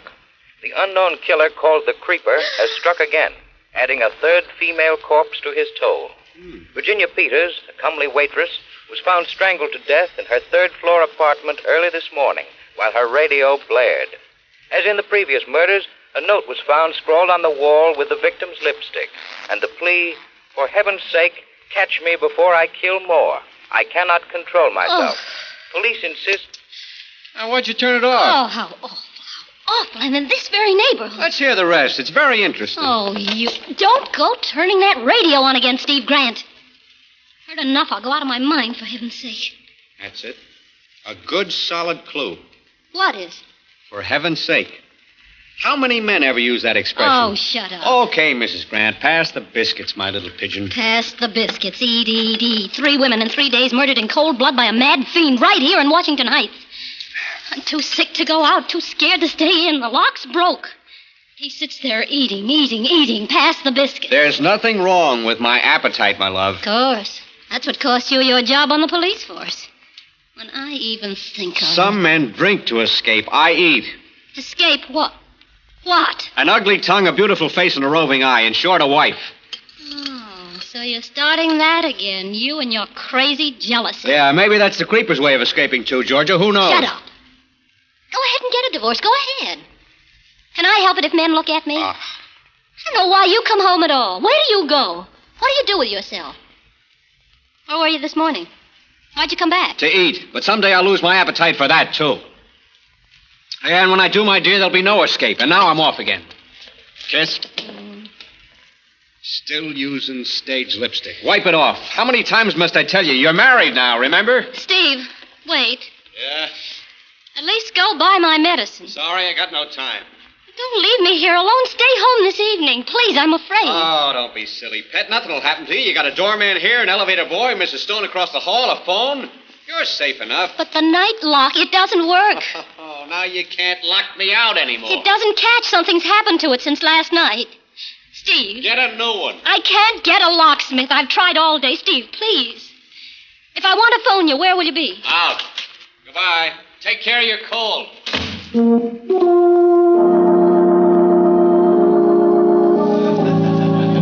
Steve Grant. Huh?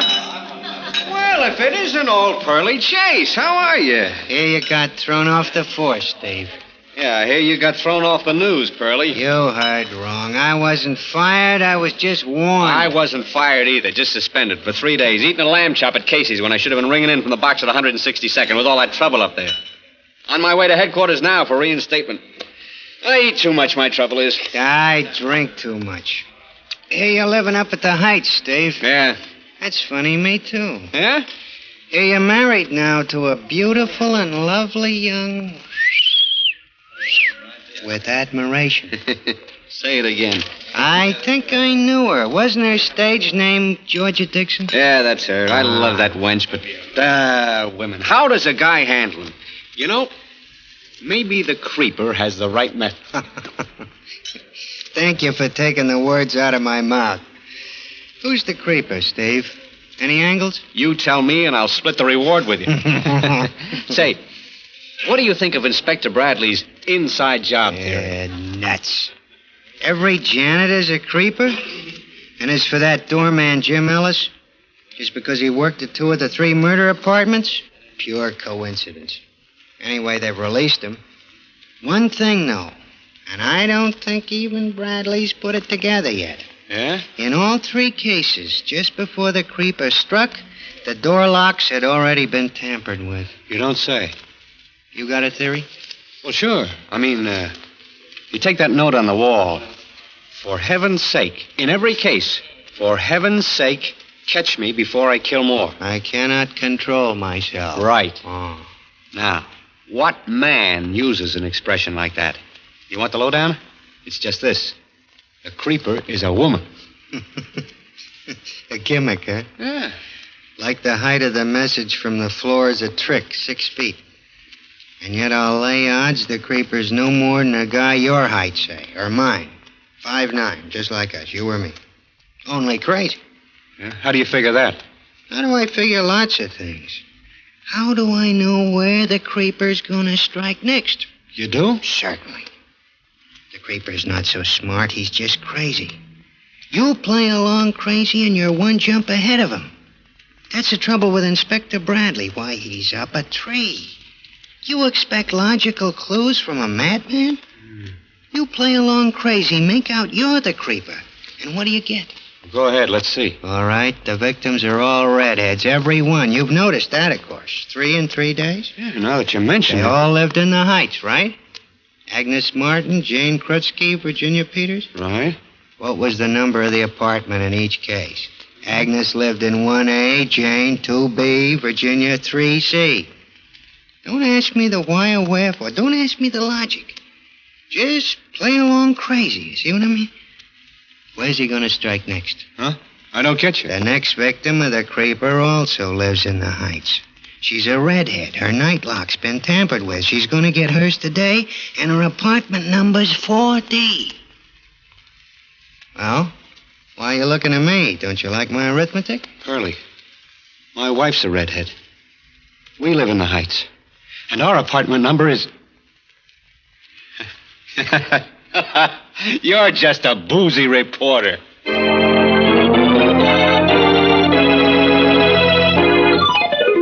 Your apartment number? 4D, I told you. 4D, of course. It's pretty late, but I'll have it delivered. I was busy admiring your lipstick, Mrs. Grant. I've nothing like it in stock. 4D, I should have guessed it anyway. Why? Well, a face is a number.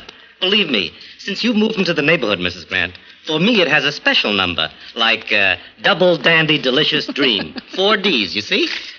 Go on. Bet you tell that to every customer. Female. I'm a ladies' man? Like the creeper? What did I say? What's going on in this block? Raw nerves, you can't joke. The creeper, that's all I hear all day. It's mass hysteria. There ain't such an animal. You don't think so? I assure you, Mrs. Grant, it's a fairy tale for circulation of the tabloids. I'll send your prescription up with the boy. No, I'll just wait here for it. Well, it'll take some time. You should go right home and stay there if you're just getting over the flu. I'll tell you what. I'll deliver it myself. It'll be a pleasure. No. I'll wait.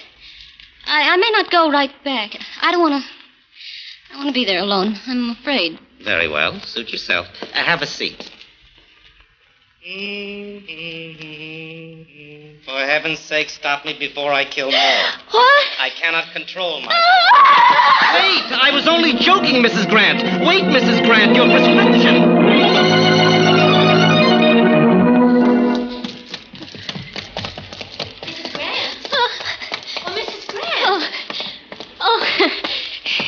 It's you, Mrs. Stone. Why, yes. What's your hurry, dear? I just got such a scare. Since these awful murders in this neighborhood. Yes, isn't it terrible? I'm simply frightened to death myself. You walking home? Yeah, I guess so. Well, I'll go with you. It's good we live in the same house. At least if I had a double lock, but the night one doesn't work. Oh, really? Well, I have a chain lock besides, and still The way it is, I sit and shiver when there's a sound at the door. Can't get a locksmith. Tried all day, but they're all so busy. Mr. Frank on the corner promised to, but didn't know when.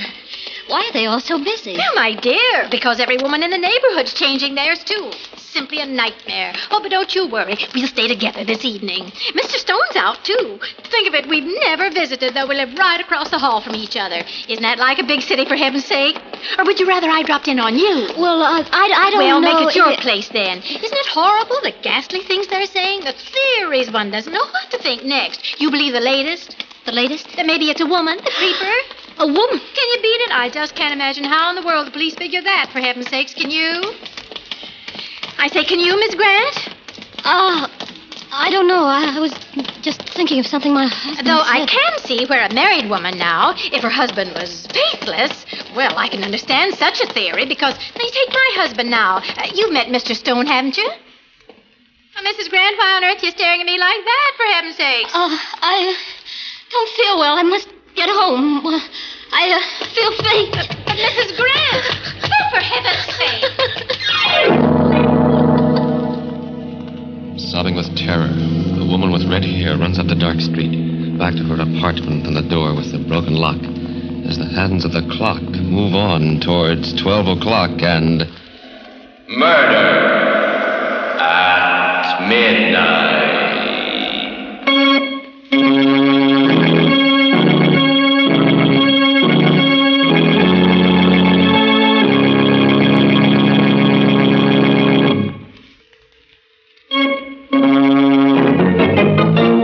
And now, back to Murder at Midnight and The Creeper.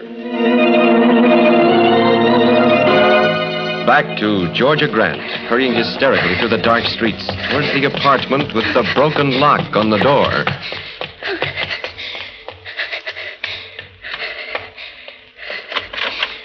Good evening, ma'am. Out late, aren't you? Oh, yeah, you're the new doorman? Just relieving Charlie. Nice night. Yeah. Yeah, it was very nice. Here, let me ring the elevator for you. No, you don't have to trouble. No trouble, ma'am. There. Apartment 4D, huh? Yeah. How did you know? Doesn't take long. When will this elevator come? Coming now. Terrible things, ma'am. The happenings. What? The creeper. It's sort of... Oh. Going up? Yeah, yeah. Up and down, up and down. The ups and downs of life, that's me. I'm a living milkshake, Mrs. Grant. Uh-oh. What's wrong, Jimmy? Stuck. Imagine getting stuck between the third and fourth with a production like you. Get going, Sonny. You want me to report you? Okay.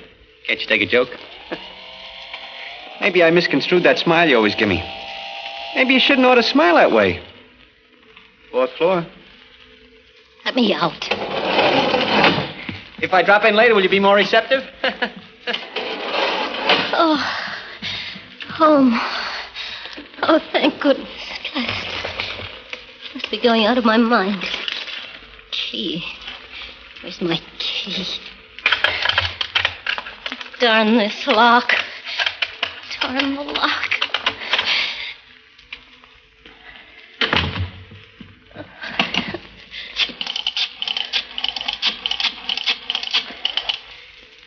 Hello. Is the locksmith in yet? Well, I want to know how soon I can get my lock changed. Yes, I know it's late, but he promised. This is Mrs. Grant. Yes, 4D, yes. I know you just explained to me, but I must... Georgia? Yes? Yes, so won't you... I've please? been waiting for you. Don't you little fool. It's me. Do you want the whole house to... That's better. What are you doing here? Oh, don't worry. You haven't got a thing to worry about now. I've come to protect you. Give me the phone. Hello? Never mind about the lock, thank you. Sit down. Make yourself at home. Been waiting here for you. Long time no see, Georgia. What do you want, Pearlie? Me? A headline. Your husband wants, too. He wants I should keep an eye on you. What's that? Sure. You didn't think Steve and I were acquainted, did you? Oh, yes, from way back. Just met him at a bar. I don't believe you. What do you mean, keep an eye on me? Oh, just in case the creep... Oh. Oh. You heard of the character? You're mad. You've always been mad, Pearlie Chase. Where is Steve? Why should he send you here? Why should he think the creeper will come here? What are you doing here? Told you. Playing along crazy. Got a drink? You're drunk now. And you're getting right out of here. You're nothing but a no-good rummy. And you're nothing but a no-good... You finish it. When I took the drink, it was to drown you out, and you know it. I'm still a rum pot, Angel, which means I haven't got rid of you yet. Get out. You little two-timing redhead. You're all the same, you redheads. Even a wedding ring can't change you. dirty Oh, rat. don't play the innocent. My business is snooping. I make a living at it between drinks. So your new motto's love thy neighbor, huh? Mr. Stone across the hall? Poor dumb Steve. I'm warning you. Get out or I'll call the police. Stay where you are. Pearlie, what are you doing with that gun? I wouldn't pick up that phone if I were you. You see, there's a big reward for the creeper and a heck of an exclusive, and I don't want to share it. I'm riding a hunch. Now, sit down, darling. Just play along with me while I play along crazy. Sit down. That's it. Like we're expecting company. Let's have some music. Don't just sit. Let's have some music. I said turn on the radio. That's it. That's the good girl. Dance music. Let's dance. Give me your arm. Let's dance. Like old times.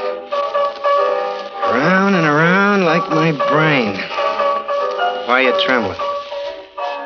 I still love you, you little fool. Ask me why. I love you, you lovely redhead. I could kill you and you deserve it. With the radio on, you could scream and no one would hear. I could put my hand on your throat like this and I could strangle you. Why are you crying? Stop it. I'm here to protect you. Stop crying. Cut it, I said. Cut it out. I can't stand it. I never could. Okay. You want me to leave? All right, I will. It's your funeral. What am I saving you for anyway? Where's my hat? In a few minutes, there'll be a knock or a ring, or the door will just open. And you'll be lying in a pool of blood like the other three. Goodbye, my worthless. Give my regards to the creeper.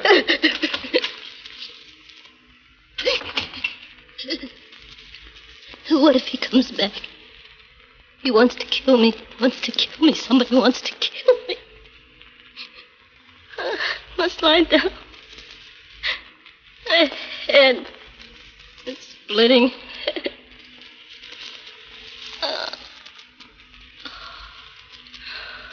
Trying to frighten me. Jealous spite, that's it. Like the other three. In a pool of blood. Like the other three. Almost 12 o'clock. Any minute now there'll be a knock. Or a ring.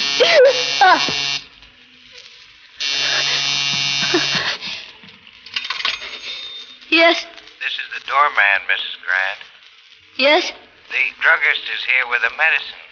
Shall I let him up? Medicine? Yes, let it... No. Don't let that man up. Want me to bring it up? No. I'm perfectly all right. I don't need any... I don't need it, you hear? Don't you dare come up. Don't anyone.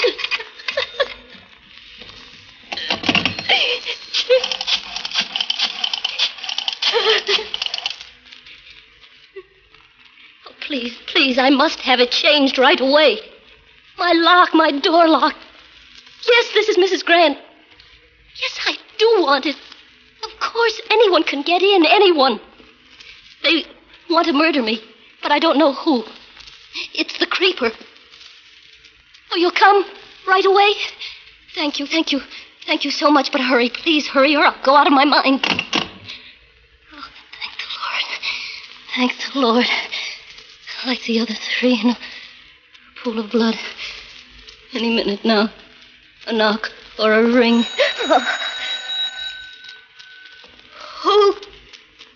Who's there? It's me, dear, Mrs. Stone. Oh, what do you want? I've been worried about you. Are you ill? No, I'm all right, Mrs. Stone. I'm feeling fine. Open up, dear. Don't you want me to keep you company? No, thank you. I was just... Oh, stop that. Do let me in, silly, and we'll... No, please, go away. I'm going to sleep. Go away. You hear me? Go away. Hello. Hello, Georgia. You all right? Oh, Steve. Steve, I've been frantic. So good to hear your voice. Where are you? At headquarters. I'm coming right home. Sweetheart, is anything wrong? You said No, not now. Not when I hear you, Steve. I don't know what came over me all day. I've been imagining things so silly. My nerves. I'm sorry about supper tonight, honey. I wasn't myself. My job had me down, but now Oh, everything's of course. Forgive me, Steve. I've been bad, wicked. Oh, darling, if you knew what I've gone through tonight, the most dreadful state. And then that... Steve, did you send someone here today? Pearly Chase? Then you did? Yeah, to keep you company. Isn't he still with you? No, I just got rid of him. Oh, I wish you hadn't. He's an all right guy, a smart reporter, lives in the neighborhood, too. Honey, it sounds cockeyed. I mean, Pearlie's theory, but I was kind of worried when I got to thinking, so... Listen, Georgia. Yes. Don't let anyone in the house till I get home. No, I won't, Steve. Not anyone, do you hear? Not anyone. Steve, wait. What? Wait, Steve, it's, thank goodness at last now I can breathe easy. Darling, just a minute. Georgia. Hello, Georgia. Mr. Frank? Mr. Frank. Can you hear me? Thank goodness you've come. Please, step in. It's the lock on this door. I want... Just a moment. My husband's on the phone. Can you hear me, Georgia? Steve? Yeah, what happened? There was something else I wanted to tell you. It's all right, darling. Everything's all right now, Steve. You needn't worry. Didn't I just hear you talking to someone? Was that somebody at the door? No, it's no one, dear. It's just Mr. Frank, the locksmith. What a load. Georgia, listen, Georgia. That's what I was going to tell you. What is The police are on a new trail. They think maybe a locksmith. Georgia, you listening? They think maybe the creeper's a locksmith. Get him out, quick. What nice lipstick you Georgia, use, can you hear me? Mrs. Graham. Yes. Very nice lipstick. Georgia. Very nice. Can you hear me, Georgia? Georgia, Georgia. Hello, Georgia. Hello? Hello, who's this? Hurry. Catch me before I kill more. For heaven's sake.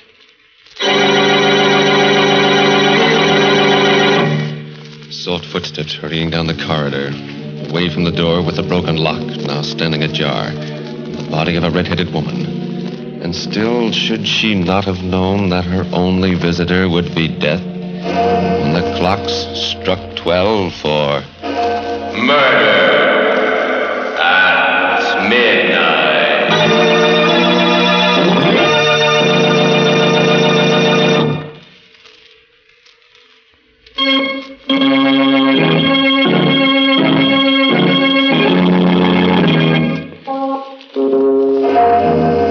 Remember to be with us again when death knocks at the door, wearing a familiar face, and the clocks strike 12 for Murder at midnight. The part of Georgia was played by Ann Shepard.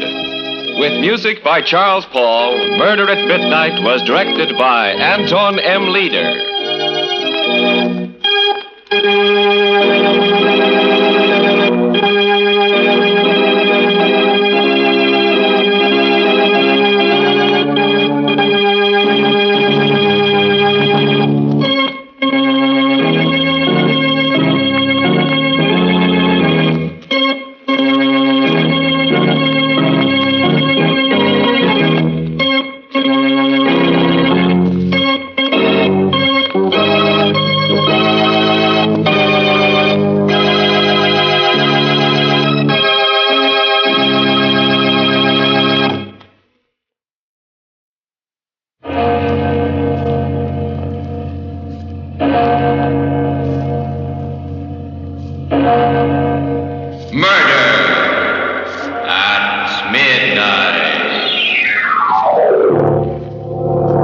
Last time, Walt.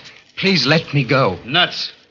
Then it has to be this way. Hap, no. Drop that gun. I'm sorry, Walt. Very sorry. I've known all along you had to die tonight. But I didn't know. I killed you. Midnight, the witching hour when the night is darkest, our fears the strongest, and our strength at its lowest ebb. Midnight, when the graves gape open and death strikes. How? You'll learn the answer in just a minute in The Man Who Died Yesterday.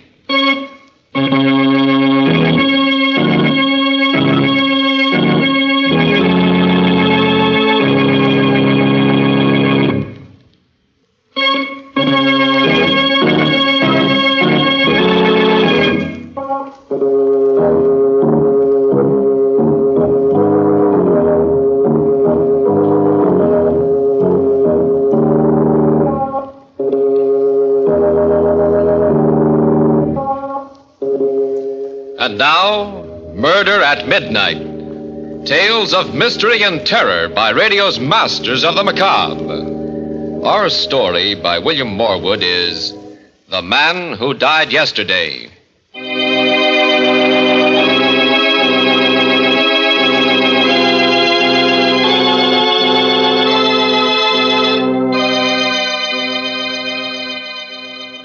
Afternoon on a little traveled highway. A strange-looking man in threadbare clothes stands hopefully by the roadside. A car comes around a curve, slows up, stops. Looking for a lift? Are you headed for New York? That's me. Hop in. Thank you. It's very good of you. I'm in a hurry to reach New York. I haven't much time, you see. Yeah, sure. I picked you right off for a big executive on his way to a board meeting. No, nothing like that. It's just that, there's something terribly important I've got to do. A mission. Oh, Salvation Army, huh? No, United Nations. I have to see the Secretary General before midnight tonight. That leaves me only 8 hours. The United... Are you feeling all right, pal? Yes. I was sick, but I'm feeling fine now. You don't look so good to me. White as a ghost. Of course, you could do with a haircut, too. I suppose so. I'm afraid I've been out of touch with civilization a long while. By the way, my name is... rather was... David Hapgood. I am. I'm Walt Griggs. Can't you drive any faster, Walt? We've still got a long way to go, and... well, I'm worried about this part of the road. There's going to be a rock slide and... Rock slide? Oh, you mean those signs? Ah, it's nothing to worry about. They put them up on... What the... It's all right. Keep going, Walt. We got through safely. Yeah, but there was a rock slide, just like you said. Of course, but... How did you know? I can see ahead, Walt. See into the future for 24 hours.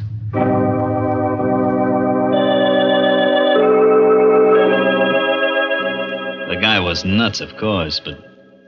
Still, what are the odds against calling a long shot like that? 1,000,000 to 1? 1 billion? I gave up trying to figure it. We drove along for about an hour and then stopped for gas. There was this hamburger joint right by. Where are we going, Walt? Grab a bite. Oh, but there isn't time. I've less than 7 hours now, and by midnight We gotta gas up anyway, and I'm hungry. Come on, Hep. Hiya, fellas. Hello, sugar. Sit down, Hep. What'll it be, boys? Hamburger for me, sweetheart, with onions. What's yours, Hep?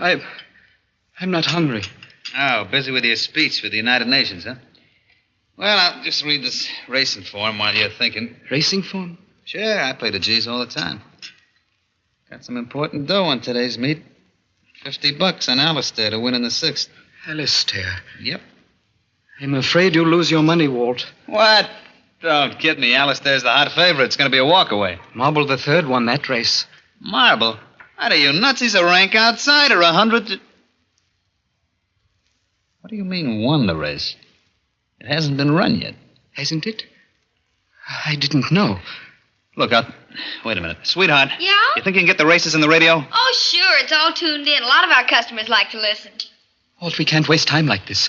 Who can think about a horse race? I can. Remember my $50. What? Conclusion to the great race. The crowd is going wild with excitement. They're around the bend now, coming into the straight. Alistair is out in front by 2 lanes. The rest of the horses bunched. Alistair's going strong. Attaboy, where's your marble, Hap? Wait. Entering the last stretch now. It's a walk away for Alistair. He's in. 4 lengths ahead and no challengers. Wait a minute. Alistair stumbles. Can't regain stride. He's down. What? The jockey's going clear, but Alistair is... The other horses have gone past. Number 8 is out in front. Number 8, Marble the Third. Marble the Third. Marble the Third, and Marble wins. Wheel! Turn that thing That's off. fun for the books, folks. The most extraordinary... I'll be... You knew it all the time, Hap. You knew Marble had to win. Of course. Walt, we've got to go. Sure. Sure, Hap, anything you say. You're the guy I've been waiting for all my life.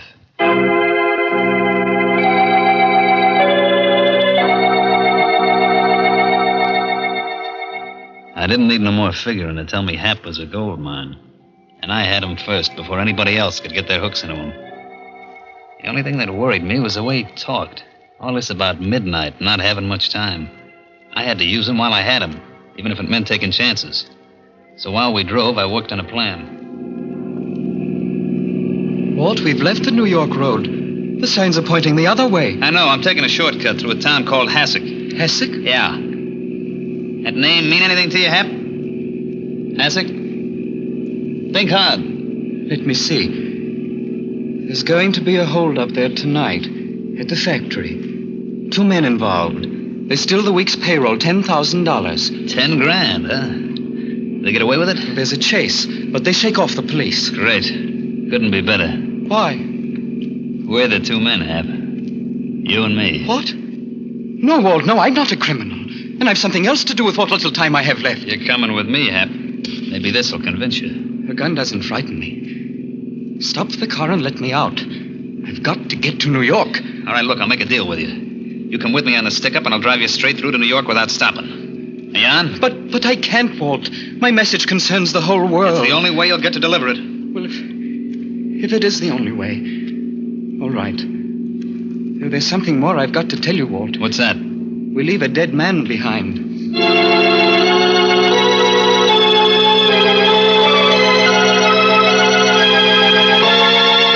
It was getting dark when we hit town. I drove down the main street and onto the factory building beyond. It was all dark except for a light in the cashier's office. Hap and I went in. There was a guy sitting at a desk. Who are you? What do you want? The 10 grand in that safe. This is a stick-up, brother. You're crazy. There's no 10... Open up. I'll do the talking. I warn you, man. You'll be caught for this. Shut up and start turning that dial. All right. I guess you win. Come on. Snap into it. I'm doing the best I can. That's it. Now hand out those greenbacks. Come on, get a move on. Watch out, Walt. He's turning in an alarm. Oh, you double-crossing rat. Oh! Take Carrie! You! It's the guy that had to be killed, Hap? Yes. Okay, then step on it. The cops will be swarming around like flies.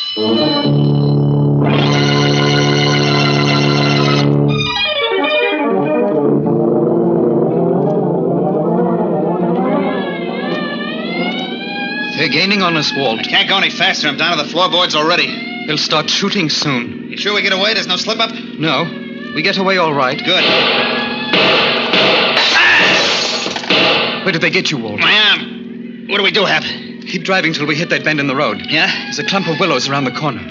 Pull in there. Okay. Here goes. Douse the lights. Off.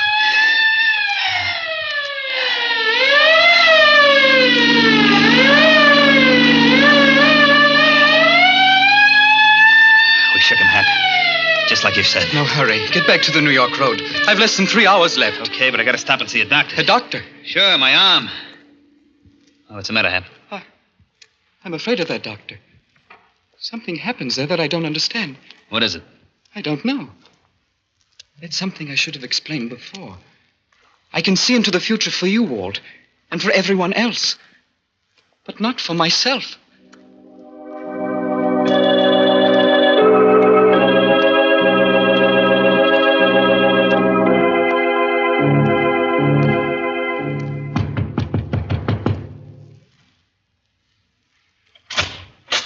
Yes? You the doctor? What can I do for you? Oh, my arm. I had a little accident. I was cleaning my gun and it went off. Come into my office. Okay.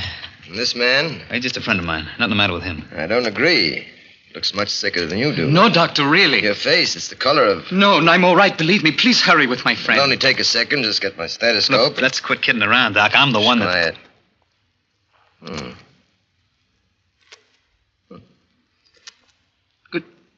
Good Lord. What's the matter, Doc? Why are you looking at him like that? But it's impossible, of course, but there's no heartbeat. No. But that's impossible. If your heart wasn't beating, you'd be... Dead? Yes. I've been dead since yesterday at midnight.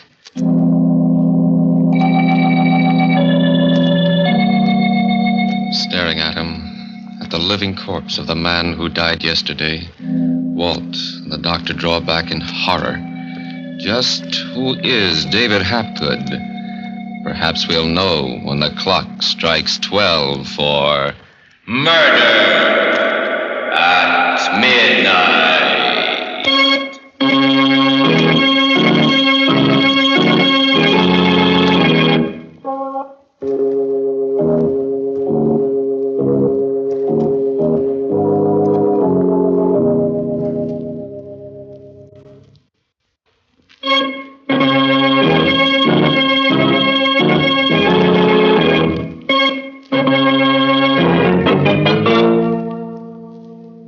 And now, back to Murder at Midnight and The Man Who Died Yesterday.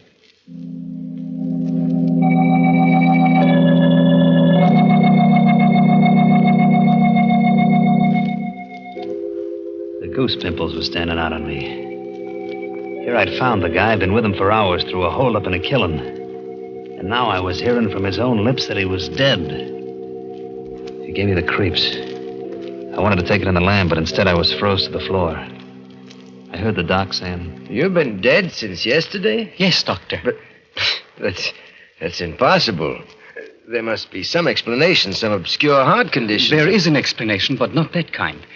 You see, I was cheated out of 24 hours at the time of my birth, and I'm just making up for it now. How do you mean? This will sound fantastic to you, but nevertheless it's true. I was born on a ship crossing the international date line. I started coming into the world during the last moments of a Friday and finished up early on Sunday. So I skipped a whole day of my life. I've always been living 24 hours ahead of myself. But that's shit. It's gospel, Doc. He can call the turn on anything like he was reading tomorrow's paper. I told you it would sound fantastic, Doctor. But it is true. When I realized it, I tried not to use it for selfish ends. I wanted to help people, but I never could. People would never listen to me, believe me. Finally, I realized that there was no place for me in the world, that man wasn't meant to know the future. So I went away, up into the woods. How long ago? About 10 years ago. Away from civilization, it was easier. I still knew what was going to happen, of course, but with no way to communicate my knowledge, my conscience was at rest. That is, until last night. Last night? I had caught a cold. It developed into pneumonia.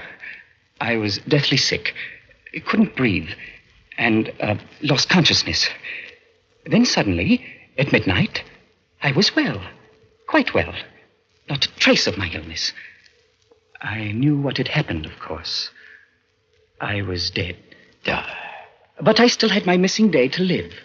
I knew I must use it for the benefit of mankind. How? There's something I know. Something that involves the fate of millions of people. Unless some action is taken within the next few hours. What action? What is it? I'm sorry, but I can't tell you, Doctor. I can't tell anyone except the Secretary General of the United Nations. And I must reach him before midnight, before I'm really dead. It's getting on to 10 o'clock. Now do you understand why I'm in such a hurry? I'll say, let's get going, Hap. Never mind about my arm. That can wait. No, listen to me, Hap. You can't leave. What? As far as your being able to read the future is concerned, well, it doesn't matter whether I believe that or not, but that heart condition of yours, that's something unique in medical history. Now, you've got to let me take you to a hospital where it can be studied properly. Lay off that stuff, Doc. I'll phone for an ambulance. Stay away from that phone. He's mine. Yours? Do you realize what this can mean to science? Don't give me that talk. You just want to grab him off for yourself. Nonsense! Stop it, both of you. I don't belong to anyone. I'm not a specimen to be examined. I've got a mission to perform for all of civilization. I've got to get to the United Nations before... Now, no matter how you've been deluding yourself, young man, you're terribly sick. I'm going to phone the hospital... Okay, you asked for it. I must get away from here. Hap, come back here. Come back here. Okay, if you're dead, it won't hurt you, and if you're not... Oh! Holy smoke. That bullet went right through you and only knocked you down.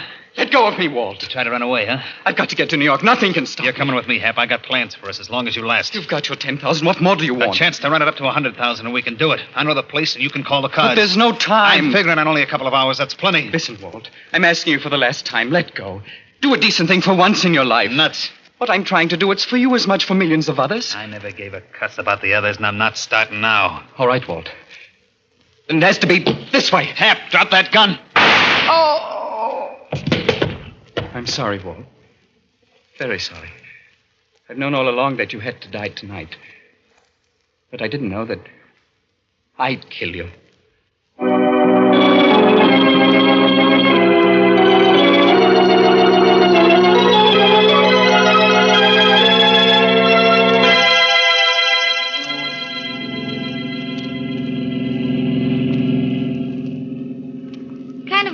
Type, ain't you? Sorry? Oh, that's all right. I don't like fellas that gab too much. You know, it was nice of you to pick me up back there on the road. I was lonely. Besides, I needed reassurance. How's that? You see, I've been out of touch with civilization for some time, and the people I've met today weren't inspiring. You're a strange guy, do you know it? Am I? Yeah, I mean, the way you talk and look. You don't look quite real. Oh, now don't get me wrong. I like you a lot. Oh, I'm glad. Well, for instance, we've been driving for nearly an hour now, and you haven't even made a pass at me once. I'm afraid that wouldn't do either of us much good. Yeah, but just the same, a girl appreciates a little thing like that. Incidental, what's your name? You can call me Hap. Hi, Hap. I'm Hazel. How do you do? I guess I ought to tell you something about myself. Well, I know a little already. Huh? You're going to New York to find your fiancé, aren't you? Yeah, a guy called... Say, how'd you know that? You're going to look him up in the phone book and call. Then you're going to find out that he's married. What? Oh, you're kidding me. Jim wouldn't do a thing like that. He'd wait for me forever. He said he would. And, hey, why are we stopping? Almost out of gas. Howdy, folks. Fill her up as quickly as possible. Okay. How far to New York from here? Well, you ought to be at George Washington Bridge in about 10 minutes. Fine. You folks hear about all the excitement on the highway? No, what happened? Well, the cops are looking for a crazy killer. Murdered 3 people.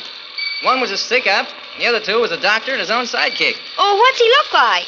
Well, according to the radio, he's got a chalk white face, a mop of hair that looks like it hasn't been cut in weeks, no hat, and... What's the matter, Bud? What are you staring at? Your friend, I gotta get something out of the office. I'll be back in a minute. He's going to phone the police. This is your chance to get out, Hazel. Oh, no, I'm staying with you, Hep. Now, you better get moving and keep moving.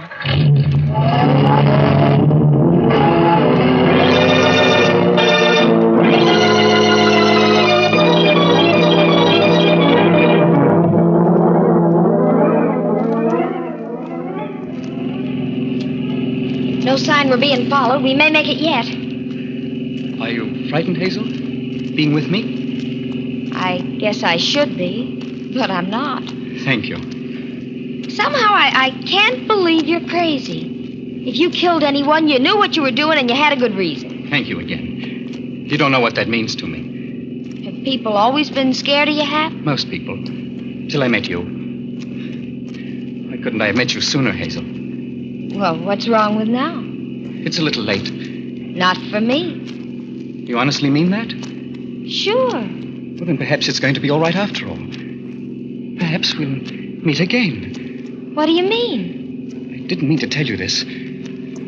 Perhaps I shouldn't now. It may cause you pain. Go ahead. I can stand it. After you call Jim your fiancé and find that he's married, you start across the street in a daze. Tex is driving too fast and... It's got my number on it, huh? Yes, I'm sorry. And yet, in a way... what did that sign say, Hazel? George Washington Bridge, 2 miles. Oh, I'm going to make it. There's still time. The Secretary General is in his home. They'll let me in when they hear my message.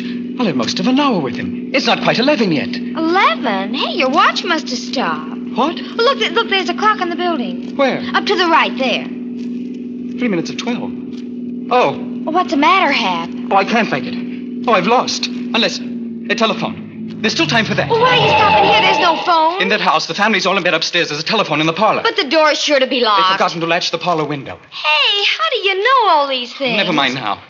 Goodbye, Hazel. But I'll be waiting here. No, you'd better start down the road. The police mustn't find you. But when you come back, I'll be here. I won't be back, Hazel. This is goodbye. For keeps. But you've got to come back. You've got to.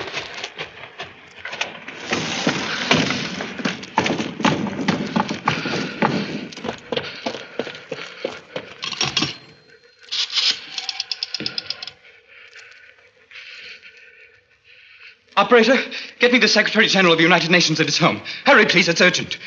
Hello? The Secretary General, please. It's terribly important. No, I've got to speak to him personally. Midnight. Hello? Will you get him for me? There's no time left and...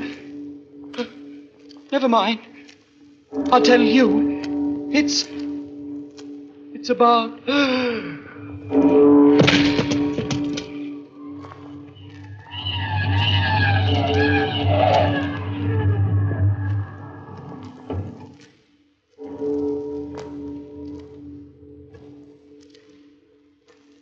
That's his car outside, officer. I'll swear to that. He must have climbed in this window. We'd better go in and have a look.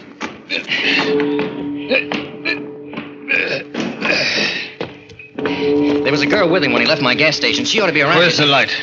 Here. There he is, on the floor. And he looks... He's dead, all right. No wonder. Look at that hole in his chest. Wait a minute. There's something funny here. That wound never bled.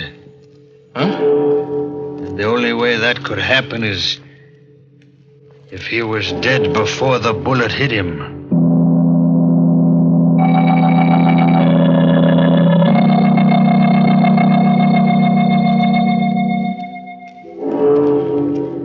Two men staring at a corpse that is finally still. And still forever. The corpse of the man who died yesterday. While outside, somewhere in the night, a restless spirit keeps a rendezvous that none can avoid. And the distant clocks chime the last notes in epilogue for... Murder at midnight.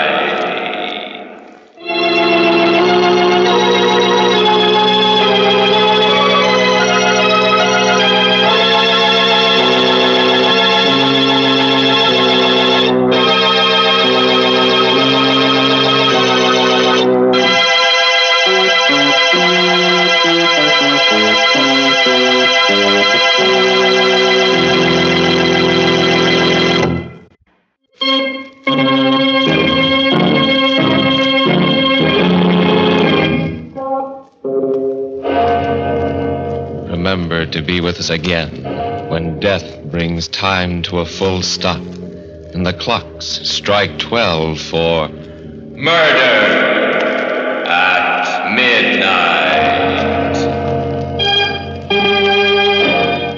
The part of David Hapgood was played by Stuart Brody. Mandel Kramer was Walt. With music by Charles Paul, Murder at Midnight was directed by Anton M. Leader.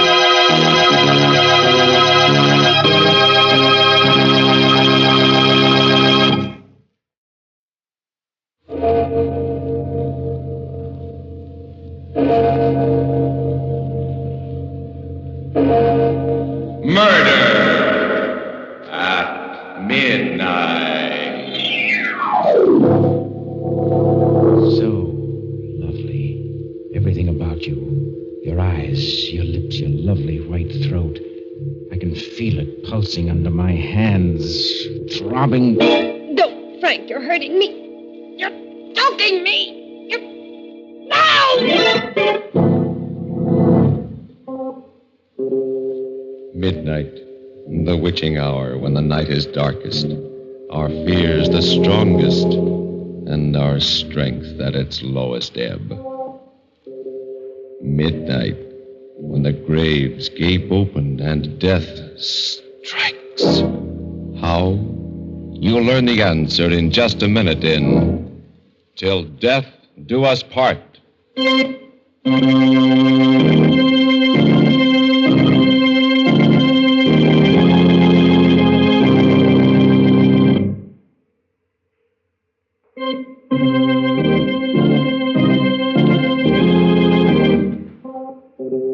And now, Murder at Midnight. Tales of mystery and terror by radio's masters of the macabre. Our story by Joseph Ruskell is Till Death Do Us Part. I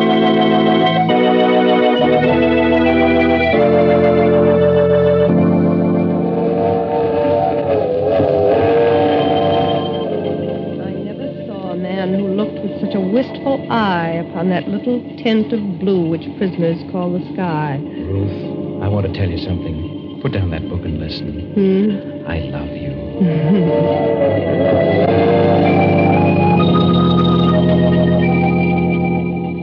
Some love too little, some too long. Some sell and others buy. Some do the deed with many tears, and some without a sigh. You hear me, Ruth? I love you. Some do it with a bitter look, some with a flattering word. Professor Clark.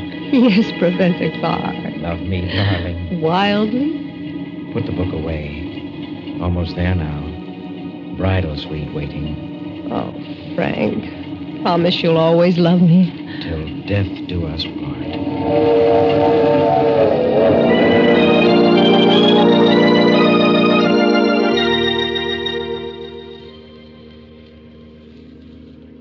Another glass, darling. Come on. It's sweet to dance to violins when love and life are fair. To dance to flutes, to dance to lutes is delicate and rare. But it is not so sweet with nimble feet To dance upon the air. Frank, Darling. you've hardly kissed me. Why are you looking at me like that? You're so lovely. Come over here to the couch. A shy bridegroom in this day and age? Darling, why are you acting so strangely? Well, if the mountain won't come to Mohammed... Come here, my lord and master. Kiss me. Oh, Ruth, I love you so. Darling, why do you keep staring at me like that? Frank! Ruth, no. Darling, what's the matter? I don't know. Please, Frank, after all... No, don't come near me. Don't touch me. Ruth, something terrible is happening to me. It's a feeling... It's too dreadful to believe. What is it? When I take you in my arms, when I kiss you, I love you and I want you so that I feel a hideous urge to... To what, darling? To strangle you to death.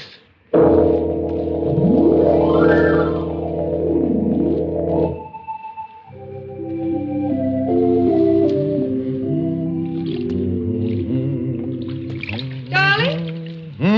Hurry, dear. The waiter just brought in breakfast. What are you doing? Shaving. Finishing up now. Morning, Professor. Morning, Professor. Life is wonderful. Wonderful. Towel? Thank you. Leave us enter the parlor, husband. Yes. Leave us eat, my bride. Ah! What feast is this that tempts me palate? Fall to, spouse. Ah! Citrus, my favorite ice squirt. I'm so happy I feel like dancing. It's sweet to dance to violins Yes, that's right. How's it go? It's sweet to dance to violin. when love and life are fair. Eat, dear. What's wrong? I guess I'm not very hungry. Frank, you're thinking of that incident last night again. You are, aren't you? How could I have said that to you? I can't understand it. What got into me? Now, darling, you're to forget it. Don't talk about it anymore. Don't even think of it. It was just your little joke. Some joke. Wonder I didn't frighten you to death. Well. The funny thing is, the next minute I was laughing at myself, and so were you. But when I said it, Ruth, I can't explain it. I can't eat now. Frank. It was like an obsession. Yes, that's it. It was an obsession. Ruth, you're a psychologist. What does it mean? To have felt that horrible urge to do that to you. To you, I must have been mad. Now, darling, don't say that. Don't spoil our honeymoon with this nonsense. You'll be talking things into yourself. I don't know what it is. Your nerves are on edge from your accident, that terrible crash just 3 months ago. Please, Ruth, please. I don't want to think about it. I can still see it, that horrible, twisted wreckage. Well, you're lucky you're alive. Be thankful. I am. She was hitting 80, showing off. I couldn't stop her, that daffy little sister of yours. Darling. I'm sorry, dear. I'm sorry. I guess I felt as awful about it as you did. Brilliant student, could have been one of my best if she'd ever opened a book. The poor kid, what a way to die. Maybe if I hadn't accepted a lift to town, who knows, she might still Now, be... please, darling, let's forget it. It's not good for you. You haven't been at all yourself ever since then. No, I haven't. Have I? Well, everything has its compensation, dear. After all, that's what brought us together. Closely, I mean. Yes, that's right. In the hospital. Well, you were an angel. Oh. Well, you were just an angel from heaven, the way you helped to nurse me through all that time. When I was only half conscious, nursed me and read to me. Read to me? Yes. The way you read to me. Why do you say it like that, Frank? Well, I don't know. There's something you read to me over and over when I was barely conscious. I've heard it ever since, deep down. I can't seem to recall it, but I feel that it had something to do with my crazy behavior last night. A line. It's still with me. It never seems to leave me.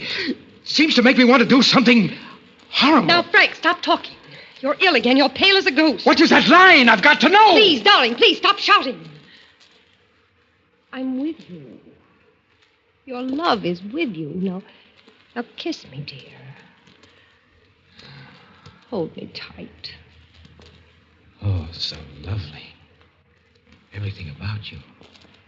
Your eyes, your lips, your lovely white throat. I feel it pulsing. I can feel your throat pulsing, darling, in my hands. Pulsing. No, Frank. You're hurting me. Oh, you're choking me. No!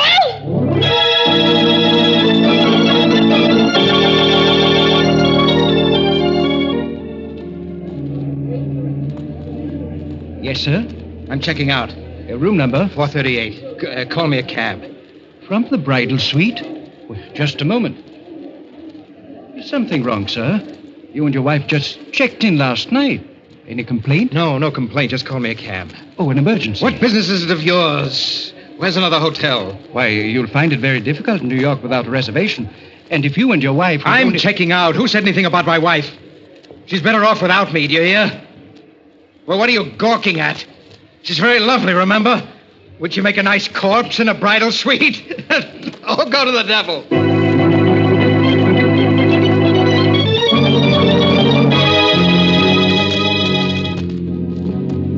Where to now, mister? Where now? Just shake off that other cab. I did. 3 hours ago. I told you 10 times. What now? Just drive around the park. We've been around and around and around. How long can this go on? That line. What was that line? What was it? Huh? What was that line? Look, pal, we going over that again, too? What line? You want the 7th Avenue line? If I'm not talking out of turn, Bud, you must have lifted quite a few today. Get me to a hotel. We tried a dozen. Remember, they're full up. Hey, just who are you, mister? What's your racket? What's that to you? Okay, I just asked. I was a teacher, cabby, in a woman's college. But that's only a blind. My name is Jack the Ripper, see? But some people just call me Bluebeard. Bluebeard? Huh? This is the end of my line, chum. Pay up and get out. No, I won't. You can't make me get out. You can't. I can't, huh? No, because if I do get out, I may go back. And if I go back, don't you understand? I'll kill her.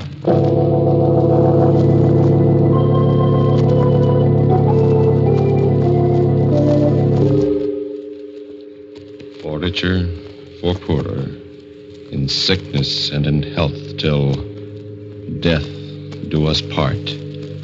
A bridegroom, dazed and obsessed, standing on a city street, fearing to return to his bride, because he knows if he does, it will mean murder at midnight.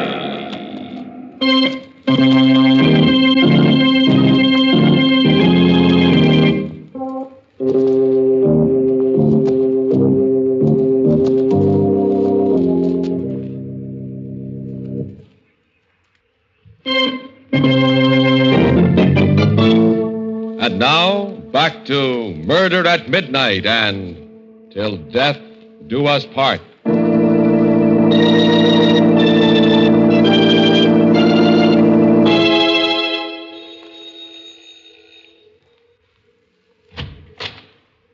Yes?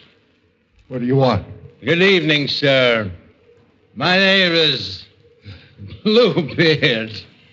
You're the proprietor of this charming boarding house. You're drunk. Forsooth, 'tis true. May I tarry the night? No vacancies. Go on now, get on your way.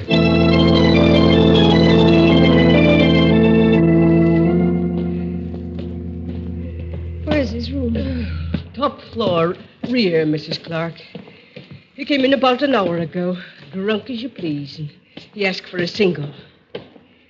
I'm not one to rent to drunks, mind you, but I can see he's real educated. And a gentleman, though a queer one, if you ask me, with his eyes all bloodshot. Well, here it is. Did he say when he'll be back? He said he was going for his bags. I'll just wait in his room if you don't mind. It's all right. I'm his wife, I tell you. I don't know. Something mighty fishy about all this. Well, excuse me. There's the hall phone. If it's not one thing, it's another. All right, all right. Hello? Yes? Who?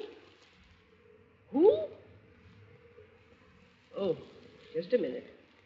It's him, ma'am. He wants to talk to the lady who just came in. Let me speak to him. Hello, Frank. I saw you go in. What are you doing in my house? Darling, it's so good to hear your voice again. I was so worried. Answer me. What are you doing there? How did you know where to find me? I've been following you everywhere. I don't want you to leave me, darling. I love you. Get out of there. Stop haunting me. I'm no good for you. Haven't you had enough? Go away. I won't. You need me. I'm your wife. Come back to me, Frank. Come back? How can you still want me? What are you inviting? Why don't you take a train home? Do you want to die? You know I'll kill you the next time we're alone. You know I've gone mad. Now, don't say that. You're just ill, and I'll nurse you back to health. Oh, Frank, this is your wife talking. What sort of spineless thing do you suppose you've married? What would you have me do? Run to the police and ask them to protect me from my husband? Run to the police and cry that the man I love wants to kill me? Run to the police and tell them... Police? That's right. Of course. Why didn't I think of that before? No, Frank! Frank, what are you going to do?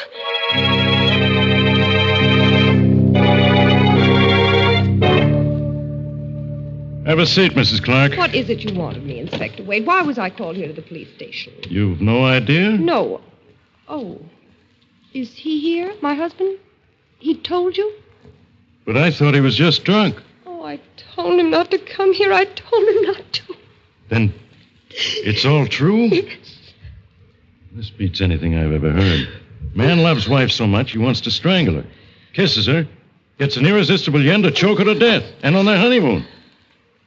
You want to prefer charges? Prefer charges? What for? Well, attempted homicide ought to cover it. I won't. He's my husband. I love him. I'll stick by him no matter what. But he ought to at least be sent to Bellevue for a mental... Oh, no, you won't. There's nothing mentally wrong with Frank. Nothing at all. It's simply nerves, the result of an accident he had recently. This really takes the cake. Mrs. Clark, another thing that puzzles me. Yes? He kept raving about a line when he staggered in here, as if it were life or death. A line of poetry he couldn't remember. Wanted me to tell him what it was. Confidentially, I've only read one poem in my life. Now, what's that all about? I haven't the vaguest notion, Inspector. Just part of his neurotic state, I suppose. When we get back to our hotel room... What? You want him back after what happened? Yes. Don't you see, I must cure him of that awful obsession. Who else can do it but me? I'd like to see him now, Inspector. Please release him to me. I'll take the consequences. He's not here. Not here? No. We held him overnight just to let him sober up like we would any other drunk. Thought it was just all boozy eyewash. Well, this morning he seemed a new man and laughed it all off. So we released him. Just a few minutes ago. Oh, wonderful. But then I had a hunch I ought to warn you anyway. Just a hunch. Warn me? Yeah. He said he was going to call on you tonight at the hotel for a little reunion. Oh, how marvelous. Maybe he's all cured. I don't know. I didn't like the way he smiled when he said it. Mrs. Clark, after what you just told me, I think I ought to have him picked up again. You'll do no such thing. It's taking your life in your hands. I think he's got wheels in his head. I don't care. I love him. You die just as dead when you're in love. I'm not afraid. I'll never leave him. Certainly not now when he needs me more than ever. Is that all, Inspector? Okay, lady. You're 14 carat. He sure doesn't deserve a wife like you. And don't say I didn't warn you. It's your funeral. Thank you, Inspector. Goodbye. Oh, Mrs. Clark, there's one more thing perhaps I ought to tell you. Yes? When I released him just a while ago, he said something else that puzzled me. That being in jail had suddenly given him revelation. He smiled very queerly when he said it. Oh? I think maybe he found that line of poetry, Mrs. Clark.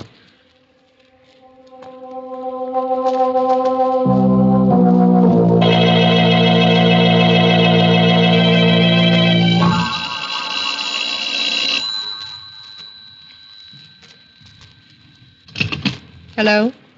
Ruth, Where are you, Frank? in the lobby. Come up. I don't know exactly what your game is, my sweet bride. But I'm warning you. I've had a revelation. I know. It's high time. I'm going to finish it, Ruth, this time.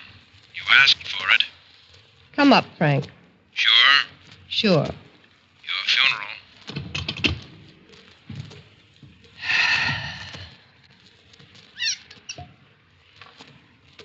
The coward does it with a kiss.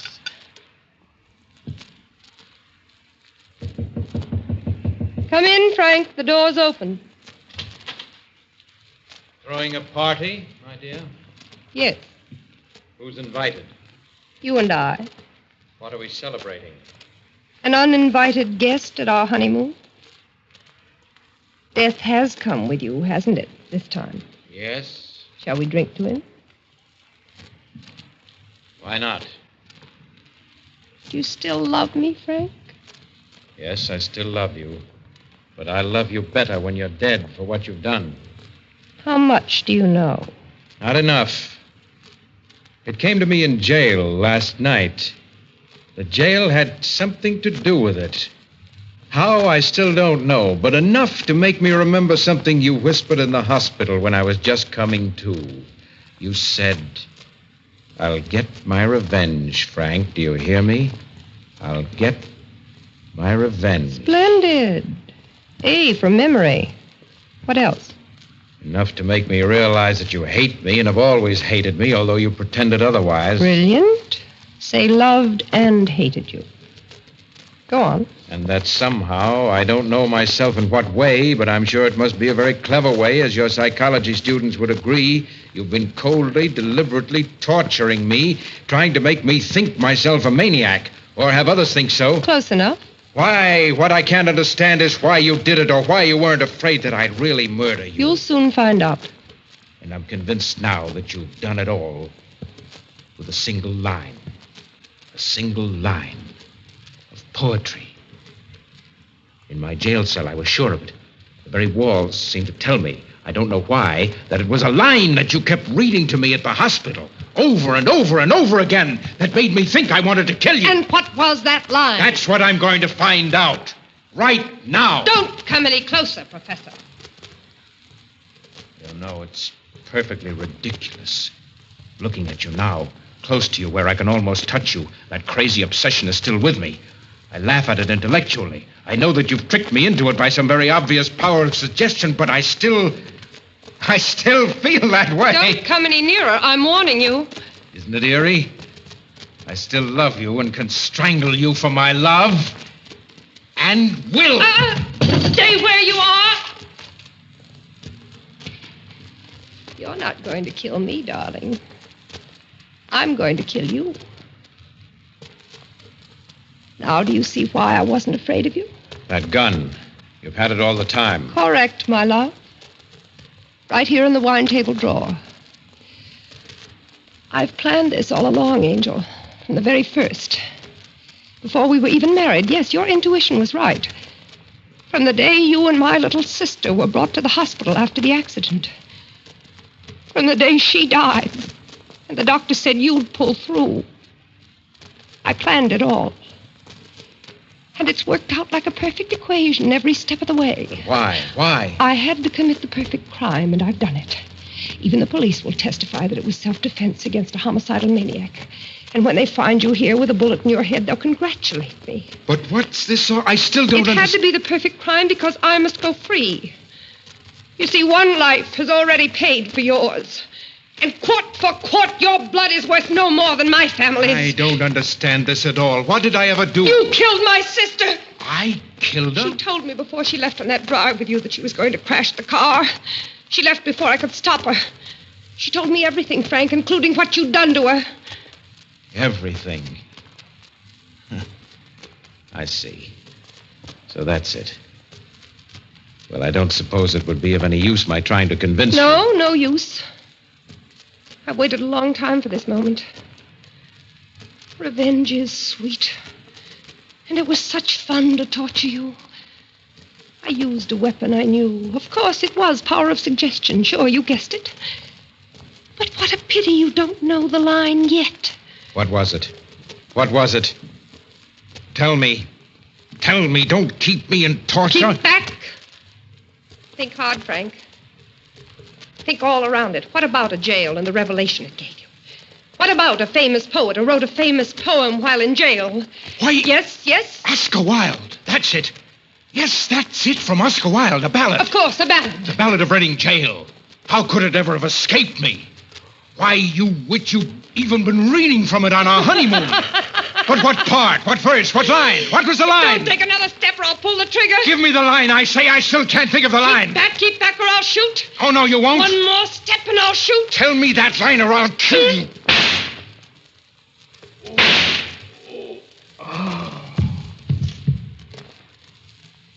All men kill the thing they love. Remember, Frank? How's the next line go, Mrs. Clark? By all, let this be heard? So I heard. Too bad I was a little late. Inspector Wade. You know, ma'am, like I said, I only read one poem in my whole life. But ain't it the darndest thing? It happened to be the Ballad of Reading Jail.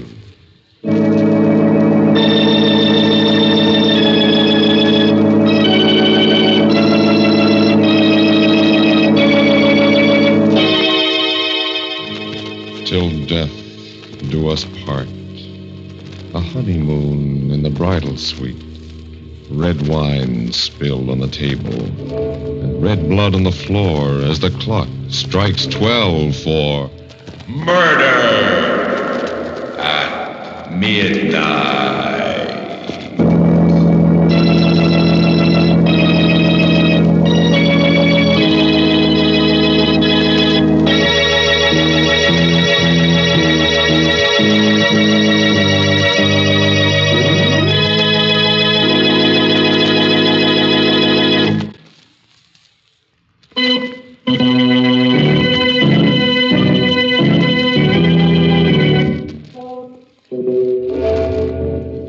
Remember to be with us again when death's key turns in the lock and the clocks strike 12 for Murder at midnight. The part of Professor Ruth Clark was played by Elspeth Eric. Professor Frank Clark by Eric Dressler. With music by Charles Paul, Murder at Midnight was directed by Anton M. Leader.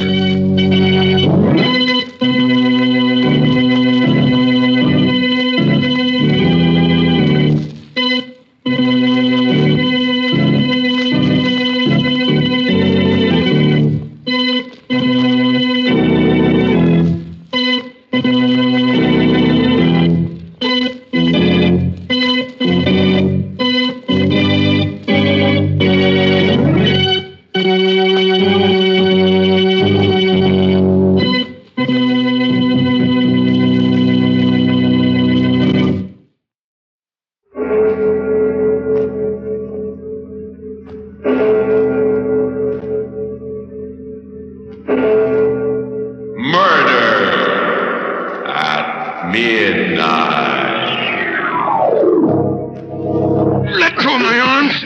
I'll give you money. All the money you want. No, Fred, no! You monsters. I'll make you pay for this.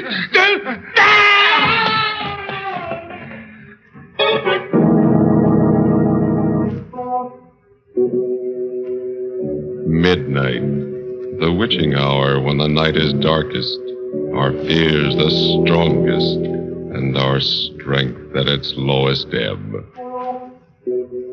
Midnight, when the grave's gape opened and death strikes.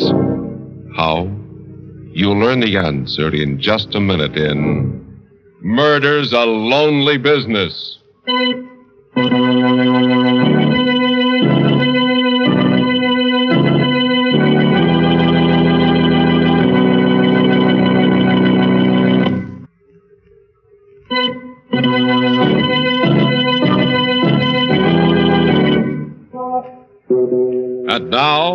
Murder at Midnight.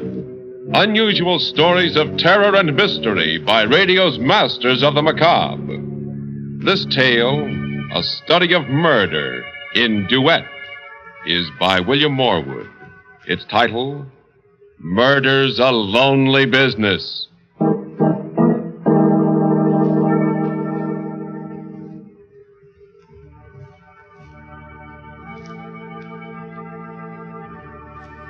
At a cemetery, a burial is taking place. Forasmuch as it hath pleased Almighty God of his great mercy to take unto himself the soul of our brother. The two chief mourners, Fred and Grace Tilson, stand beside the open grave. Earth to earth, and as he looks at his ashes wife, to ashes, bitter thoughts dust course to through dust. Fred's mind. sure and certain Look at her. of the resurrection. Look at her standing there, dabbing her eyes with a handkerchief. Tears. Real tears after what she did. After what she made me do. She doesn't know what sincerity is, or love, or pity either. She's hard. Hard all the way through. And I never knew. Never even suspected till we killed him. Now, that's the way she acted. I'll never forget it. Never. A nightmare always. How can I go on living with her? How can I ever trust her again? What am I to do? Oh, Lord, I'd give anything for it. To think I ever married that sniveling creature. I believe he's really crying. Really sorry. As if he cared a hoop about his Uncle Edward outside of the money he could get out of him. He was ready enough to help put the old man out of the way the other night. Now his nerve's gone. All he can think about is a drink. That's the only time I feel safe with him. When he's drunk. And not always then. The way he's been carrying on lately, Lord knows what he'll say or do next. I'll have to watch him every minute of the time. He's a fool. An Through idiot. thy mercy, I O our despise Lord, who livest and reignest with the Father and the Holy Ghost, ever one God, world without end. Amen. Amen. Amen. Goodbye, Uncle Edward. They're throwing dirt on your coffin now. But you won't mind. You're cold and silent now. Very different from the way you were 3 nights ago. 3 nights ago. Was that all it was? Another lifetime, but... Yes, that's right. Driving up to his house in the dark. Letting ourselves in. Uncle Edward! He must be up in his study. I guess so. Servant's night out. Uncle Edward? The door above opened, and Uncle Edward started down the marble staircase. In my mind's eye, instead of Uncle Edward, I could see my friends, a whole crowd filling the room, and myself in a gorgeous gown descending to greet them. A much more fitting picture than the stodgy form of Uncle Edward as he came down toward us. Well, this is a surprise. I thought we'd drop in, Uncle Edward. It's been a long time. 6 weeks, to be exact, Fred. How are you, Grace? Wonderful, thanks, Uncle Edward. Well, I'm glad to hear it. You look a little, off your feed. Come on into the library. You'll be more comfortable here. Oh, a drink, Fred? Why, Don't be polite. From what I hear, you're rarely seen without one these days.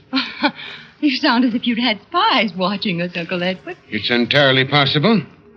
I've certainly been interested in your activities. For instance, I hear you can be found at a gambling house almost every evening, Grace. Oh, only the fashionable ones, where everybody goes. You've got to keep in the swim nowadays. If you can afford it.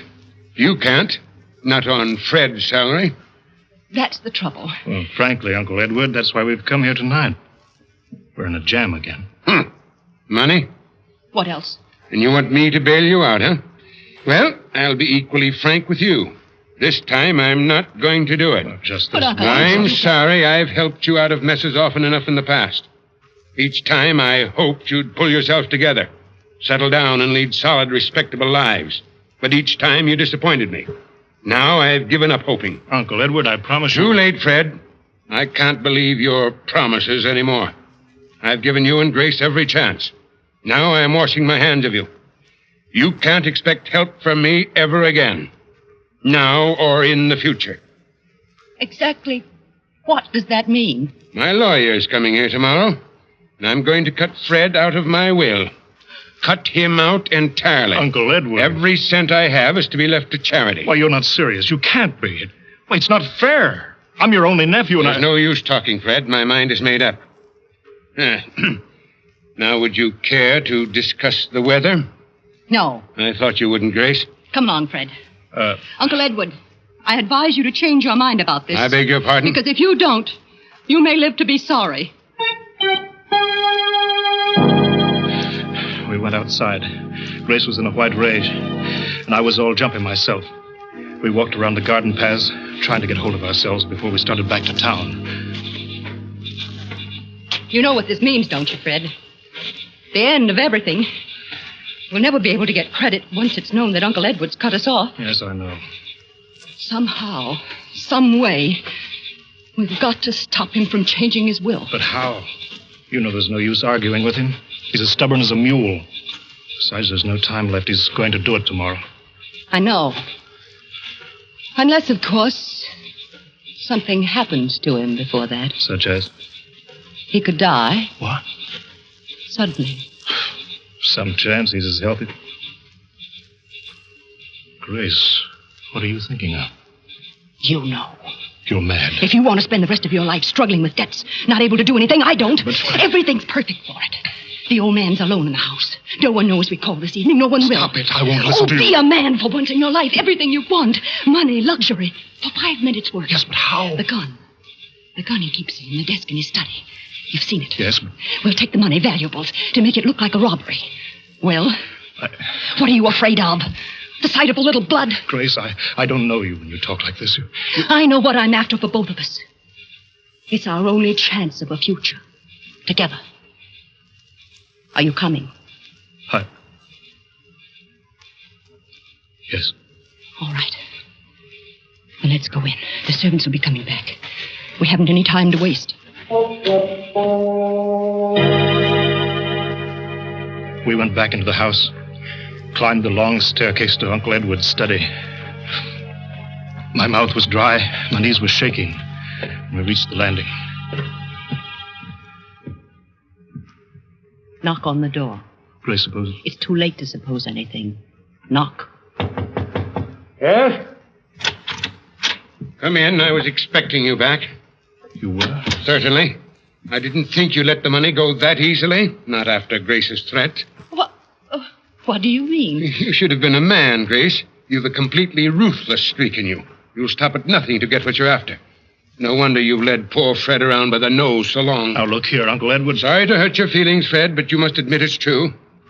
Now, if you two will explain why you came back... We hope to make you change your mind. You should know me better than that. I've said my last word. Not your last, Uncle Edward. Not yet. What Grace means You don't have to explain, Fred. Her interest in my desk explains itself. The right-hand drawer, Grace.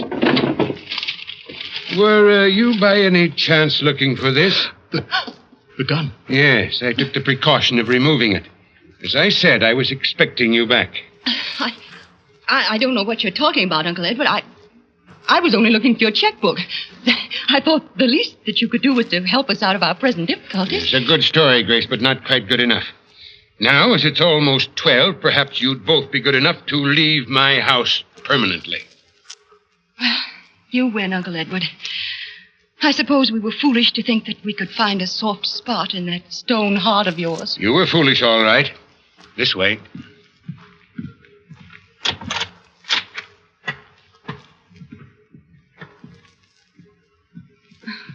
This reminds me of the old days, when Fred and I were first married, when we used to come and visit you.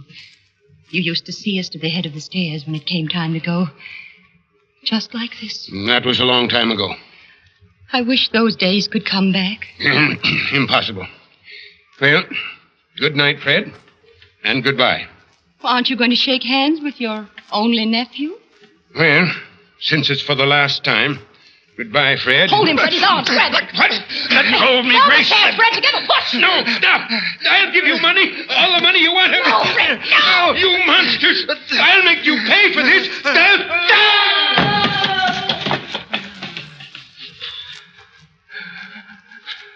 Grace, what did we do?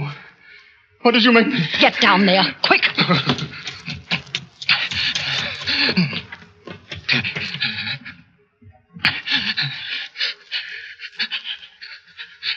There's no pulse. He's dead. Grace, when did they find him? An accident. The old man tripped on the stairs and broke his back. The money's ours, Fred. Everything we wanted. What's that? Grace, you heard? Oh, you fools. So you think it's yours, do you? Nothing is yours but death. Because you're going to pay.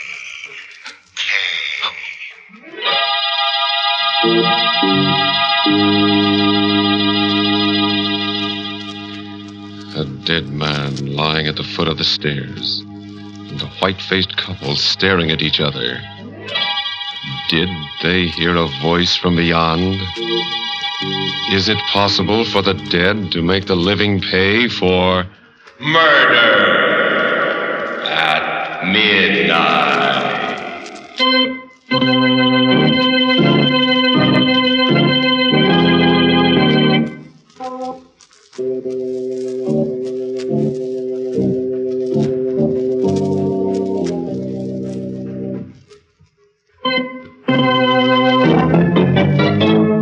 And now, here is Grace Tilson to continue our story.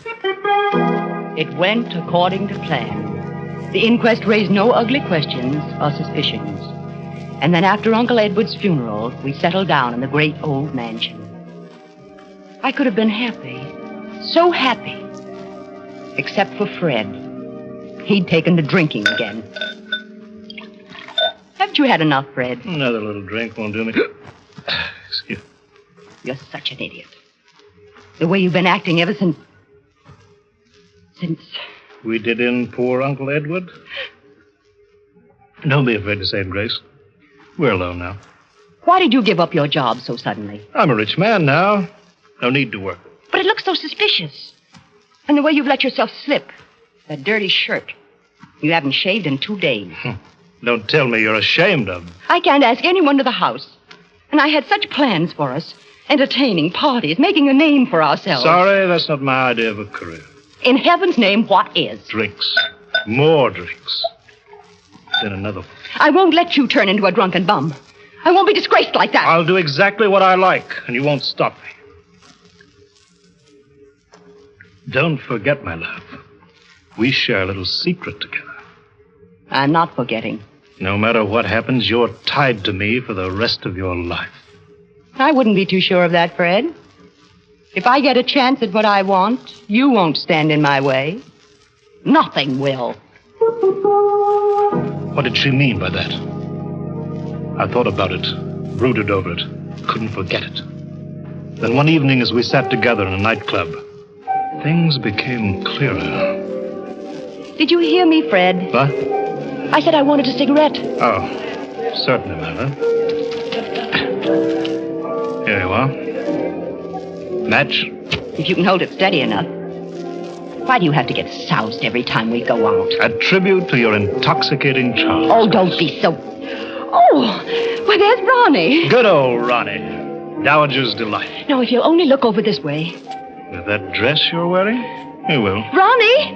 Oh, Ronnie! The change that came over her. The smile. The sparkling eyes as he came over to our table. Well, hello there. This is a pleasant surprise, bumping into you again, Tilson. Getting to be a regular routine. The theater, the races, everywhere I go with Grace. Yes, we seem to share a lot in common, Fred. Sit down, Ronnie. What do you have to drink? Oh, nothing, thanks. I've had my quota for the evening. Well, I'm glad someone knows when to stop. Maybe Ronnie's got other vices. I have, Fred. One of them's dancing.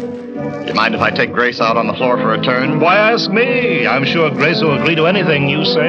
Fred, now what kind of a nephew? Oh, come on, Grace. Fred didn't mean anything. Well, see you later, old boy. They danced well together. As I watched them, I remembered the things I'd heard about Ronnie.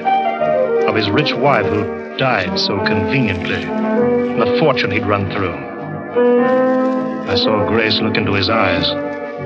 Their lips moved. The suspicion grew on me till it became a certainty. They were plotting my death. The veins stood out in my forehead. My hands grew cold. But I knew exactly what I had to do. I had to strike first. I had to kill them before they killed me. If only I knew what they were plotting. If only I could hear they were whispering to each other.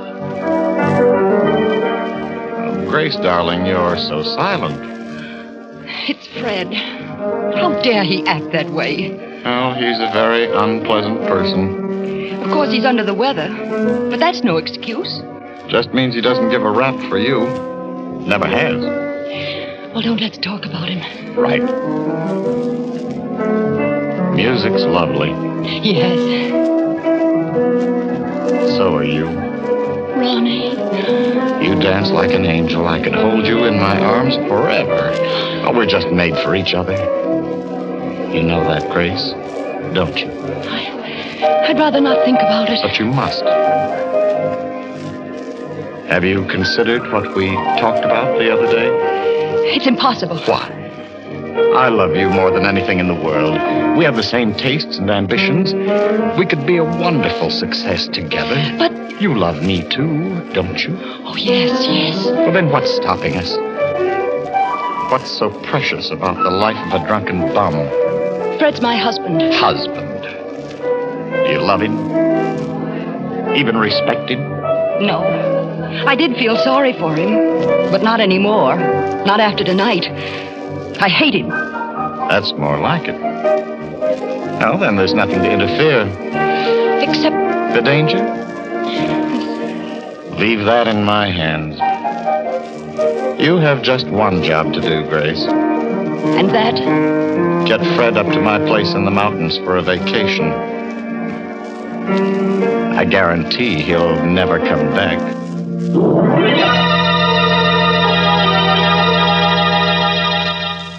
I don't know if I should have been suspicious. Fred agreed to go up to Ronnie's place with surprising ease. It was almost as if he'd been expecting the invitation. The night we planned to do it, we sat in the living room, just the three of us. Ronnie was playing the piano. I'm afraid I'm awfully rusty. I haven't practiced in weeks. It sounds grand to me, Ronnie. Why don't you join him, Grace? I know you're just dying to play with Ronnie. Duet, I mean. Well, that's all we have time for anyway. I promised the Pearsons we wouldn't be late. Oh, that beach picnic. Tell you the truth, I don't feel much like it. But you promised to go, Fred. Do you a world of good, old boy. Wonderful night for a swim. You both seem very anxious to get me down to that lake. Why, not at all. If you want Grace and me to go alone. All right, I'll come. But I've got to go upstairs for my bathing suit. Wait for me here. Well, hurry it up, old boy. All set, Grace? You know exactly what to do? I think so. You make a great fuss about Fred drinking. That'll be remembered afterwards. I'll take care of him at the raft. Push his head underwater and... You'll struggle, he'll call out. Not in the condition he's in. He's as weak as a baby. Be all over in a few minutes. I'll swim back Ronnie. And... Yes? Isn't there some other way? We love each other so much. Can't we just... Run off together? Let's be realistic, darling. We need the money. His money. Love in a cottage isn't our style. I suppose not. Where is he? What's keeping him so long? I'm just as glad. Come on, Grace. I want to make sure there's an extra bottle of whiskey for him in the car. This way, darling. Through here into the garage. Give me your hand, Ronnie. Now, darling, everything's going to be all right. Just being with you. Ronnie. Yes? I saw something moving. Where? Over there. Behind the car. Fred. Hello. Thought I'd hurry things up by coming straight out to the garage. Well, you gave us quite a start. Why, Grace? Something on your conscience? Well, the Pearsons will be on our necks if we don't get started soon. Well, in you go. We're off to the races. But just try to pick the winner. We drove out to the road, the winding road that led down to the valley. I knew just the spot where I had to leave them. From there on, their only companion would be the man with the sickle. Slow down, Ronnie. Huh? I'm not going to picnic after all. My head's splitting. But it's too late to drive you back, Fred. You won't have to. I'll walk. Just let me on. Very well. But Ronnie... It's all right, Grace. We don't want Fred to have a miserable time at the picnic when we can settle things so much better this way. Oh, thanks. I hate to run out on you, but I've got my health to think of. Oh, sure. Oh, incidentally, there's a short cut back to the house through the fence there. I don't see it. Go on ahead. I'll turn the headlights on it. Oh, thanks. Oh, so long. Have a good trip. Where are you going? Fred, look out! Shut up!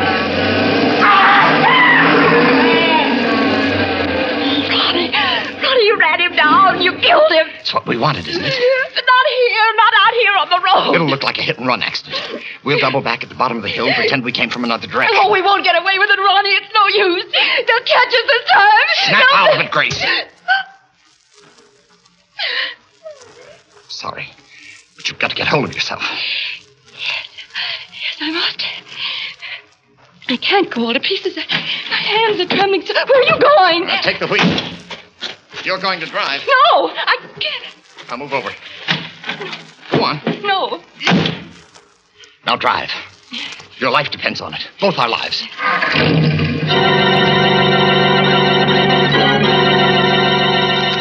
I started down the steep zigzag road, and slowly, my nerves relaxed. As the car swooped around the curves, I felt a strange exhilaration. Easy on these curves, Grace.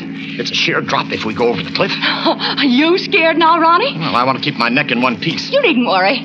I'm a good driver. Fred always said What's the matter? nothing. Keep your mind on the road. There's a hairpin bend ahead of here that... Hey, look out! Okay, I see it.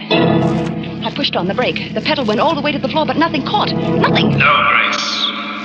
Now, do you know what I was doing there in the garage? I disconnected the brakes. He did it! Fred! The fence, Grace. The He fence. disconnected them! Yes, Grace. I meant to kill you and Ronnie before you killed Grace, slow down. Oh, Ronnie, for heaven's sake, do something! It's coming after you. It's too late now. That long drop to the rocks. Ronnie! See you soon, Grace.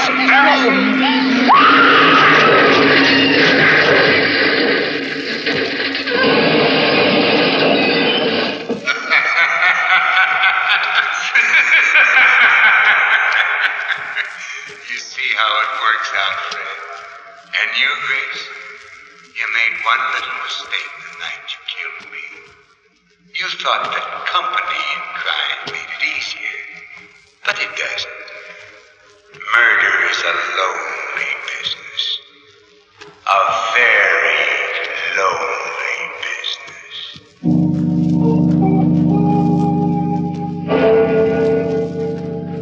One body lying crumpled in the middle of the road, and two more in the shattered wreckage of the car at the foot of the cliff.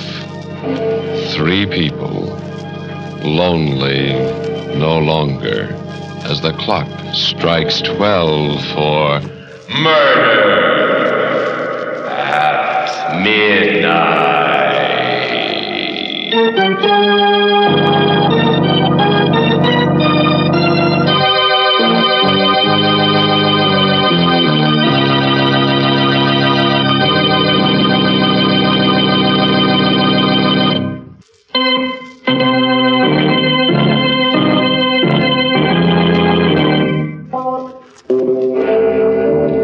Remember to be with us again when death plays host and the clocks strike 12 for murder at midnight. The part of Grace was played by Helen Shields. Wendell Holmes was her husband. Carl Emery, her lover.